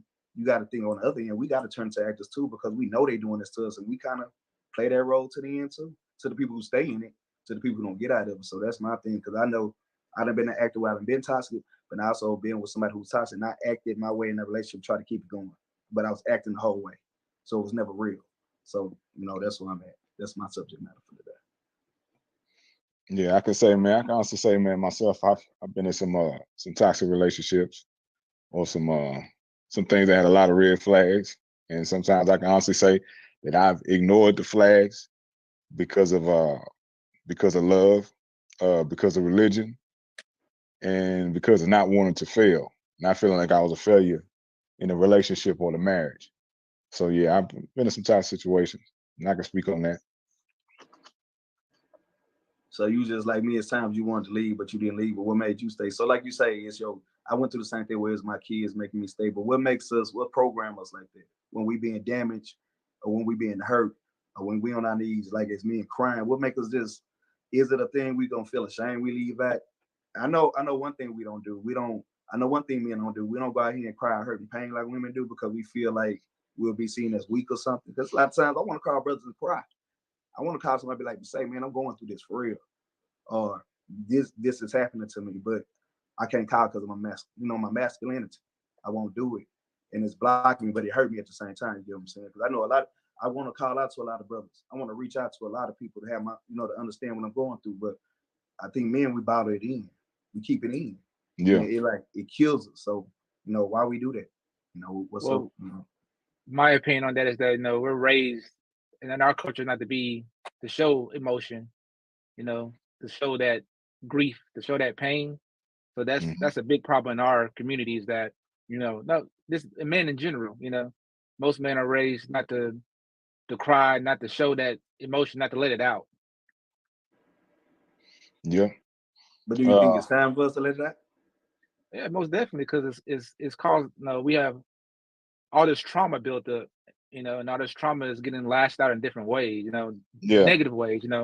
Some people, they just let it. Like me, I'm what you call, or I call myself. I just let it build and build and build, and I just boom, I'm just over and I explode, and that's not healthy. We need to find a way to be able to express ourselves and our feelings, because if we don't, it's going to end up bad, not only for that person you with or the children that's involved in the situation.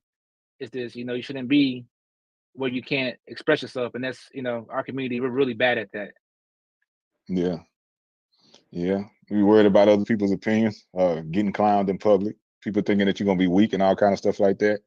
And in our media, a lot of times we hear about the trauma that women go through.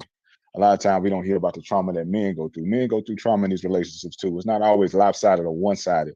You know what I'm saying? A lot of times you hear about when people go to domestic violence, they automatically assume that it's a man always putting his hands on a woman.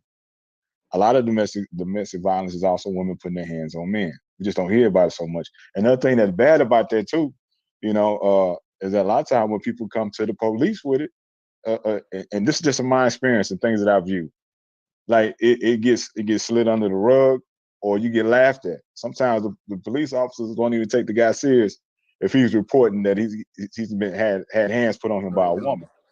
I've known people, I've had friends, I've had family members who went through this stuff.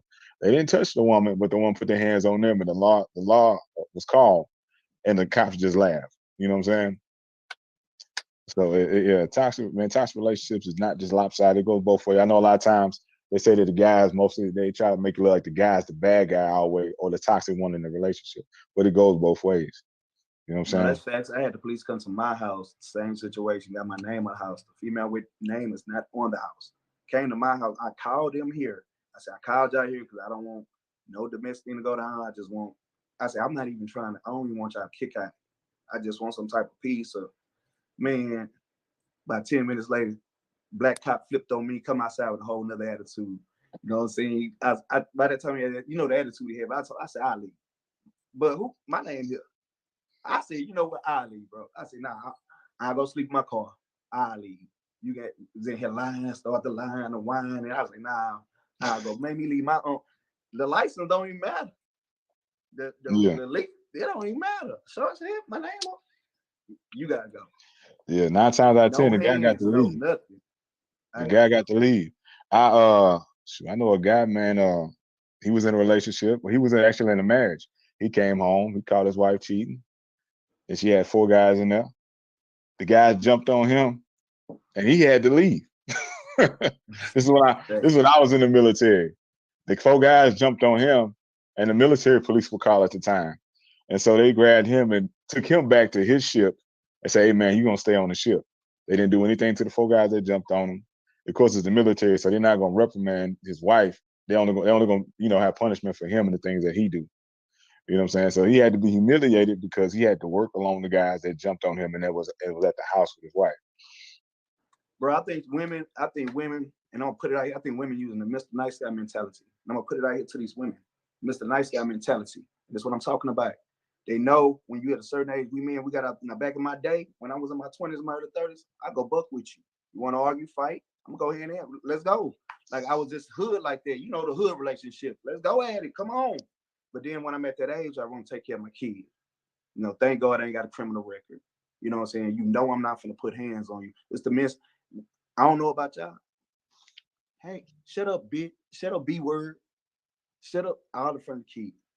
Abuse, verbal abuse. Because you know I'm not finna retaliate that way.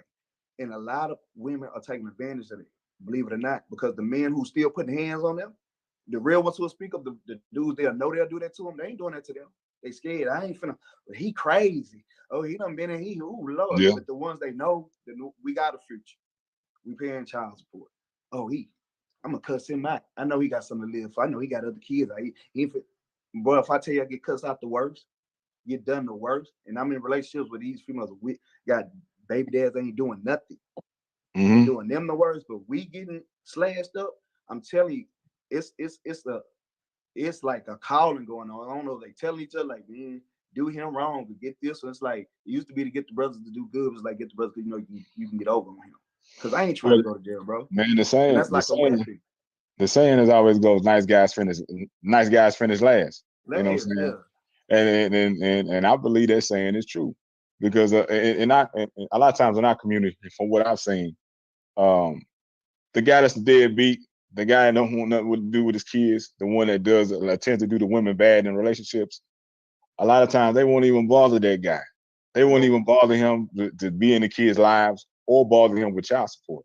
But the good guy, the one that is trying to be a good husband, trying to be a father, right? That guy, they'll give that guy hell. Yes, you know what I'm saying? Try to drag him through because they know he's going to do with everything he can just do the right thing and take care of the kids. Right. You know what I'm saying? Why do everybody think that is the case then? You know, that the man who's trying to be the father, that's trying to be the good guy, you know, why is it that we get done the worst? You know, is it a culture thing, or are women being raised and taught to be like that? So where's the shift? Let's be real. Let's be real. If you got a child and your child don't get disciplined, he gonna run over you, bro.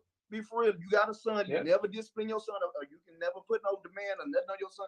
He's gonna run over you. So if you get with a woman who you cannot and you can't even talk to verbally and get corrected, she's gonna run over you.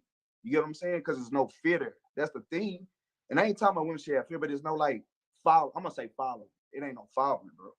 Your kid's supposed to follow your father, right? Son supposed to follow your good lead. Your daughter supposed to follow your good lead. A lot of women are not following. They leading. They so independent. Some done got hurt. Some has no choice, didn't have for us, had to learn how to be independent. But it's like, okay, you got that, right? You done got your degree. You a lawyer. You a doctor. You president of the United States. But when you gonna lean back for the man, you still need the man. He still got to be the lead, baby. He ain't not gonna, but he still got to be, and that's the problem. I gotta, my pants high as yours. It ain't gonna work, man. That's what I'm saying. So that's the problem. I ain't gonna call it fear, but it ain't no following, bro. It ain't no. I'm gonna say it ain't no fear to say. It ain't no fear to gonna say. If I don't follow this man, I might fail. If I don't follow this man, what God gave me might drop because I'm supposed to follow. You know, I'm supposed to go by lead. It's supposed to be my lead. But if that fear is not there no more, because what you gonna do with $1 million woman looking at you and say, "I got this. What I need you for?" Well, I'm like, that's abuse. I'm gonna be honest with y'all. Now, in my position, I'm not afraid of a woman that got a lot of money or whatever the case she may bring to the table. But as long as if I know that I can talk to her and we come to an understanding, and even with that understanding, somewhere along the line, a woman is always going to test you. But it's up to you whether or not you're going to accept that test and how far you're going to let that test go. Because if a woman tests you in one little subtle way, and she sees that you're going to let her fly by with that it's going to escalate to something else. Yeah. So before that escalates, you got to nip that in the bud right off the jump.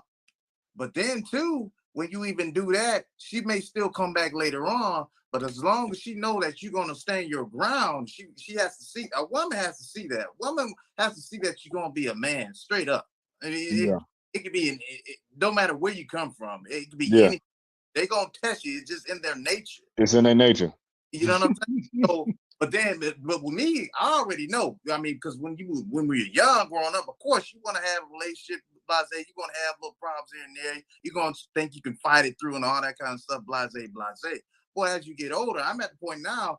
As soon as I see a problem that I know is gonna be so disrespectful, because once that disrespect starts, it's only gonna get worse. Yeah, it never ends.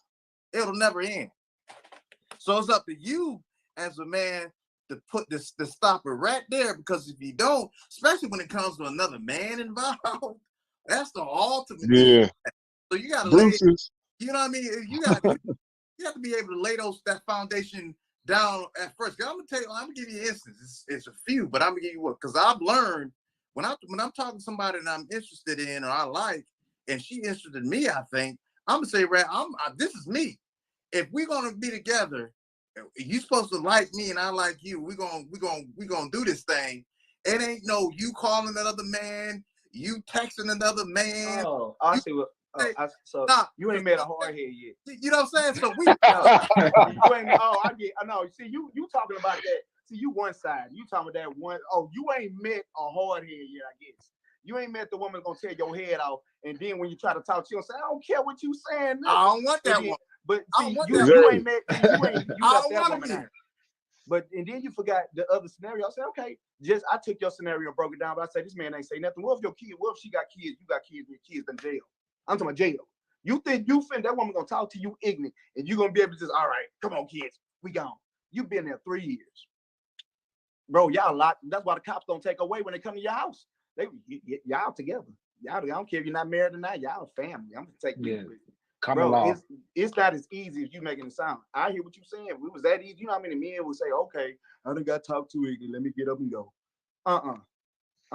That's why it's called toxic relationships, because people are stuck. People can't release. You got too many attachments, bro. It's so simple. I can't get a move because I got too much stuff in this house. Come on, bro. You can't just get up. You saying you get talked too bad, it takes time. You gotta be but whose fault is that? Is it your fault? You allowed that to happen though, right? No. You gotta allow that to happen. You gotta take some responsibility. You gotta take some responsibility. Yeah. Man, no. If you're the good man, right? If you're the good man, and you don't play Captain Save and it's not working. If you're doing everything good, what do you have to apologize for? What did you do? You're like, man, I tried. Like, you didn't do anything. You tried, but you getting your head hammered. But by this time, I ain't talking about the beginning when you just meet. I'm talking about when it's fully grown, when you got like attachments in this. It ain't easy to walk away. That's why you got people who's like purposely acting like, man, I'm have a smile. Like, I'm happy. Like you people who just get in a fight but then go make love the next day. But y'all just had the ugliest argument in front of your family, kid. But you pretend like nothing ain't happened. That's insane. That's like insanity. Yeah. That's insanity. There's some type of insanity going on. Yeah, it's Yeah, insanity doing the because same then you thing over and confuse. over again. Cause you know, people you can feel your kids can feel like, man, we just seen mom and daddy like literally tearing each other head off. Now they walking around like that's confused. That's insanity. That's confusing. And see, but another thing too, man, we got to like a lot of times. This is from past experiences. A lot of times people bump heads and they'll make love because that's supposed to be like a way of showing the other person, yeah, I love you, I still love you. But until you had that talk and try to get and try to get things straight, don't nothing change. Cause making love don't change nothing. It's a physical act. It don't change nothing. You got to talk it out. And one thing I learned, bro. Hey, one thing I learned is when I went through therapy, we have to set boundaries. We have to establish boundaries from the get go. And when people cross those boundaries, we have to hold them accountable. And in my situation, man, and when I was married to my kid's mother, there was things done, and I stuck around. I stuck around because of my kids, because I didn't want nobody else to be around my kids. I knew that I was the bright light in my kids' life. So a lot of times we separated, we got back together, and I did that solely for the kids. The love was gone. That's the reason why I had stayed. But the love for her was gone, but the love for my children was there. And then I seen so many men that stayed in relationships because they didn't want to pay child support, they didn't want to lose their house, and like that. They knew the relationship didn't go nowhere. The dude had another chick, his wife had another dude, but he didn't want to lose the house, come off his 401k, or be paying child support. So they stayed and they said, I'm gonna stay till 18. That right there, I wasn't about to go crazy until my kids turned 18. I said, nah, my kids are gonna always be my kids, and I love them. I had to step away from the situation. It hurt, but me and my kids have a good relationship. You know what I'm saying? And I did what was best for my sanity. You know what I'm saying? Sometimes as good guys, you got to pack this stuff up and just deal with it, and say like it's gonna be some hurt that's gonna come with that. But you got to think about your mental health. Yeah. When it comes down to the end, if you're not right, then everything else is gonna fall apart anyway. Yeah. So you gotta do what's best for you, because like you're saying, we stay in these relationships knowing they're bad, but Yeah. we also know that we can always get out of it. But for the love. JB froze up. But another thing that happened with me, let me finish when he come back on. But like I said, I'm always be the advocate. So another thing, when I came out to relationships, right? Y'all saying lead these relationships, do what you got to do. Oh, go. You back on, bro? You want to finish your last? Yeah, man. I don't something wrong with my connection, but we'll get it straight now. Go ahead. But no, go ahead. Continue. Go ahead. No, well, I'm gonna back off you, but I'm saying, yeah, a lot of guys who saying, okay, I get what y'all saying. I'll be the advocate. Y'all saying lead a relationship and all that. I done left, man. Things turned out worse for my kids. Think about when a man leave a relationship, you're not promised to take your children with you. So as much as y'all want to say leave it, sometimes me leaving, it damaged my kids. It damaged my boys. I didn't see my boys for life. Because why? Because I did what was best for me. Like y'all just said, you get scorned, do what's best for you. Y'all just said that. Go ahead, you the man. You get cussed out. You need to go do what you got to do. Well, it's a whole court system. I got kids. I got to fight for good. A lot of men ain't got money to fight for their kids. But me leaving my kids behind, my kids got messed up. You know what I'm saying? So it's times I think I would have did better if I would have fought it out, or if I would have just endured it for their sake. But it's a battle on what to do. So sometimes I don't think leaving is always the answer, because you can be leaving somebody with come on, man, y'all see a story, you can be leaving with abuse, and you won't know this 2 years later. Abuse or anything, like you say, you don't know, because we watch the news. People don't know stuff happened till it happened. Like, man, I ain't never see this happen to this person. I was with the person for 20 years. But some people get really vindictive when you leave. Yeah, they'll take it out on the kids. No signs. They hurt. They can't hurt you. They'll hurt you through your kids. Yeah. They'll do whatever they can. So it's not as easy to say, okay, you just got cussed out as a man. This lady just called you the B word, made you feel this small. And you're going to say, oh, I'm finna get them to leave. I'm a man. It ain't that easy. You know what? You got kids. You finna sit there and take some of them words. You trying to figure out what to do. I can't. If that's easy, that's why I say everybody getting up going. It's not that easy. It's not that easy when you got attachments. It's not. It's a real thing on what to do. But that's what I'm saying, because you become the actor. It's like, I got to act this out. I got to put the smile on my face for my kid. I got to keep making love to this woman so I can be happy. If I don't, we're going to argue. I'm going to get called cheat. Let me just keep it going. It's deep, man. You really become an actor. He just said, it's times I wanted to leave, but I stayed for my kid. You know what he said when he stayed? That means you acted. He said, he just said out of his mouth, the love was gone. I knew it was gone. but he was still there because he was acting. And so acting, that's what I'm saying. Is that worse than toxic, or is toxic worse than acting? Which one? Because you get to a point where you acting with that toxic person. But to say, just to get them to say I can leave, it ain't that easy. That's why I see you got some women who get, some women get beat and abused and pray Lord against anything against them, but they get that abused because they stuck in it because they got kids, they got a house, they stuck in it.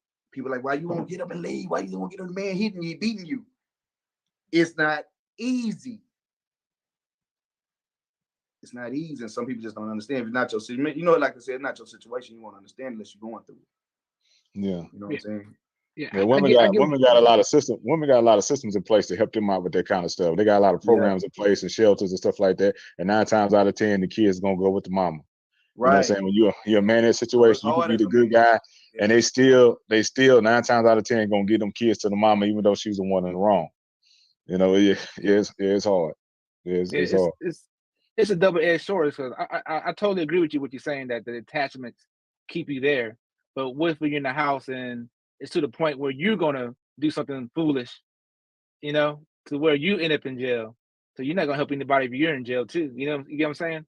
Yeah. So it's a double-edged sword, and like I said, going back to another podcast, you gotta know the person that you get involved with. Yeah. Because like I said, people hide stuff, and like you said, stuff comes out later on, and they do stuff because you're not present, or that person that the next person they get involved with do something because you're not present. But it's also a point to where you put yourself at jeopardy when you're gonna put your hands on her. Then guess what happens? You gonna suffer. That's the point I'm coming from. But I totally agree with what you're saying. Yeah. But I ain't even talking about that. I'm not even talking about that part of it. I'm just talking. I ain't never say nothing. It ain't even a part. I'm talking about the relationship where you got that person, ain't finna put your hands on you. Like, that's what, remember I said, I said you passed that part. Remember I said we grown men. We ain't trying to go to jail, do none of that. I said we passed that, but then that's like a weapon. That's like a weapon. So what do you do with that? What do you do with that when they know, like you come to them and say, well, they look at you, well, I ain't never been to jail and all that. Oh. Like you said, you got to evaluate the person you with, but some people don't come out 2 years later. Because you got some good actors and actresses out here. Play the part to the key, be whatever you want them to be. You know what I'm saying? Be whatever. Back in the day when I was trying to get a girl back in the elementary day, I'm like, what's your favorite color? What's your favorite? Blue. I go buy you every blue you want, girl. You have a crayon. I take every color out the crayon box and put all blues in it. You got sky blue, light blue, dark blue, every blue you want, girl. What flower you want? What lunch you want? Nachos? Get you them nachos. Yeah. You act that part. I ain't like no nachos. I ain't want to buy no Crayola. I was pretending. I was acting. You get what I'm saying? So you got these people where it get, but the thing is, I'm telling you the worst part, I've been with them type, they don't know how to cut it off. They know they just told a lie. They know this lie been going on for 3 days, 4 days. It's been arguing, fighting, but they never cut it off. Well, because oh man, go ahead, bro. I want to know. I want to know what people are thinking that are listening. Anybody that wants to listen, what y'all think so far? Who y'all agree with the most? Who y'all think? If somebody in here talking crazy, I want to know what the audience thinking. Y'all need to come on and respond to us, because I'm gonna tell you this right now. Regardless of the fact, in my opinion, it's always gonna go back. You as a man has the choices to make in every situation as a man. And you can't make excuses for that as a man, regardless of the fact. Like for me now, I'm thankful. I just give thanks to God, because I learned from everybody else's, problems and situations that they've been through. Now I don't have any children yet, and I've never been married yet. You know why? I would like to. I would love to have children. I would love to be married, but I'm not going to rush. And I came close a few times, but I didn't rush into it because, like you said, you'll never know a woman or that actor. But trust and believe, a person can't always keep up with that acting. Yeah. Right. It's up to you as a man to be able to distinguish what's acting, what's real, and what's not real. And it's like a puzzle. You got to put it together and know, okay, I know she said this and then said that.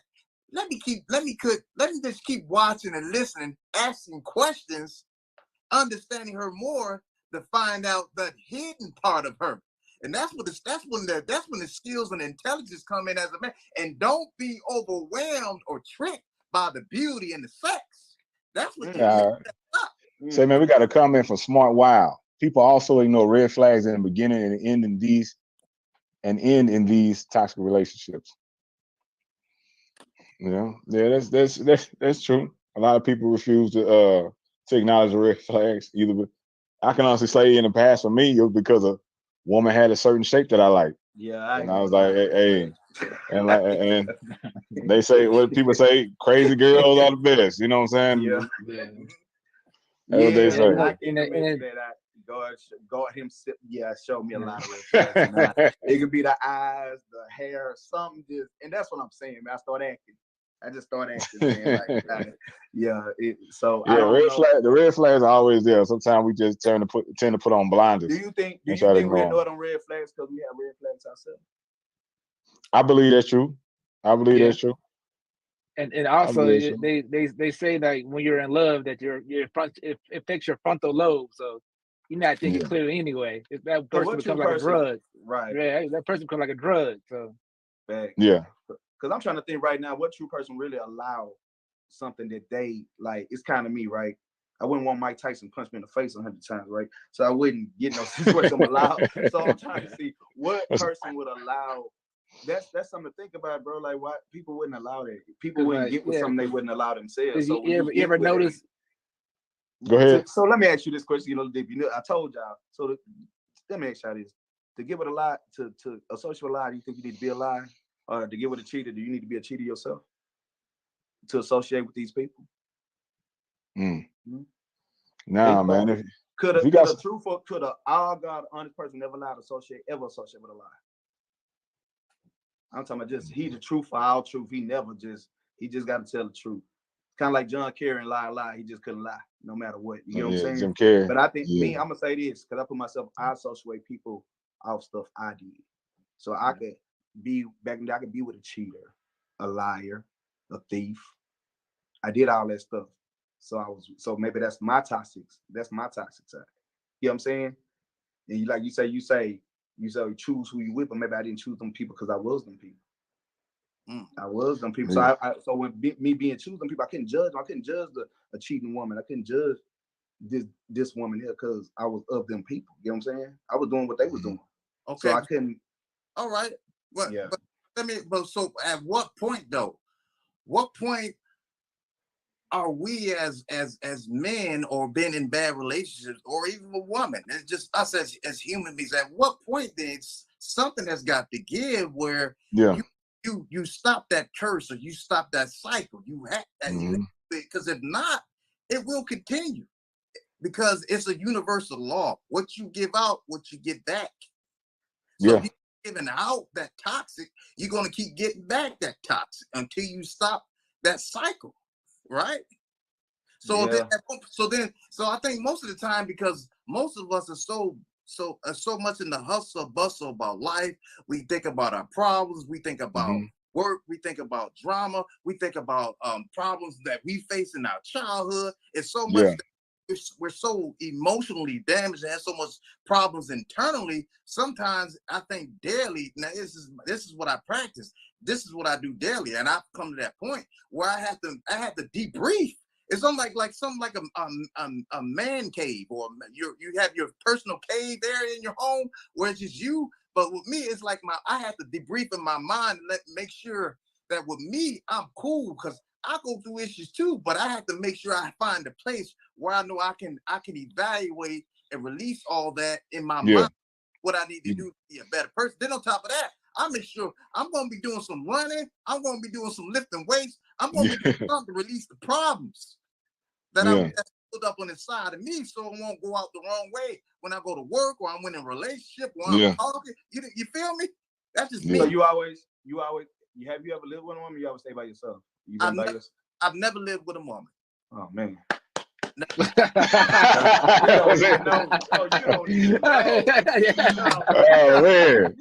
Oh man. We are preparing you, okay? Any woman that's watching, please applaud for him because he doesn't even know. Like anybody that's watching, please give him a bigger hand clap. Oh man. It sounds easy from your side. Oh man. I was like, that man never lived with a woman. He never lived. That's how life was for me too at about 2019. Yep. Same type, yeah, man. Yeah. but I feel what you're saying. No, I feel it. Yeah. It's just, Hey, another topic you brought up, another thing you brought up, Steve, on your in your spiel was that, you know, childhood upbringing and stuff like that. So a lot of people have been exposed in an environment, chaotic environment. They saw their mama in a bad relationship, or they saw their dad in a bad relationship, and they just saw them bad relationship after bad relationship. So they think things are normal.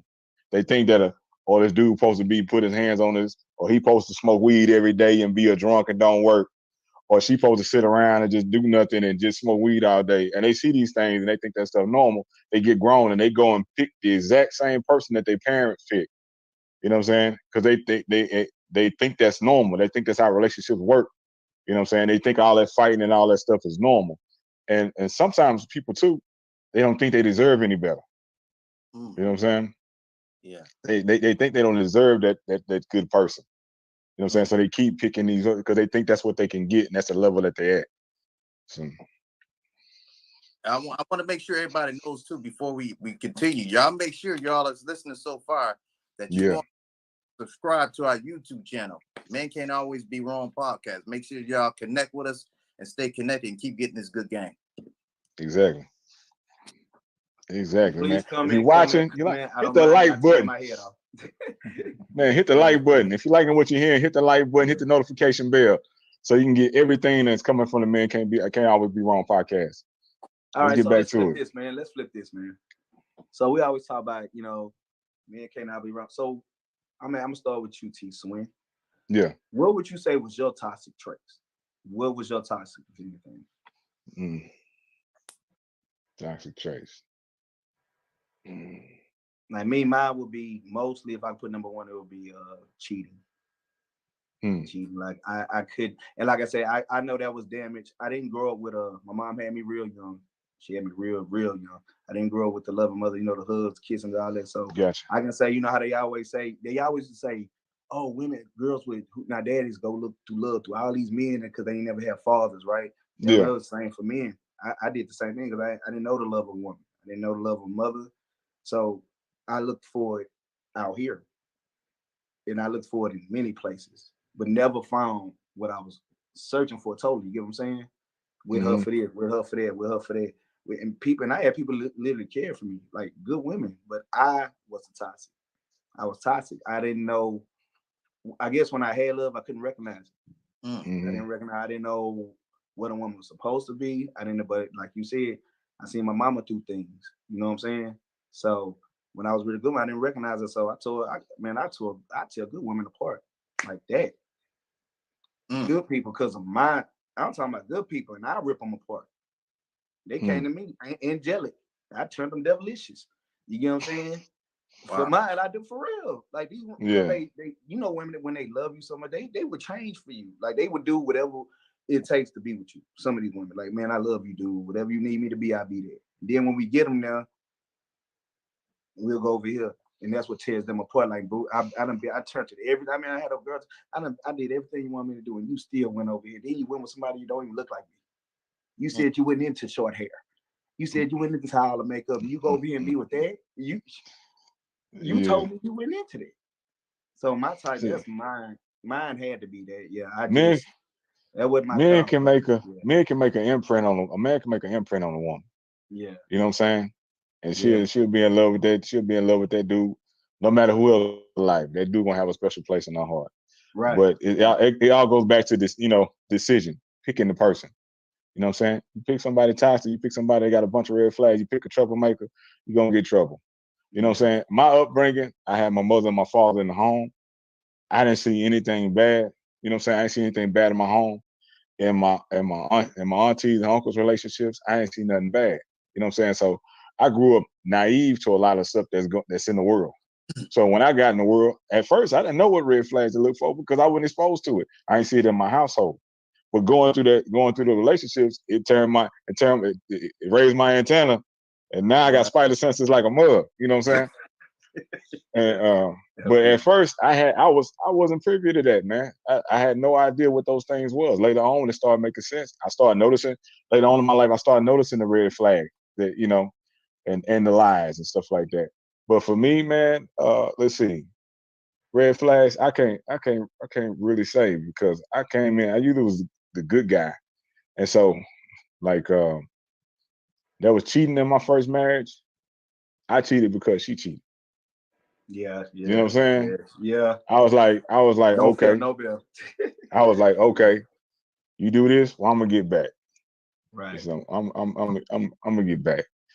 But you know what I'm saying? Because I was looking like, why would you do something like that? Is there something wrong with me? Man, I know ain't nothing wrong with me. How you felt after you cheated, bro? Like after your first cheat, how did it make you feel? Like how you felt after that? Man, it felt like shit because it didn't change nothing. Excuse my language. It don't change nothing. Yeah. So going into the future relationship, it's like I already know that don't make anything better. You know what I'm saying? And I would rather leave a relationship without that being the cause of the separation. Let us go our separate ways, not because of that. So I learned my lesson from that. You know what I'm saying? Yeah. Wow. But I tell y'all, yeah. I tell y'all what. One thing is sure, even if you're in a position where you haven't had your mother in your life, you haven't had your dad in your life, or you might have had your mom and your dad in your life, you've been a foster individual. If nothing else won't teach you, this is one thing for sure, without a doubt. Life will teach you, and life will either make you or will break you. And it's up to you whether or not you take what you get from this life to make you a better person, or that problems that you're facing is either going to mentally destroy you and it can take you out. And we can see it all over. There's suicide rate is on sky high, domestic violence is sky high. So this is a real situation. And one thing is true, once you get police involved in your relationship, you best believe you better just go ahead and get out. If this is what I think.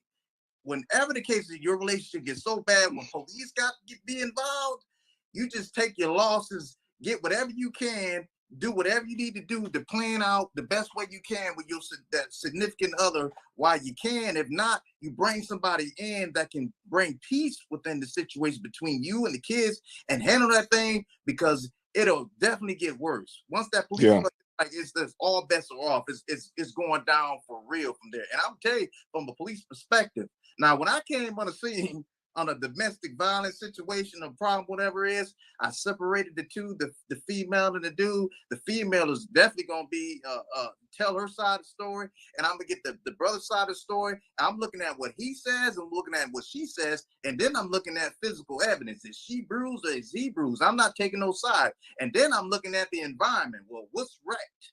What's tore up in the place? Did his stuff get damaged or did her stuff get damaged? Who placed it? All that kind of stuff. But at the end of the day, this is where I want to say also, a lot of people that gets caught up with the police involved and the brother goes to jail majority of the time is because the brother don't know how to make sure he keeps and document whatever he needs to document to keep him from going to jail. If you just going off what your word of mouth is, but you don't have anything to back up with that, majority of times, this is why the brother ends up going to jail. So I'm gonna drop this to you, and this is some heavy stuff, but it's serious.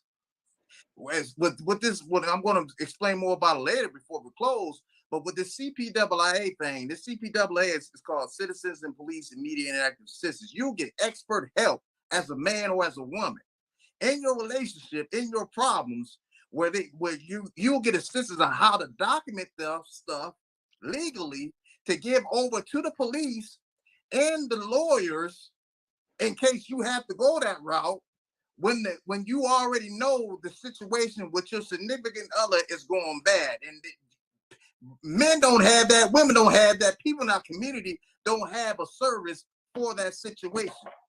But now that's out of the window because you'll be able to have something in place. But it's up to you. It's almost like it's an insurance part where you can draw in, you have the number, you have access to expert help to keep you in your mind and your health and your well-being, everything documented, every problem that you're going through We'll have all that as confidential, and we'll be able to weed all the craziness out of the situation, so that if the police called on you, we got the documentation for you. We will hand it with the police, and then boom, because trust and believe, the police officer is going to have to call the district attorney on you.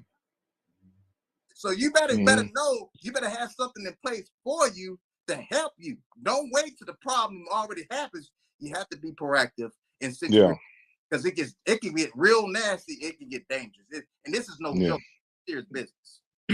Yeah, taking it back to kind of what we were talking about earlier. You know, the big problem for me in my relationships, I think what my fault is that the relationship. I was brought up in a single parent home, and it seems to seem like, because of that environment, is that I seem to be with women that are single, you know, the same person as my mom.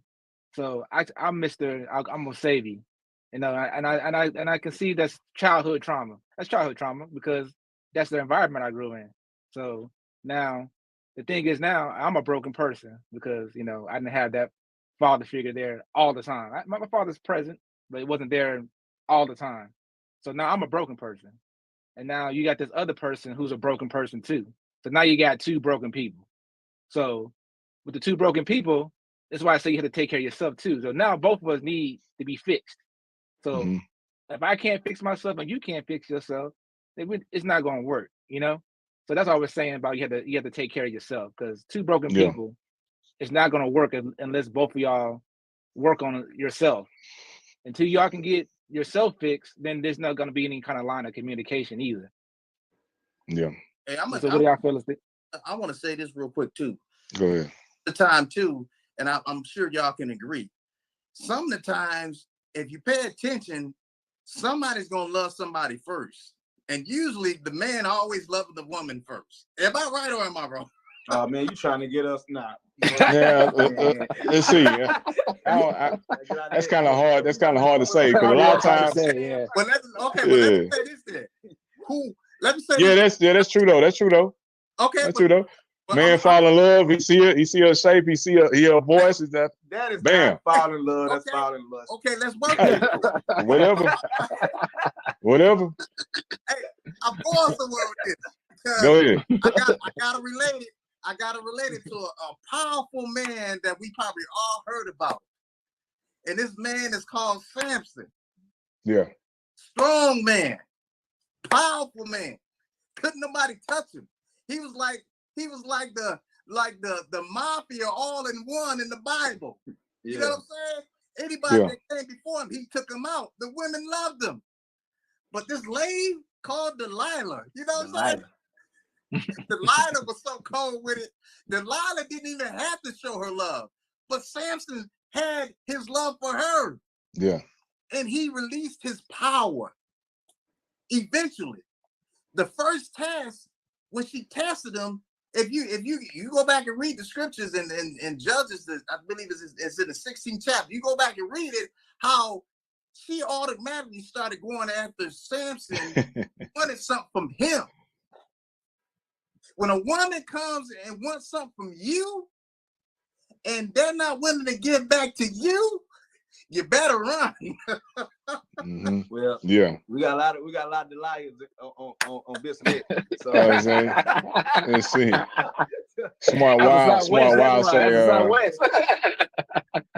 wild, like what you said, Byron. Back on what he said up here about that was very important. Man, you said something about finding a better person. Y'all think it's important to find, you know how they say, if you want to be a millionaire, you can't talk to a broke. You need to talk to somebody who's above you, who got it, so you can keep going. You know, like you're in the trucking business, T-Swin, you got to talk to people better to get to where you're going, right?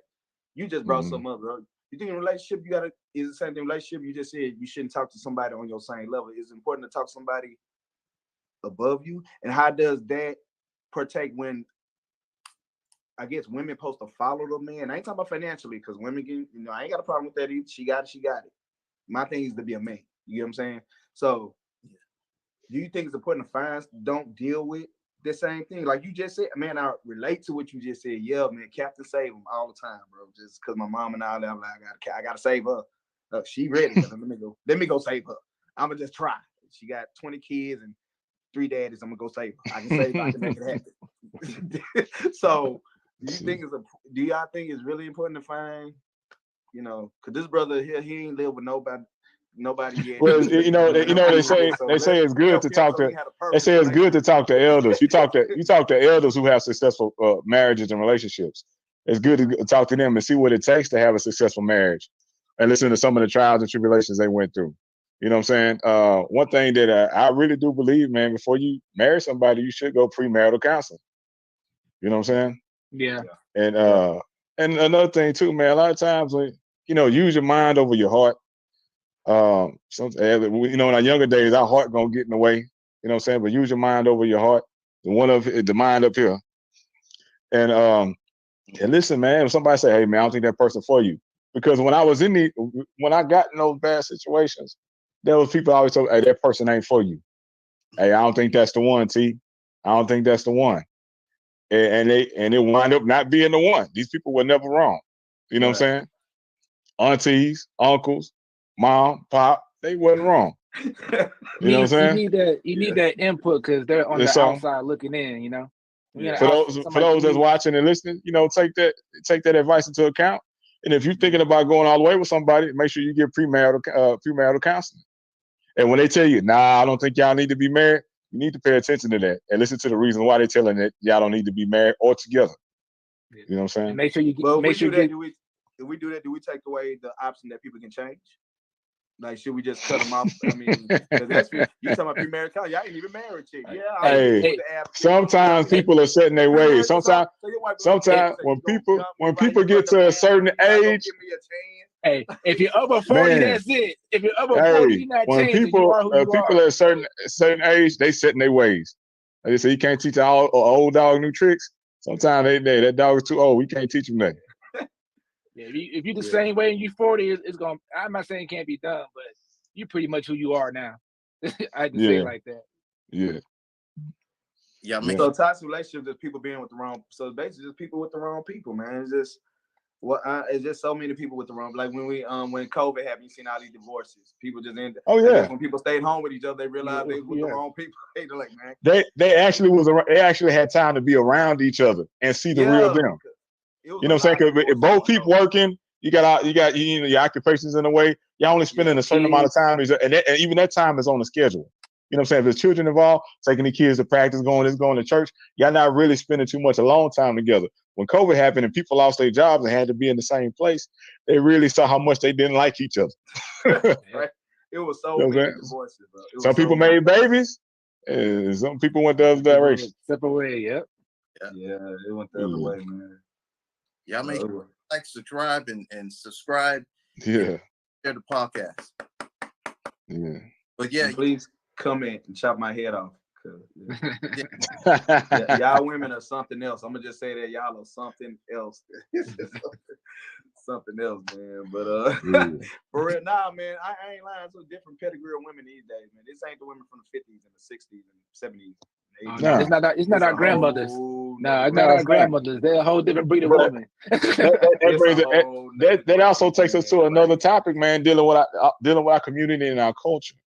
You know what I'm saying? Dealing with our community and our culture. We don't see.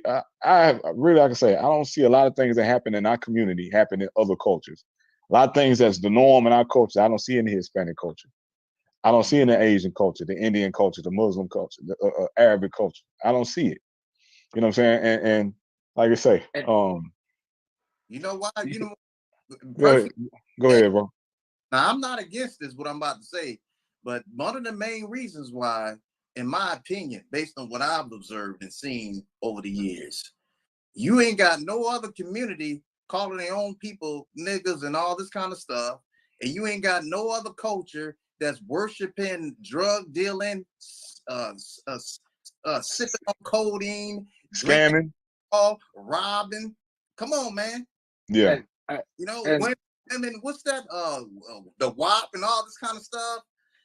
All this sexual deviant, out of control sex. All this is directed towards us, and we embracing this stuff. Do you hear that? Asian community? I'm gonna agree to disagree with you, man. a lot to me is that you gotta think about us, man. Look at our women. They're more educated than us. They're more entrepreneurship than us. So we gotta step our game up, you know. So how you expect them to follow us if we ain't up to par? You know, I think I don't know if what the statistic is on this, but I think aren't black women the most educated women? But now look at us. Now they're the We most gotta step our enrolled. game up. Supposedly they're supposed to be the most enrolled in college, not the most educated. Okay. And another thing is too, though, and it's been a study.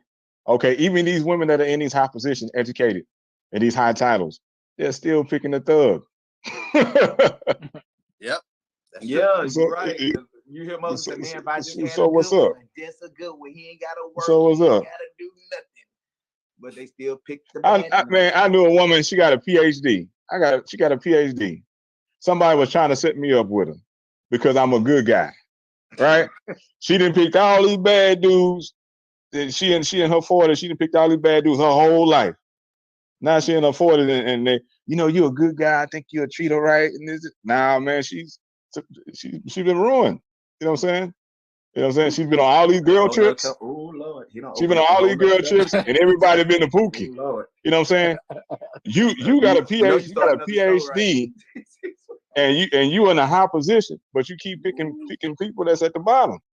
So And you said, so what you just said to these women, you just said it comes. So you saying that contract has an expiration date? What you just said, you started a whole nother show, right? So it's an expiration date to that contract. What you saying? You got a lot of people, man. You got a lot of people. They wait till they're older until they've been used up and the value is decreased. That they want somebody, that's good for them. The person they should have chose from the beginning. I heard it. We get on a whole nother topic, but I heard somebody say, I don't like him because he reminds me of my brother. I don't like him because he reminds me of my brother. You know what I'm saying? The guy, he had all the qualities and everything, but I don't like him because he reminds me of my brother. But she wanted to pick somebody that was a thug and went to a whole bunch of trouble. It's like, man, wouldn't you want to pick somebody you got a connection with? That share some of the traits and upbringing that you came up with. I don't know, but that's a whole nother topic.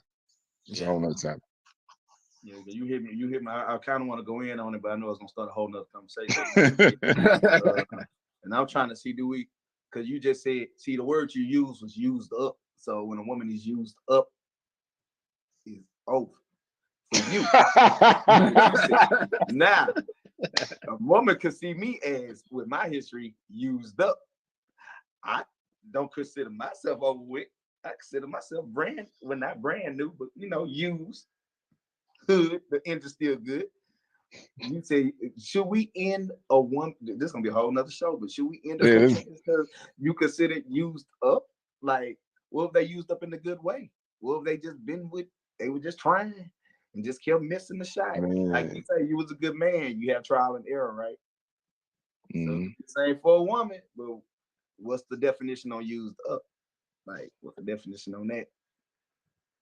But like I said, that's a whole nother, you open up a whole nother show. Yeah, like you said that. Yeah, I know y'all want to talk about that. Like that subject is when that's when somebody's used their youth for all the wrong people and wrong things, and wait till let's see what they got. Smart. How does her value decrease based on who she's dated? That's what I'm talking about. Tremendously. Right. Thank you. Answer that question. Oh man, answer that question. Okay. So let's be real. He ain't talking about who you dated. He talking about, so let's be real as men. We ain't got a problem with the dating, but we got a problem if you cross over the railroad. You get what I'm saying? His thing, I'm gonna just be real with me. I don't want, if it's a chance we gonna get together, and I know women gonna say that's insane. I don't want you with too many other people. You get what I'm saying? But a lot of women like, I'm gonna go live my life because you live in your life. But some of us men got a blockage right there. It's cool for us to do it and not for them to do it. So it's not about dating. We just had this thing in our head, in my head. I feel as men, we just don't. If it's gonna be something, don't go add to the doggone plate. Like, for real, don't give me more to take off my plate. Now she said that. How does that affect you with people that you dated? Okay, I've seen women that have dated multiple. Let's see, how does a value decrease? I've seen women that dated multiple thugs. They keep choosing bad guys. Then they try to date a good guy. Then they try to test the good guy to see if he's gonna do the stuff that the bad guy does. You know what I'm saying? Or they're gonna call him my stuff. They're gonna call him my names and all that kind of stuff because they want him to react in the way that the bad guy does. Yeah. You know what I'm saying? And I tell y'all a story. Let's go there. Okay. So I was with this female. The guy she picked before before me, all went to prison. Dope dealers, scammers, right? We got into an argument. And then she was putting her hands on me. And so I picked her up and put her on the bed, right? She told me in the past that all her dudes put their hands on her. So she put her hit me, I just grabbed her, flipped her on the bed. You know what happened? She, let's make love. I say, oh my God. I say, I'm turned on. I'm turned on. I say, okay, so you like guys that be rough with you. Because later on, talking to her in the beginning, I didn't know that. But as we was together, I found out what kind of relationship she was in the past. So yeah, somebody that you dated can decrease your value. I ain't into the physical stuff. You know what I'm saying? I ain't into the physical stuff. You want somebody to beat on you, don't come looking for a good dude. You know what I'm saying? Stay with the guy that put their hands on you. And then I've heard women say he not a man because he won't put his hands on me. Come on. So that right there, like you say, how can the value of somebody, this woman that's dated guys that put their hands on them, and they expect guys to put their hands on them? Hey, I'm not in that category. I think different strokes are different strokes, man. You got some people. Yeah, different strokes, but you saying how they could decrease the value of somebody. If you know, and also, like you say, if she got this person got, he said it go both ways. Some things don't line up equally for men and women. There's a lot of situations we are not the same. You know what I'm saying? The things that we desire, the way we think, our biology. You know what I'm saying? Some things don't line up. But so you gotta saying when a woman don't pick up to her standards, she's decreasing her value. And it's that, and so that could be the same for us too, right? So we do, like when we pick a female not up to our value, we decreasing. That's like us decreasing our value.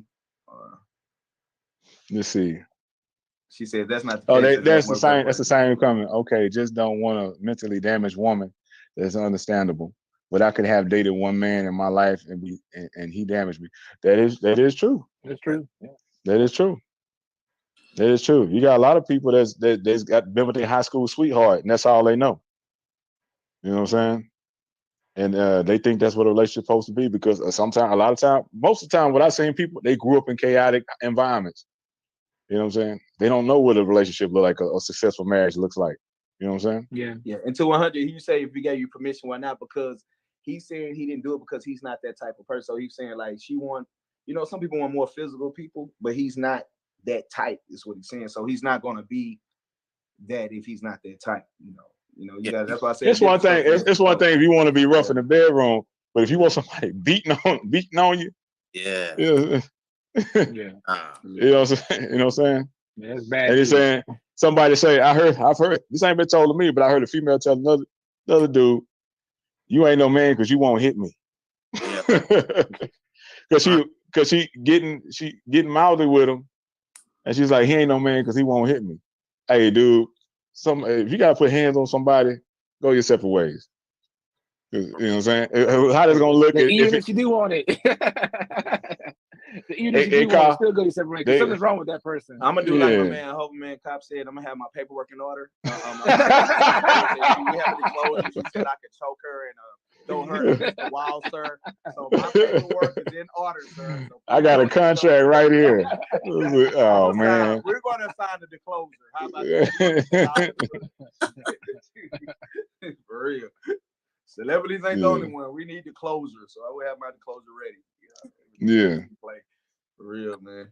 I tell y'all what. On that note, for it's 2 minutes and 55 seconds over. So I'm gonna tell y'all what. Standing.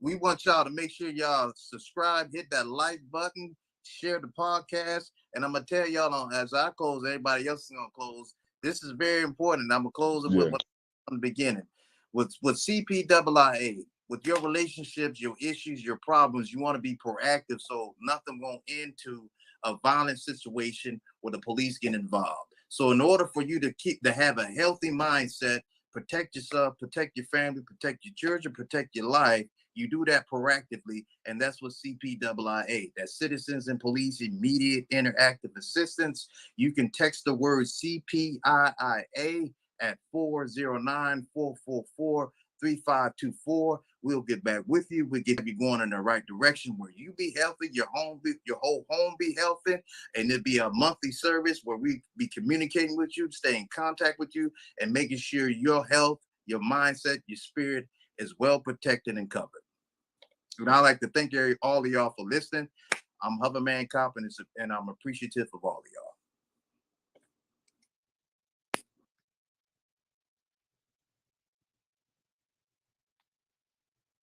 Yeah, I'm Jay Bean. I was in the podcast just saying, just be careful who you get involved with, and if you do get involved with a person that's broken, are you willing to go through all that to fix that broken person? That you got to ask yourself that question.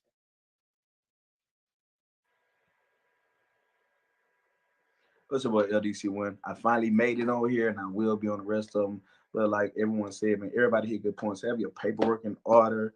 If you're gonna be with a broken person, you know what I'm saying? Can you deal with that broken person if you're broken yourself? Also, stop pretending, stop acting, learn how to cut off the button for real.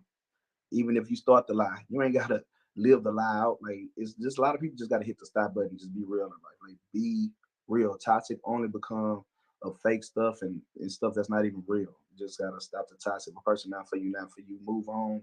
Find the person you're supposed to be with. And don't need to be going to jail, fighting in front of kids, arguing. None of this. Plenty of people on this earth to love. So just find them people for you and let go of the toxic people. I love y'all. Thank y'all for tuning in. We will be back. All right. Men can't always be wrong. Go ahead, T-Swin. Yeah, I'm gonna leave on this note. I'm gonna say to people, pay attention to the red flags, and be wise about the decisions that you make before a child is brought into a situation, and now you're tied to that person because of the child, or you marry somebody, and now you're having a difficult time trying to separate them because now your assets are involved.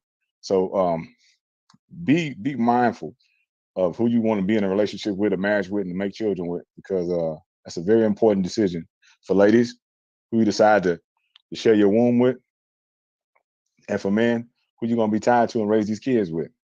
So if it's toxic, and you can see it's toxic before it gets serious, man, y'all go y'all separate ways. And love yourself. You gotta learn how to love yourself. Love yourself first before you love somebody else. It's a Men Can't Always Be Wrong podcast. It's your guy T Swin, B Hudson, Steve O, JB. Make sure y'all subscribe, like the channel, you know what I'm saying? Share it. Make sure y'all comment. And see y'all next week. Peace. Peace.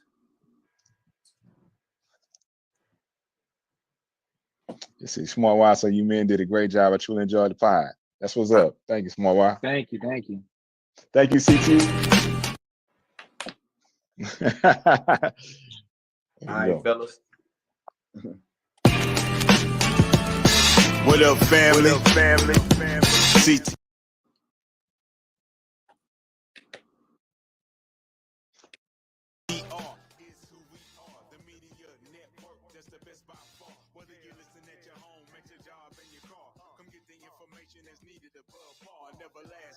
Motivational podcasting, giving you the answers to the questions that you ask. CA, San Diego, Compton, Long Beach, I-10, I-8. Boy, I got a long reach, bikinis and low riders, tacos and enchiladas.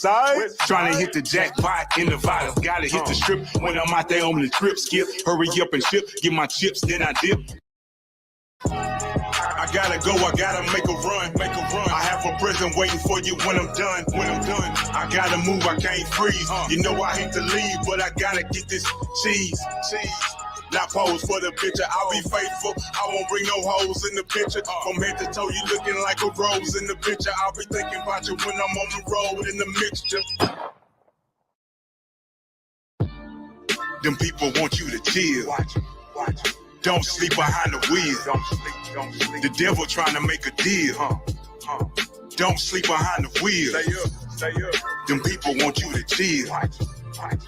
Baby girl missing me, she growing up while I'm away. But she understand that her daddy gotta get this pay. Sleeping at the truck stop, wishing I was in my bed, pulling in my driveway, vision playing in my head. Gotta run the second leg so I can get another load. People think it's easy, but it's dangerous out on this road. What up, family? See. Welcome to Coffee Conversation with Sandy and Friends. I am Sandy Sanders. I am the host and creator of our platform, Coffee Conversation with Sandy and Friends, as well as Book Talks with Sandy. I am super excited to have you all here with me. I want you to stay tuned because I have two phenomenal guests that are going to be with us on today. I am super excited to have her on with me, as well as the second guest. And I'm going to leave it as a surprise, but listen, I am very excited to have you all with me. I am using a new platform today, so things are a little bit different, but I'm excited to have you all with me. Thank you so much for tuning in. Thank you so much for being with us. I want you to stay tuned. I want you to share it out. We're going to get it hopped on over here, over to our Coffee Conversations with Sandy page, and we are going to have a phenomenal conversation with my today's guest. Who is it? It is the phenomenal. You know her. She is phenomenal. Global speaker, a trainer, coach. She's a queen. Yes, she is. And she also is an amazing woman of God. I am talking about the phenomenal Dr. Kathy Amos is with me today. And we have the social media influencer and radio personality. He is a winner of both of those categories of the Best of Mississippi Awards, and he is joining me today. We're talking about the phenomenal, yes, Mr. Lex Luger. I am so honored to have these two individuals that will be joining me on today. So listen, while we go ahead and get this shared out, and when I come back, we will be talking with my today's guest, yes, Dr. Kathy Amos and Mr. Lex Luger. You guys stay tuned.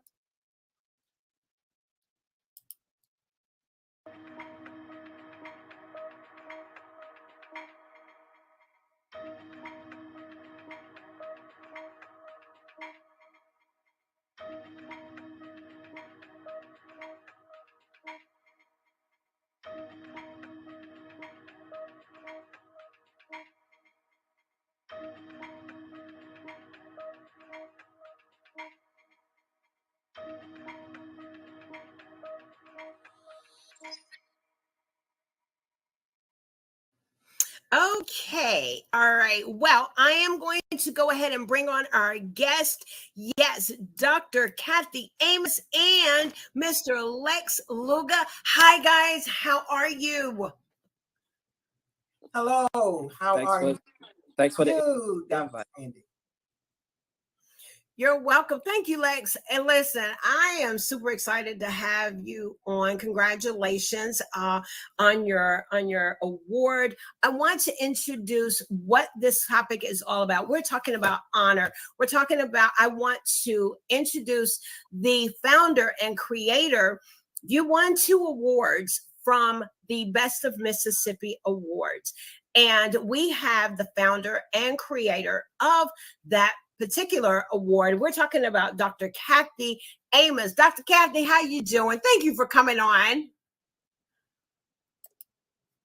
A pleasure to be here. Thank you for inviting me on today. It's always a pleasure to sit in your midst, young lady. Yes, ma'am. Dr. Kathy has been in my life, you all, since 2014. I want to say it was 2014.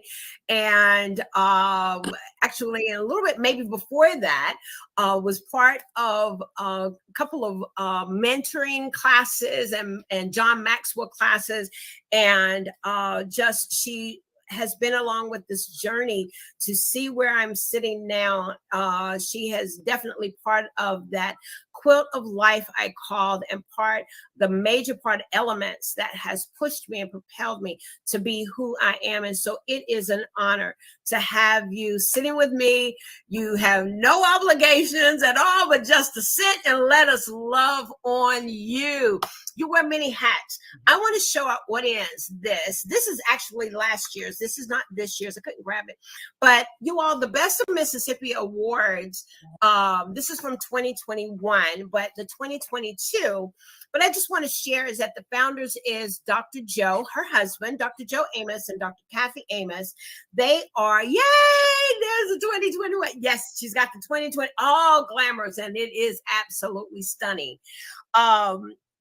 The two of you, tell us, if you will, how did Best of Mississippi Awards come about?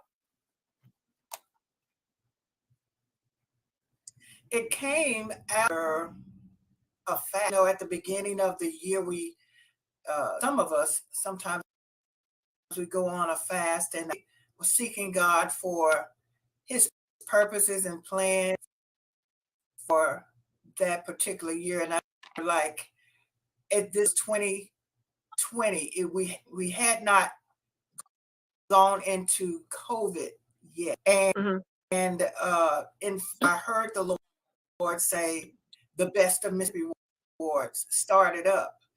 And, you know, I was so excited about it and was gung-ho out there because I had always honored people over the years, but not magnitude, not to what I heard the Lord me to do. So I started making plans for it August, not realizing that COVID was going to hit.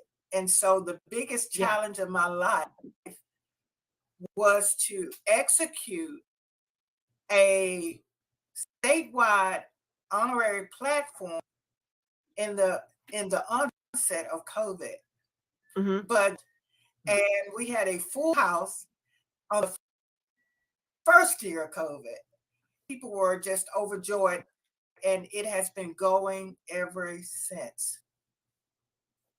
Yes, I recall our first year, as you were saying, and then what happened, you're absolutely right. I wasn't able to attend. I was part of the team, and the reviews that came behind it was phenomenal because you took all the measures, everyone to come in. And so Lex, for you to now be a part of what we're into year 3 now, is this your 3rd year? Dr. Kathy? Yes. Okay. So the 3rd year, and it went from year after year. You also honor, you have honored the state itself. It comes from individuals. You have given keys to the community, leaders. So the theme of what you're doing to make recognition for others, I think is so phenomenal. Yeah. Yes. Yeah. Yes. Yeah. Yeah. You know, Sandy, I always tell people this. I believe that God platform because there are so many of his people that he has anointed to do what they do that have proper reckoning for all the things that they've done. And I believe that his favor is upon, and he wants to manifest that in public. He wants to honor them. And so I know that one of the real purposes for the Best of Mississippi Awards is honor those on a platform with those that are commonly honored, put them in the same room and celebrate together. Yeah. Oh, that's good. That is so good. And so Lex, having awards is nothing new for you. Would you agree to what Dr. Kathy is saying in regard of putting people in the same room together? That's what really influenced me to come. First of all, let me say thank you amongst royalty.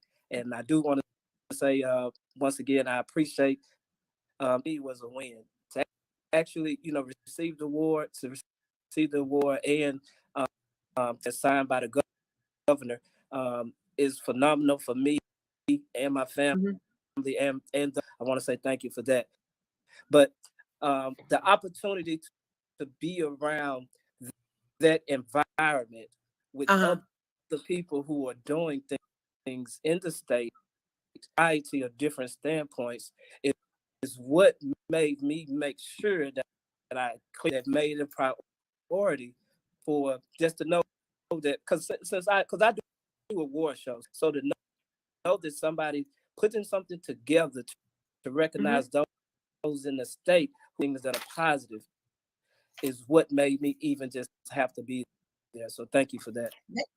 That is awesome. When I met you that evening and I heard your speech, and as you were receiving your award, as you talked about, and you've had awards from other states, and so to be acknowledged in your own state, I want to share with the audience who you are. You are an artist. You're a recording artist, music consultant. You're located in the Southwest region. You have a platform that's called Hoodie the Tour.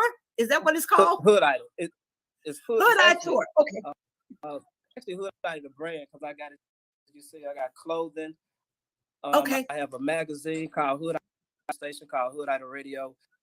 I have a tour that gives artists a chance more about the music business and kind of not only promote, actually work on their craft, called the Hood Idol Tour, which is what you're alluding to. But I do have a Hood Idol TV, which airs locally on Comcast, and we're on the Rotary Fire Stick. So Hood Idol the brand is what it actually Yes, awesome. And we do want to know more, definitely want to know more about your brand. So as we were looking, you are the Radio Personality Award winner for 2022 and the social media influencer for 2022. Listen, let me give you a little bit of history there. So Miss Sandy, I won it last year, 2021. And when Dr. Kathy called me up, here is the phenomenal thing. I was in the category with my mentor. And when my own mentor, the mentor who put me in this space. And so I said, God, only you, and I love her dearly. I'm calling out her name, Karen Crockett Cherry. She's the one who saw my show and said, and so it was the Best of Mississippi Awards that made Coffee Conversation an award-winning show. I had not won any awards. It was my very first one. And so, I'm like a kid in a candy store. And so to be with you, and I'm just phenomenal of where it's going from here. Dr. Kathy, when you hear Lex talk about what this meant to him, we know that there are going to definitely be more awards in his category and other categories. How do you feel?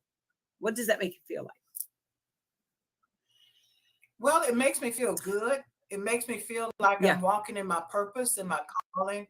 And it makes me know that there are so many other individuals like Lex that need that elevation of honor so that they can continue to walk in their purpose.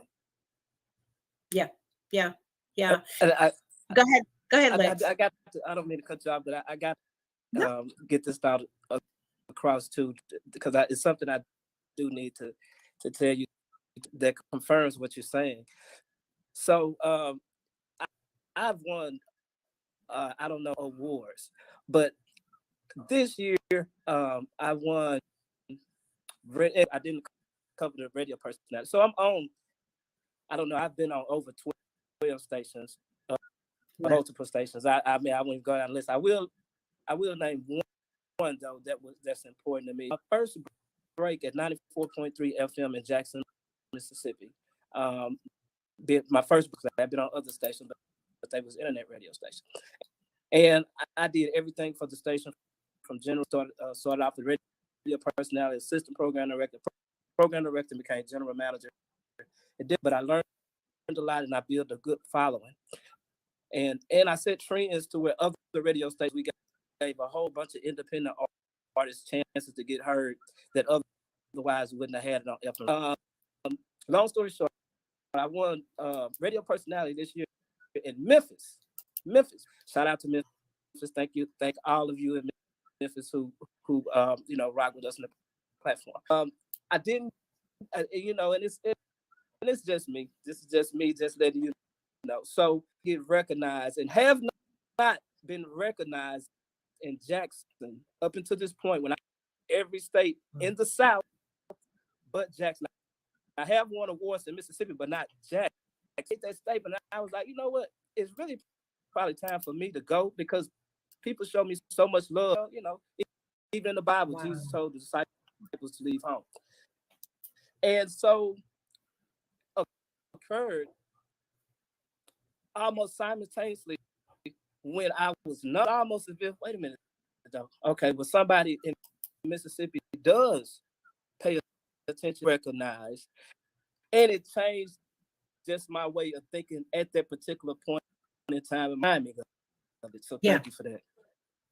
And I think what you did to your, I looked at what you do. You're helping individuals. And Dr. Kathy, I want us to talk about this because your music is in clubs.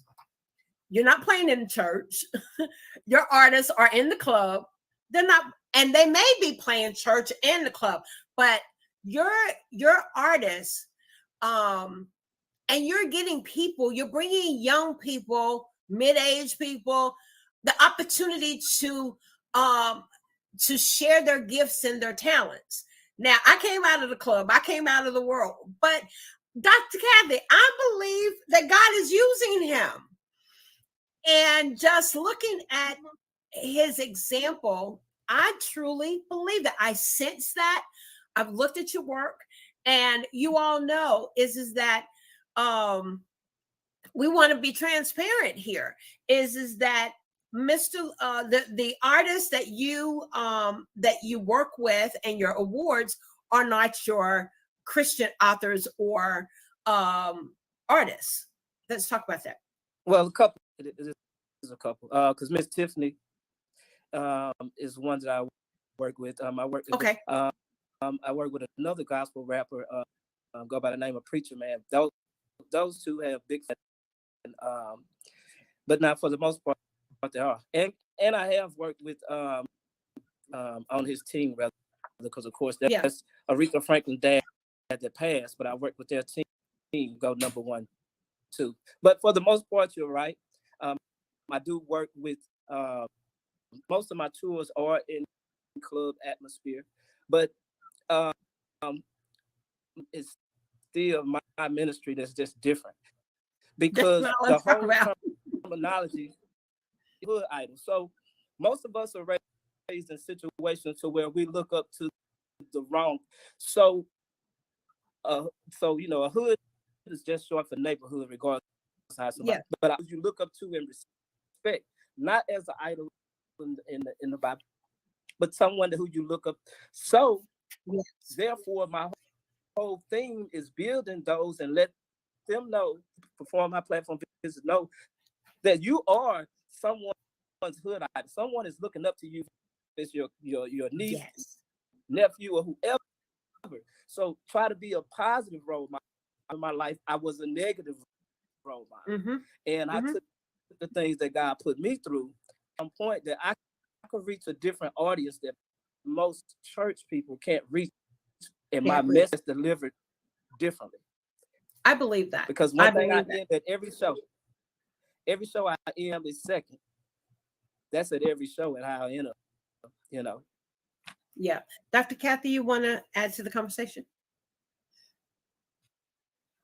Well, Lex definitely on his life, and I think that he's walking in his purpose. I believe that God is going to continue to use him and the influence that he's given him to, and I'm going to say this boldly, to impact the kingdom of darkness, because there is a light in him, and there's a unique light in him, and everybody. Can't draw everybody, but there's a specified people that God is calling him to reach out to. So yes, I believe even in him winning the award this year, I believe that God is going to use, you know, to the utmost, even in 2023. He's just, you know, I mean, I can't say anymore. Just know that God's hand is upon his life. There was a purpose. And I say this about every belief when I say, I pray a long time, like every time I do this event, I pray every single day for like an hour. You do. And I see God about who is going to be on. Take it lightly. After the people did, we still go around as a team and pray and say, Lord, is this the one? Mm-hmm. So we look at different things. We look at their voting and how many people voted, but we also look at what they're doing. We also look at, we sit saying about that person because we're prophetic and we know. So, you know, all of that comes into not just people's choice, but your God's choice. And that's important than the people's choice. I believe that he's God's choice for what God has for him to do in this coming up year. Absolutely. I agree. I want to say hello to our Facebook audience. Thank you that are seeing it. We did looking for the share so we could get it on our Coffee Conversation page. But Tanya, hey Tanya, how are you? Tanya Marie Lewis is the visionary author, and yes, Handmaidens and Marketplace. Thank you so much for tuning in. Cherie Randolph, she says the key is allowing God to direct you. And she said, good evening. Thank you so much for joining. Thank you all for sharing out. I would like to ask these two individuals if they would just share with us what do they have that's taking place now. And Lex, I'll go ahead and start with you and then Dr. Kathy. Lex, if you will, we're going to step back and go ahead and reach out to audience. Let us know what you got going on. But first and foremost, too, you did mention about working with gospel artists. I did because God had put it on me too to set an example. So I did produce and co-write gospel rap song, which was actually considered for a grant. I did a video. It's on all platforms. It's under Luca. The back features Miss Tiffany, Ashley B. Stewart, and Gutter, and it's coming up for 2023. You know, we're gonna be touring to a lot of different places. Also, I'm redesigning Hood Items, the magazine, branch out and create a different magazine as well. We're here of my award show, which is called the Hood Idol Awards, and going to be the first time where we're opening up to the public, to where it would be an award show that's open to everybody. Because previously, when I set out, really was only honoring those who visited my platforms, who utilized my platforms, benefited from the platforms, and understood how to use that we give them to advance their careers. And so with this being the 5th year, to, you know, all, you know, really everyone, our categories, because we are expanding the categories and we're taking away some categories here that we open up to everybody, and it's going to be in September 2023. Okay. So it's the Hood. So we definitely want to hear more about that. We would love to be a part of that to get the word out for sure. Thank you. And those are the main things, though. You know. And we come to the city with venturing out of the South this year too, because I mostly always out of the South. So I got okay. Yep, I got Detroit, Ohio, Kentucky so far. So you take your tour, and is it artists that you may pull from different cities and states? And when you do the tour, that you say, okay, this group of artists, we're going to say go up to DC, and then you also bring in those that are local in DC to be able to participate. How does that function? Yes. But basically, which I didn't cover, but I have a market of different artists. So the artist that's able to go, then we're marketing, promoting, looking to. We bring those artists, and then wherever we go, any other artists are welcome to come. And I give out prizes as well. Shout out to our cash winners this year. Empress Honorable won first place, which we give out $1,000 to first place. Second, we give out $250, and then we give out a third place prize as well, which was. And we do have a couple of people who we take the artists and we platform. So one of our sponsors is 16 Bars Recording Studio. Shout out to KJ. He got our winners. We have Lit Lovely Lisa out of Memphis, who has a TV show. She put our winners on her. And there's others as well. Shout out to Lita's Real Talk. She put them. She blogs about our winners and other people as well, which I reached out to you, put you on her platform. That's Lita's Real Talk. Yep. So those are our 3 consistent sponsors who help us promote the artists. That is so phenomenal. I just hear serving. That's all. Awesome. Serving. Well, definitely you are a social, not just social, but that's the category, a social media influence. You're influencing lives. You're influencing lives for the better, that positive influence. I am honored. To know you, get to know you, collaborate with you. It is definitely an honor. So again, congratulations on your win. We look forward to seeing you back on Coffee Conversations, Book Talks with Sandy. Definitely more in 2023. And hey, enjoy the ride and the wave, the whole 9. Enjoy. I'm enjoying it. I love it when God adds people into my life. And so I'm very appreciative. Thank you for coming and hanging out. And let me get my social media before I go. Yes. All right. All of my social media is SSCLEXLUGA. That's on all social media platforms. You're welcome to follow me, DM, inbox me, and thank me on your platform. And I'm welcoming the invite to bring you. That's my TV show and the magazine as well. So, and the team promotes you as well. So shout out to my whole awesome team too, Team SSC. Well, we put your information up there again, y'all. I'm still learning this Restream that's got all of these gadgets going on. So I'm figuring it out, but I do have Lex's information. That is his Instagram, his IG link. But as he said, it's SSCLEXLUGA on the social media platforms. You can find him on Instagram. You can find him on Facebook and YouTube. You can find him in various areas of social media.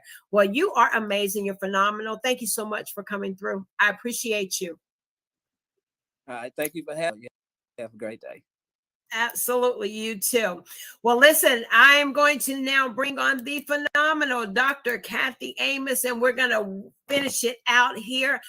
Oh my goodness, he is such a fresh breath air, as they say. He is. Did you know I love his name? It's very unique.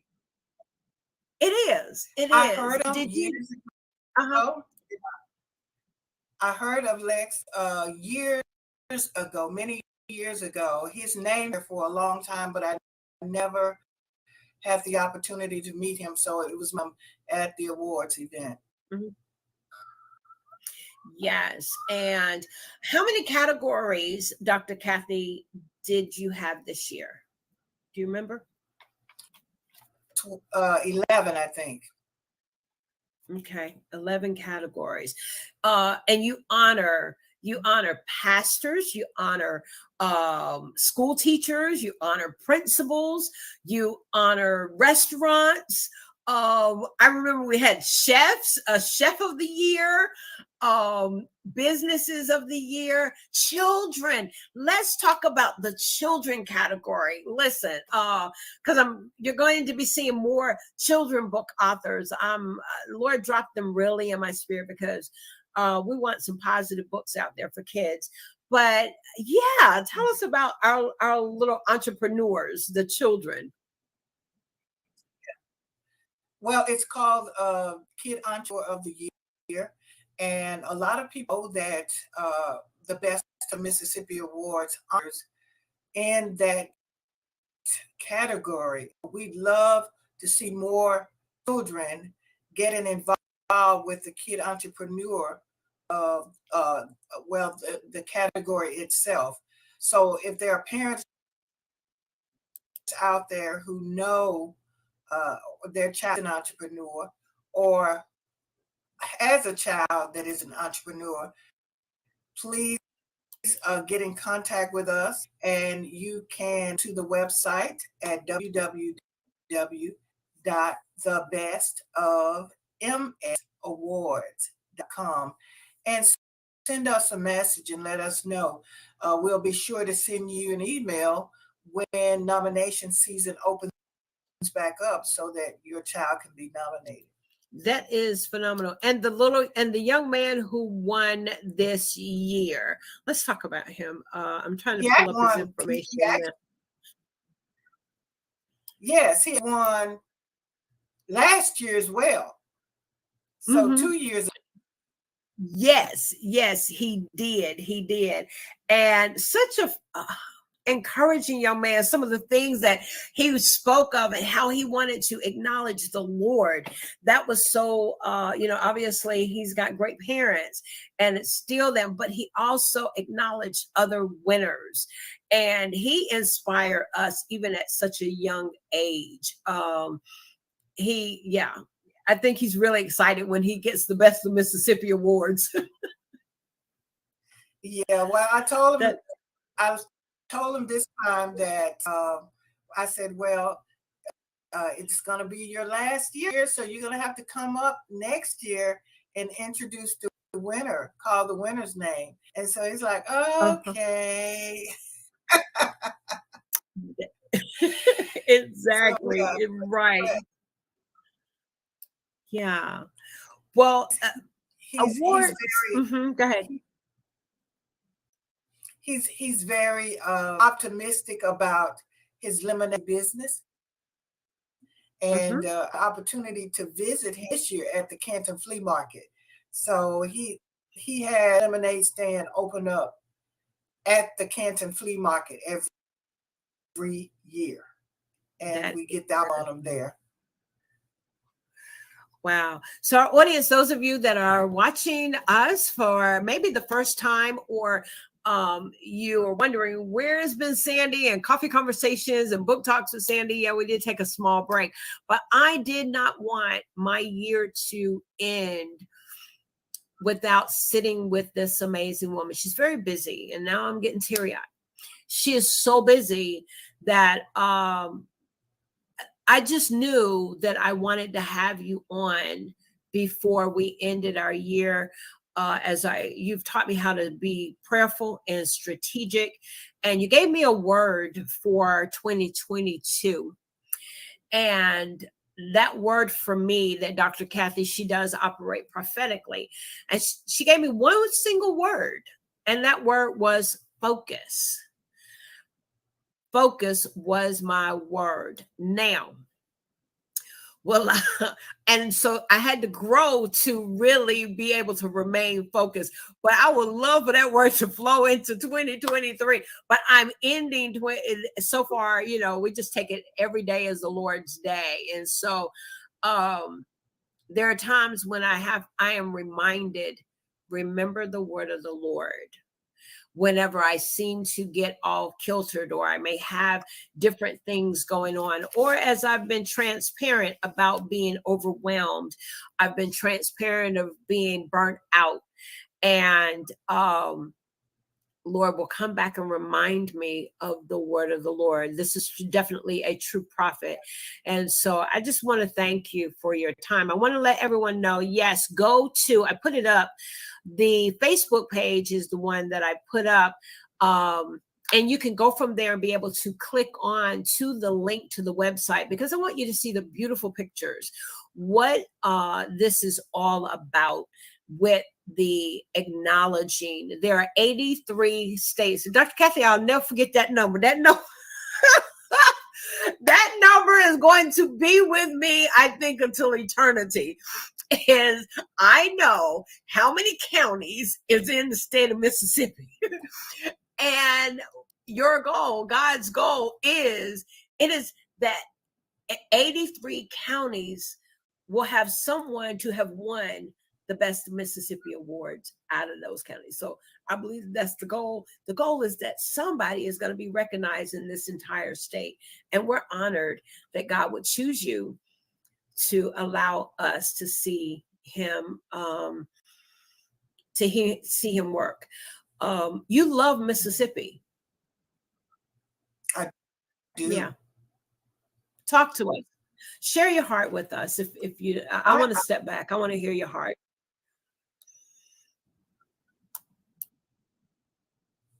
Hometown, Kenton, and just seeing my hometown and that it needed the growth, that the development that it needed in the culture, particularly our African American people. It really struck my heart, and it went out from there. And so when God elevated me to Mississippi, the best of Mississippi, I had to get a vision of how he wanted me to operate in my calling, authority, looking into our state, having that heart to honor and love wherever they are in the state of Mississippi, having that heart to help, no matter if they're in the rural area, in which we're in rural area now, or if we're in city, regardless of where we are, that place, that person that God is, wherever we are in Mississippi, to celebrate and to elevate, to honor and to bestow his love on each individual, because it's so much needed. So much needed. It is needed. And you see the need, the heart. I believe in the Old Testament, it says that God will give you pastors after his own heart to feed you with knowledge and understanding. And you have a pastoral heart, and a pastor is one that has a heart for the people. And that's because God has a heart. We're his creation. And so it's hard to put into words, but we honor you. We are thankful for you, because you do it not looking for anything. You don't look for recognition. You don't look for the pat on the back. You're just walking in, as you said, your purpose, your calling. Who goes and opens up a Christian chamber of commerce for an entire state? I have to wrap my mind around that. And Dr. Kathy and I, we haven't been together in a minute. It's because, it's me, y'all, because I just had so much on my plate. But she always says, she never tells me no. And I want to thank you. But my point is that I always say, who does that? Dr. Kathy. She opens up a chamber of commerce, not just for her city, but the entire state. So with that being said, we're on our last leg. We're seeing new members come through. And yes, there is you're wearing a couple of hats. God's giving you a new baby. You birthed out the new baby with the Daughters of Destiny. And you have that. And then the chamber, there's new members. Come on, talk about that. Well, the chamber actually is in the process of redevelopment. God has given me some fresh revelation and insight for 2023. So face of B is going to look different. We're going to bring in some different types of things to really elevate it. I can't really talk about it right now. It's still, and I'll say it like this, it's still under, and it's much prayer. And I'm just kind of writing that vision out. So you'll hear a lot more about business and power in the days ahead. And regarding Daughters of Destiny, that's actually a part of, it's a ministry for women. And Sandy, you know, I'm a midwife. I'm a spiritual midwife. So I believe in birthing out people. I believe in helping people to birth their into the earth and walk in it, and how to nurture what God has given them, you know, and how to keep themselves moving. A lot of people don't say, how could you do all the stuff that you do? But it's a mantle upon my life. It's the hand of God on my life. It's easy to do when you follow your prophetic words. And one of the things that I learned to do is to write mine out and then create goals out of them. Who doesn't create? Look, when what happens, you start executing the plans of God. So God can trust you with more. And so that's what he's just entrusted into my hands with so many different things. And my prophetic word for this year is, Kathy, dig more wells. I said, what? Did I hear that correctly? Dig more wells? Wow. Don't and I check with you. I laugh with you, but I'm like, oh my God, how much her belly is so full. It says out of your belly shall flow rivers of living water. Oh my God, when you said that, I had to laugh. I said, she's just walking around pregnant. That's what she there's so much in you. Oh my goodness. Well, you know, dig more wells. The ones that are dried up, go back in and dig them up too. I'm like, okay, that's a word for next year. But there, even with all of that comes a refreshing. And I believe that the Lord is going to really put us on some days of just rest and sabbatical time so that we can really get download from him. So I'm really excited of Destiny. I'm excited about the gathering place. We're actually, Dr. Joe and I were actually reaching our apostolic network. That network we built years ago, maybe 10 years ago, where we had churches to come under our, and some of them just fellowship with us, and we helped them to grow and develop their leaders as well. So we want to start back do those things as well, just a learn on. But with the Best Mississippi Awards, I can tell you this: we are developing our partnership with other organizations. Lex Luger, who is actually from any organization that has an award platform that they like to honor other people, we come alongside them and Best of Mississippi Award either creates a category, honors people within their organization, or we just come in and honor those people that they've decided that they were going to honor. So that being said, the Jackson Expo next year, is going to have the Best of Mississippi Awards to create, and I have the best loctician, the best silk pressed artist, the best barber, the best natural hairstylist, and the best brand. So, you know, that's what we're doing. We actually starts Monday. We're going to launch the nomination Monday. Excuse me.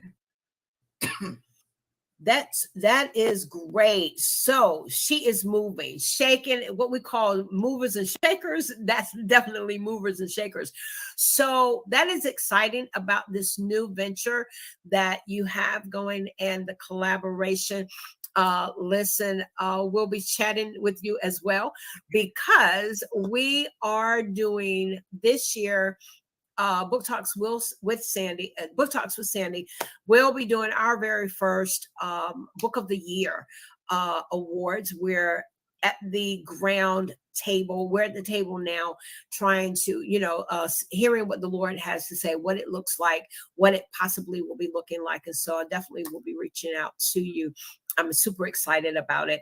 I believe that there are many authors that Lord just placed it on my heart. They got amazing books. I've interviewed, I don't stop counting, but I know that there's going to be hundreds of authors. And so put on my heart, we want to honor some books of the year.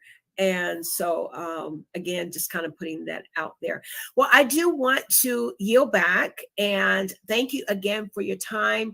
I want to yield back and allow you to share your heart, what's on your heart, what you got coming, and then we will be ending our broadcast. But I'm so happy that you came on. Thank you. We love you. You got a birthday coming up. Yes. Oh, yes. I can share this. This is coming up on my birthday, and this lets me know how real God is. Okay, so Chapel Heart, as you know, you were at it on October 1st. Chapel Heart was one of our winners for the Legendary Leadership Award, which is that leadership award that we give to a Mississippian that has excelled and gone beyond their point of success into the world. And now they're back to the world.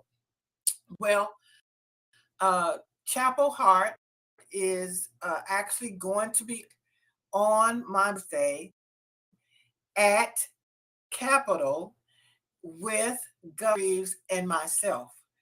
And so I thought that was so cool.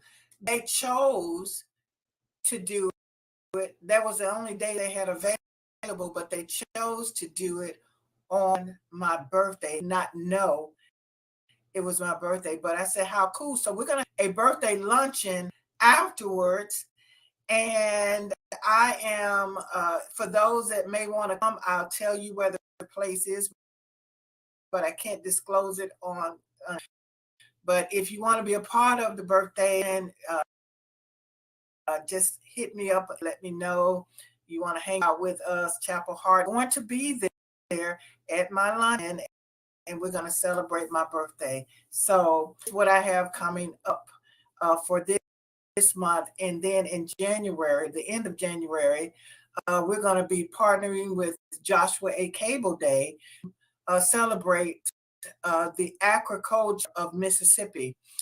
Some farmers, he celebrates and honors farmers every year, and so we partner with him in the best award. We're presenting them with a special award from us and Business Empowered Mississippi. So that's what I'm up. That's a lot. And so, yeah, you got quite a bit going on, especially, and then you talk about you got Chapel Heart coming. That all of that is happening at the same time. That is phenomenal. Those three girls have definitely brought some sunshine, as the Clark sisters say, sunshine in my life. Yeah, they brought some sunshine into our state, and we're so thankful that God chose them. Well, listen. It has been an amazing. I want to thank our today's guest, Mr. Lex Luga. Yes, indeed. He is the radio personality winner for the category radio personality for the Best of Mississippi Awards 2022.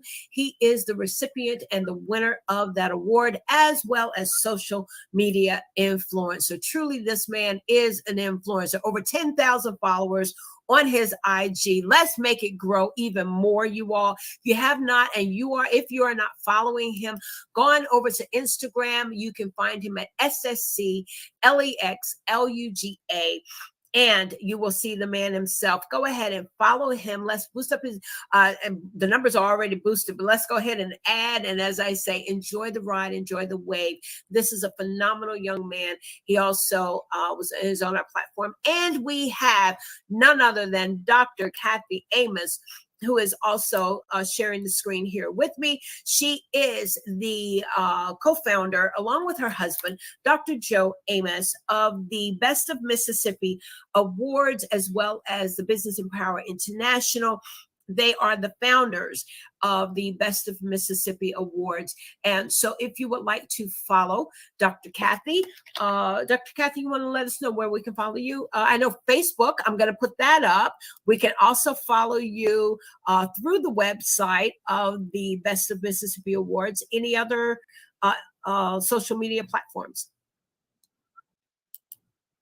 Business International Mississippi Chamber of Commerce is one of them.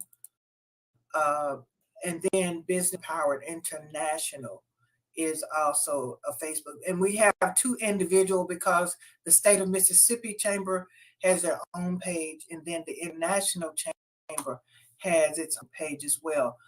You can catch me at my public figure page, which is Dr. Kathy Amos, and the Gathering Place of Destiny Ministries has their own page. So plenty of pages out there. Yes. I think if they go to the personal page, and as I mentioned, you all, I did put it up, and I'll go back in the thread, you will be able to find information about this amazing woman. Yeah, we're definitely way over 4,000 followers, and Facebook only lets you limit at the 5,000, but many more are following her. You also have a you have a gift that you use to bring people into the presence of God, which is through prayer. And I just want you to share with our audience how important, and then we'll be ending our broadcast. How important is it for us to incorporate and have that daily conversation with the Lord? It's critically important. I go as far as to say it doesn't matter what time it is. Some people prefer early in the morning, first thing in the morning, but you can make it late in the midnight hour. Prayer is a form of worship, and when you worship the Lord with that time, that intimate time with Him, He releases His glory and His goodness upon the earth. And whatever it is that you stand is already taken care of. This is one thing that I can tell you about prayer.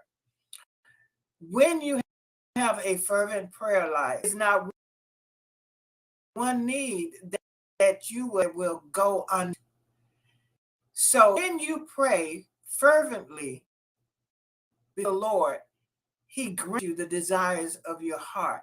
It may not come when you get ready, and it may not come and look what you think it should look like, but He's always faithful for those who spend time with Him.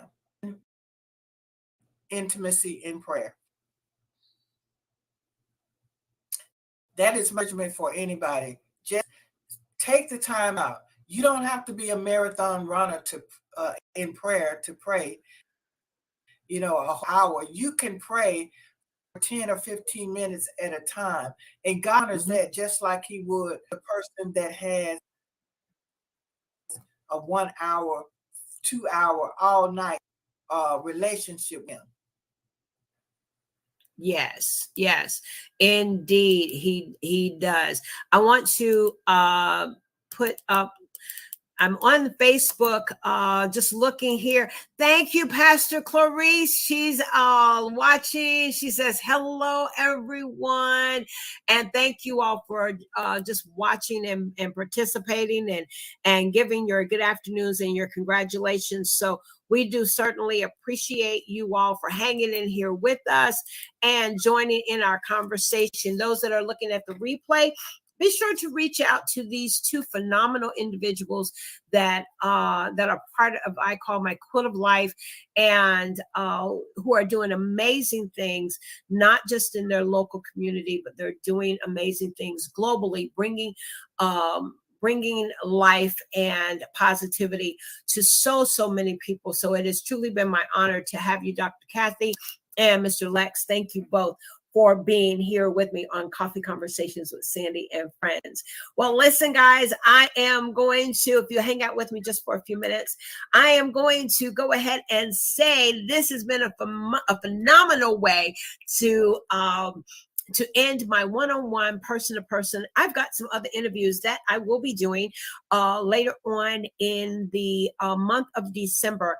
But this is what I really just call my cream of the crop, my cherry on top of the cake, and the ice cream too.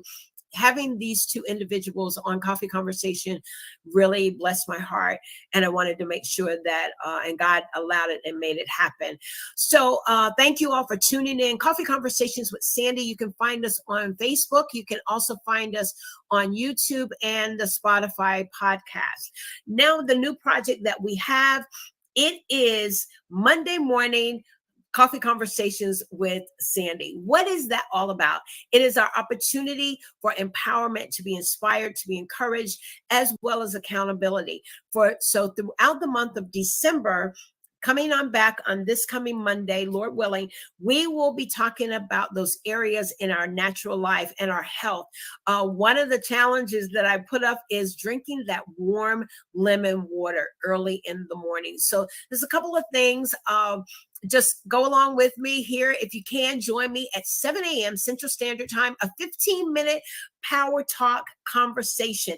And if you have not gotten your journals, get your journals, because this is we didn't want to wait until 2023. We wanted to get a jump start now. So we will be addressing our foundational scripture is, be not weary in well doing. Be not weary in well doing.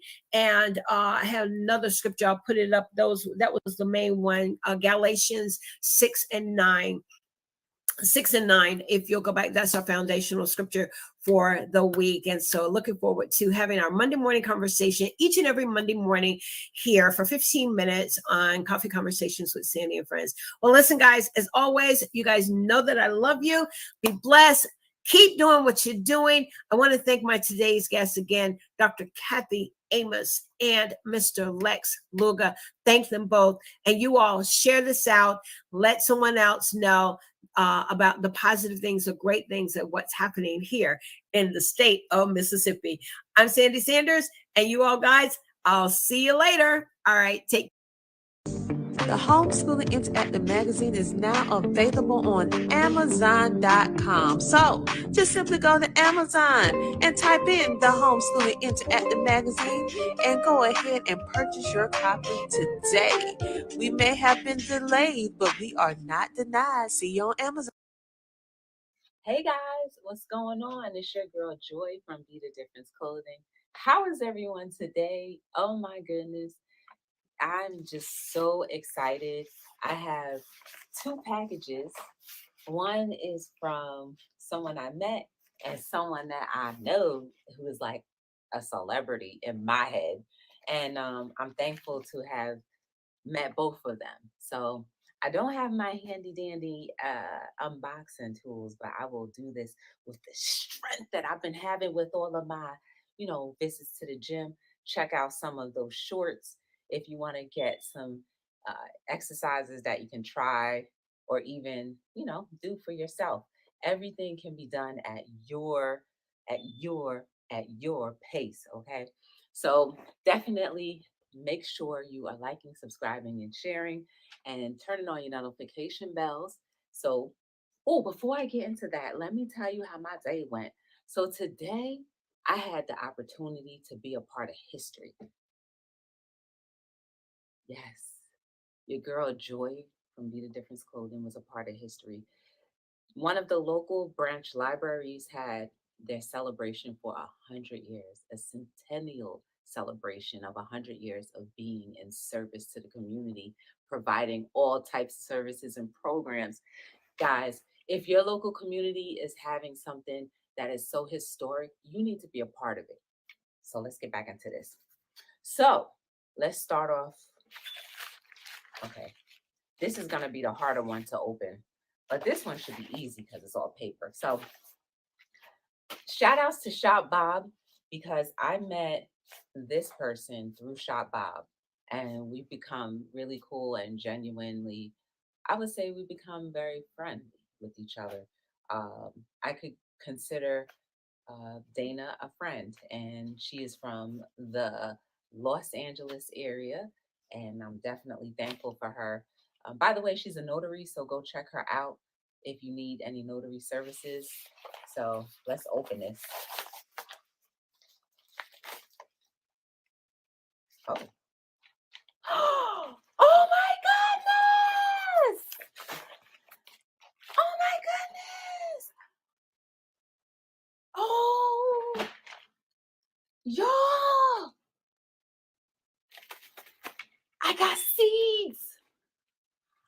Oh my goodness. This is for cantaloupes.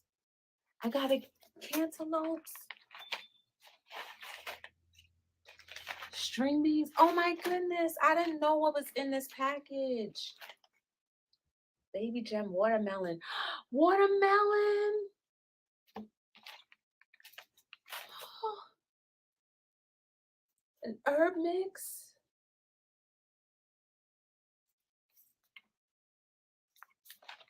Oh my goodness.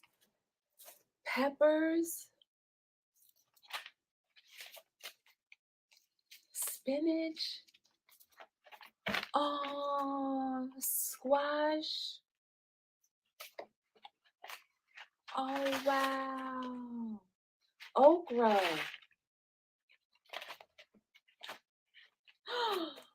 Pumpkin. Carrots. Oh my goodness. Chili. Lettuce. Guys, she gave me seeds. Because you guys, I don't know if you noticed, but this year I didn't post too many gardening videos because all of the crop was, I don't know if it was because of the weather or the seeds, but either way, I didn't yield much, not even tomatoes. Oh, this is so amazing. Can't go nowhere without your tomato seeds. And she wrote a book. She gave me her book. Home Sales Made Easy. There she is. Y'all, there she is. Go and get her book too. Wow, she has a book. I didn't know she had a book. She didn't tell me she had no book. You learn something new every day. See, I told you. Look, there's her information right there, guys. Go ahead, jot it down. If you're in Los Angeles or in the California area, go check her out. Wow, I did not know. Thank you, Dana. Oh my goodness, guys, all of these seeds. I'm just like, I'm lost for words. I'm lost for words. Wow. Y'all, and this next unboxing is equally as amazing. Y'all know Baby and Kids Unlimited, aka TT, aka Reborn Artist Life. So she was on her her Instagram live, and I saw she was making these necklaces, and they were really like necklaces for the pacifier. And I said, oh, I like this. I wanted what she made. And she says, thank you for all of your love and support. Baby and Kids Unlimited, Reborn Artist Life. Y'all go check her out. Go check her out, y'all. She's on so many platforms and she's taught me so much. And this is what I got. I love the packaging. You guys know I love purple. That's my color. And I saw her making this by hand. Isn't this beautiful? Let me see if I could. Hold on, maybe it's better on this background. Oh, sorry. Sorry, Reborn. But isn't this beautiful? Let me see if you can get the richness of it. Isn't that beautiful? Not only does she make reborn baby dolls, collectible dolls, but she makes necklaces. And I absolutely saw her make this one by hand. I thought it was cool. I said, oh, I want it. And I got it. And it's a choker. Let me put it on. Y'all, if y'all loving this High Vibrations hoodie, you need to go ahead and check out the About Me section and go ahead and grab it. I don't know if I'm in an extra happy mood because of the event that I just came from, or if it's because of the words that are just continuously inspiring me. But like, I'm overwhelmed with like gratitude right now. What y'all think about this necklace, this choker?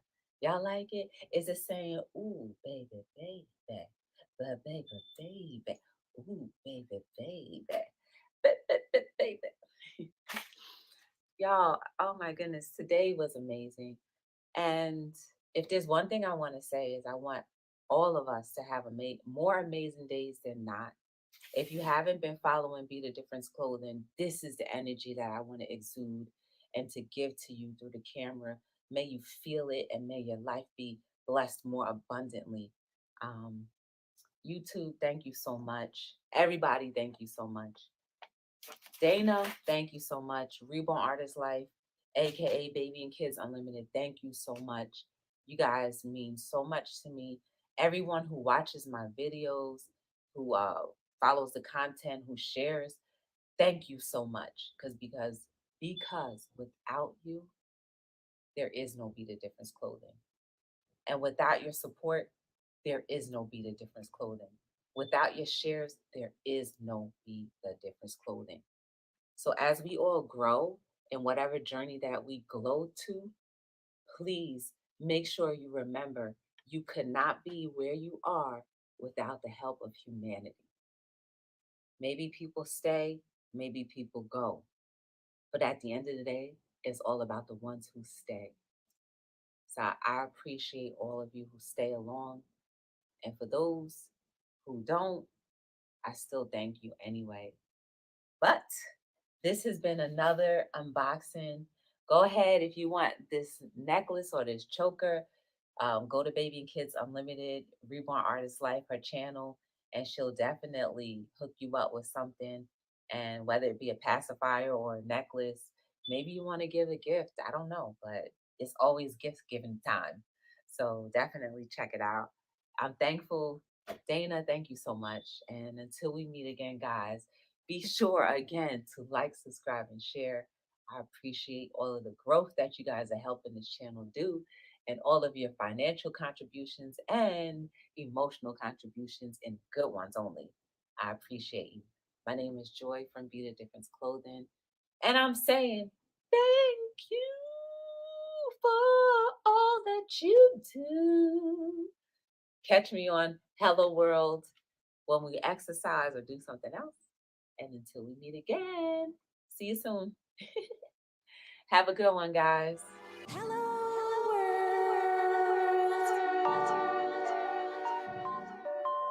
Yes.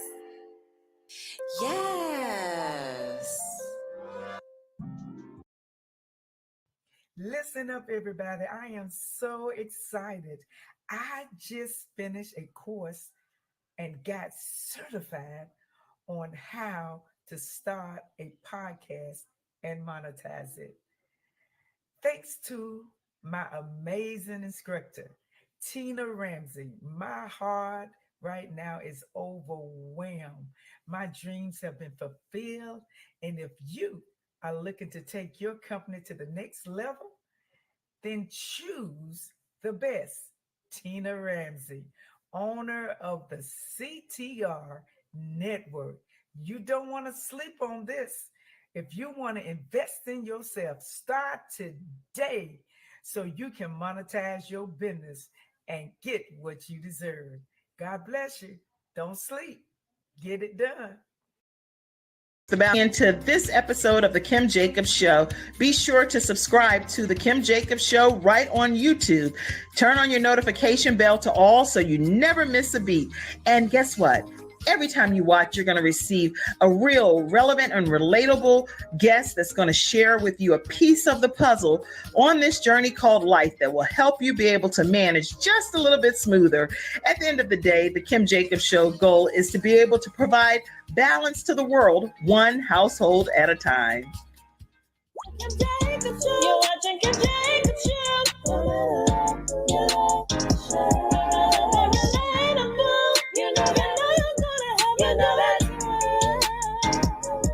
It's the Kim Jacobs Show. Hello, everyone, and welcome to this episode of the Kim Jacobs Show. I'm the Balance Doctor, and today we have with us Nadia Francois. I love saying her name. Welcome, Nadia. How are you today? Thank you. I am wonderful. Thanks for having me. Oh, I'm so glad you're here. I cannot wait The to talk Homeschooling about Interactive Magazine is a magazine that embraces and celebrates the entire homeschooling experience.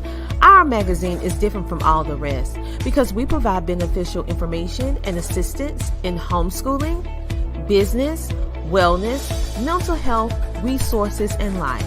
We encourage you to pick up a copy of our magazine today on Amazon.com by simply searching the Homeschooling Interactive Magazine. The Homeschooling Interactive Magazine is all about impacting the world through home-based learning, helping to de-stress the homeschooling experience. Get your copy from Amazon today.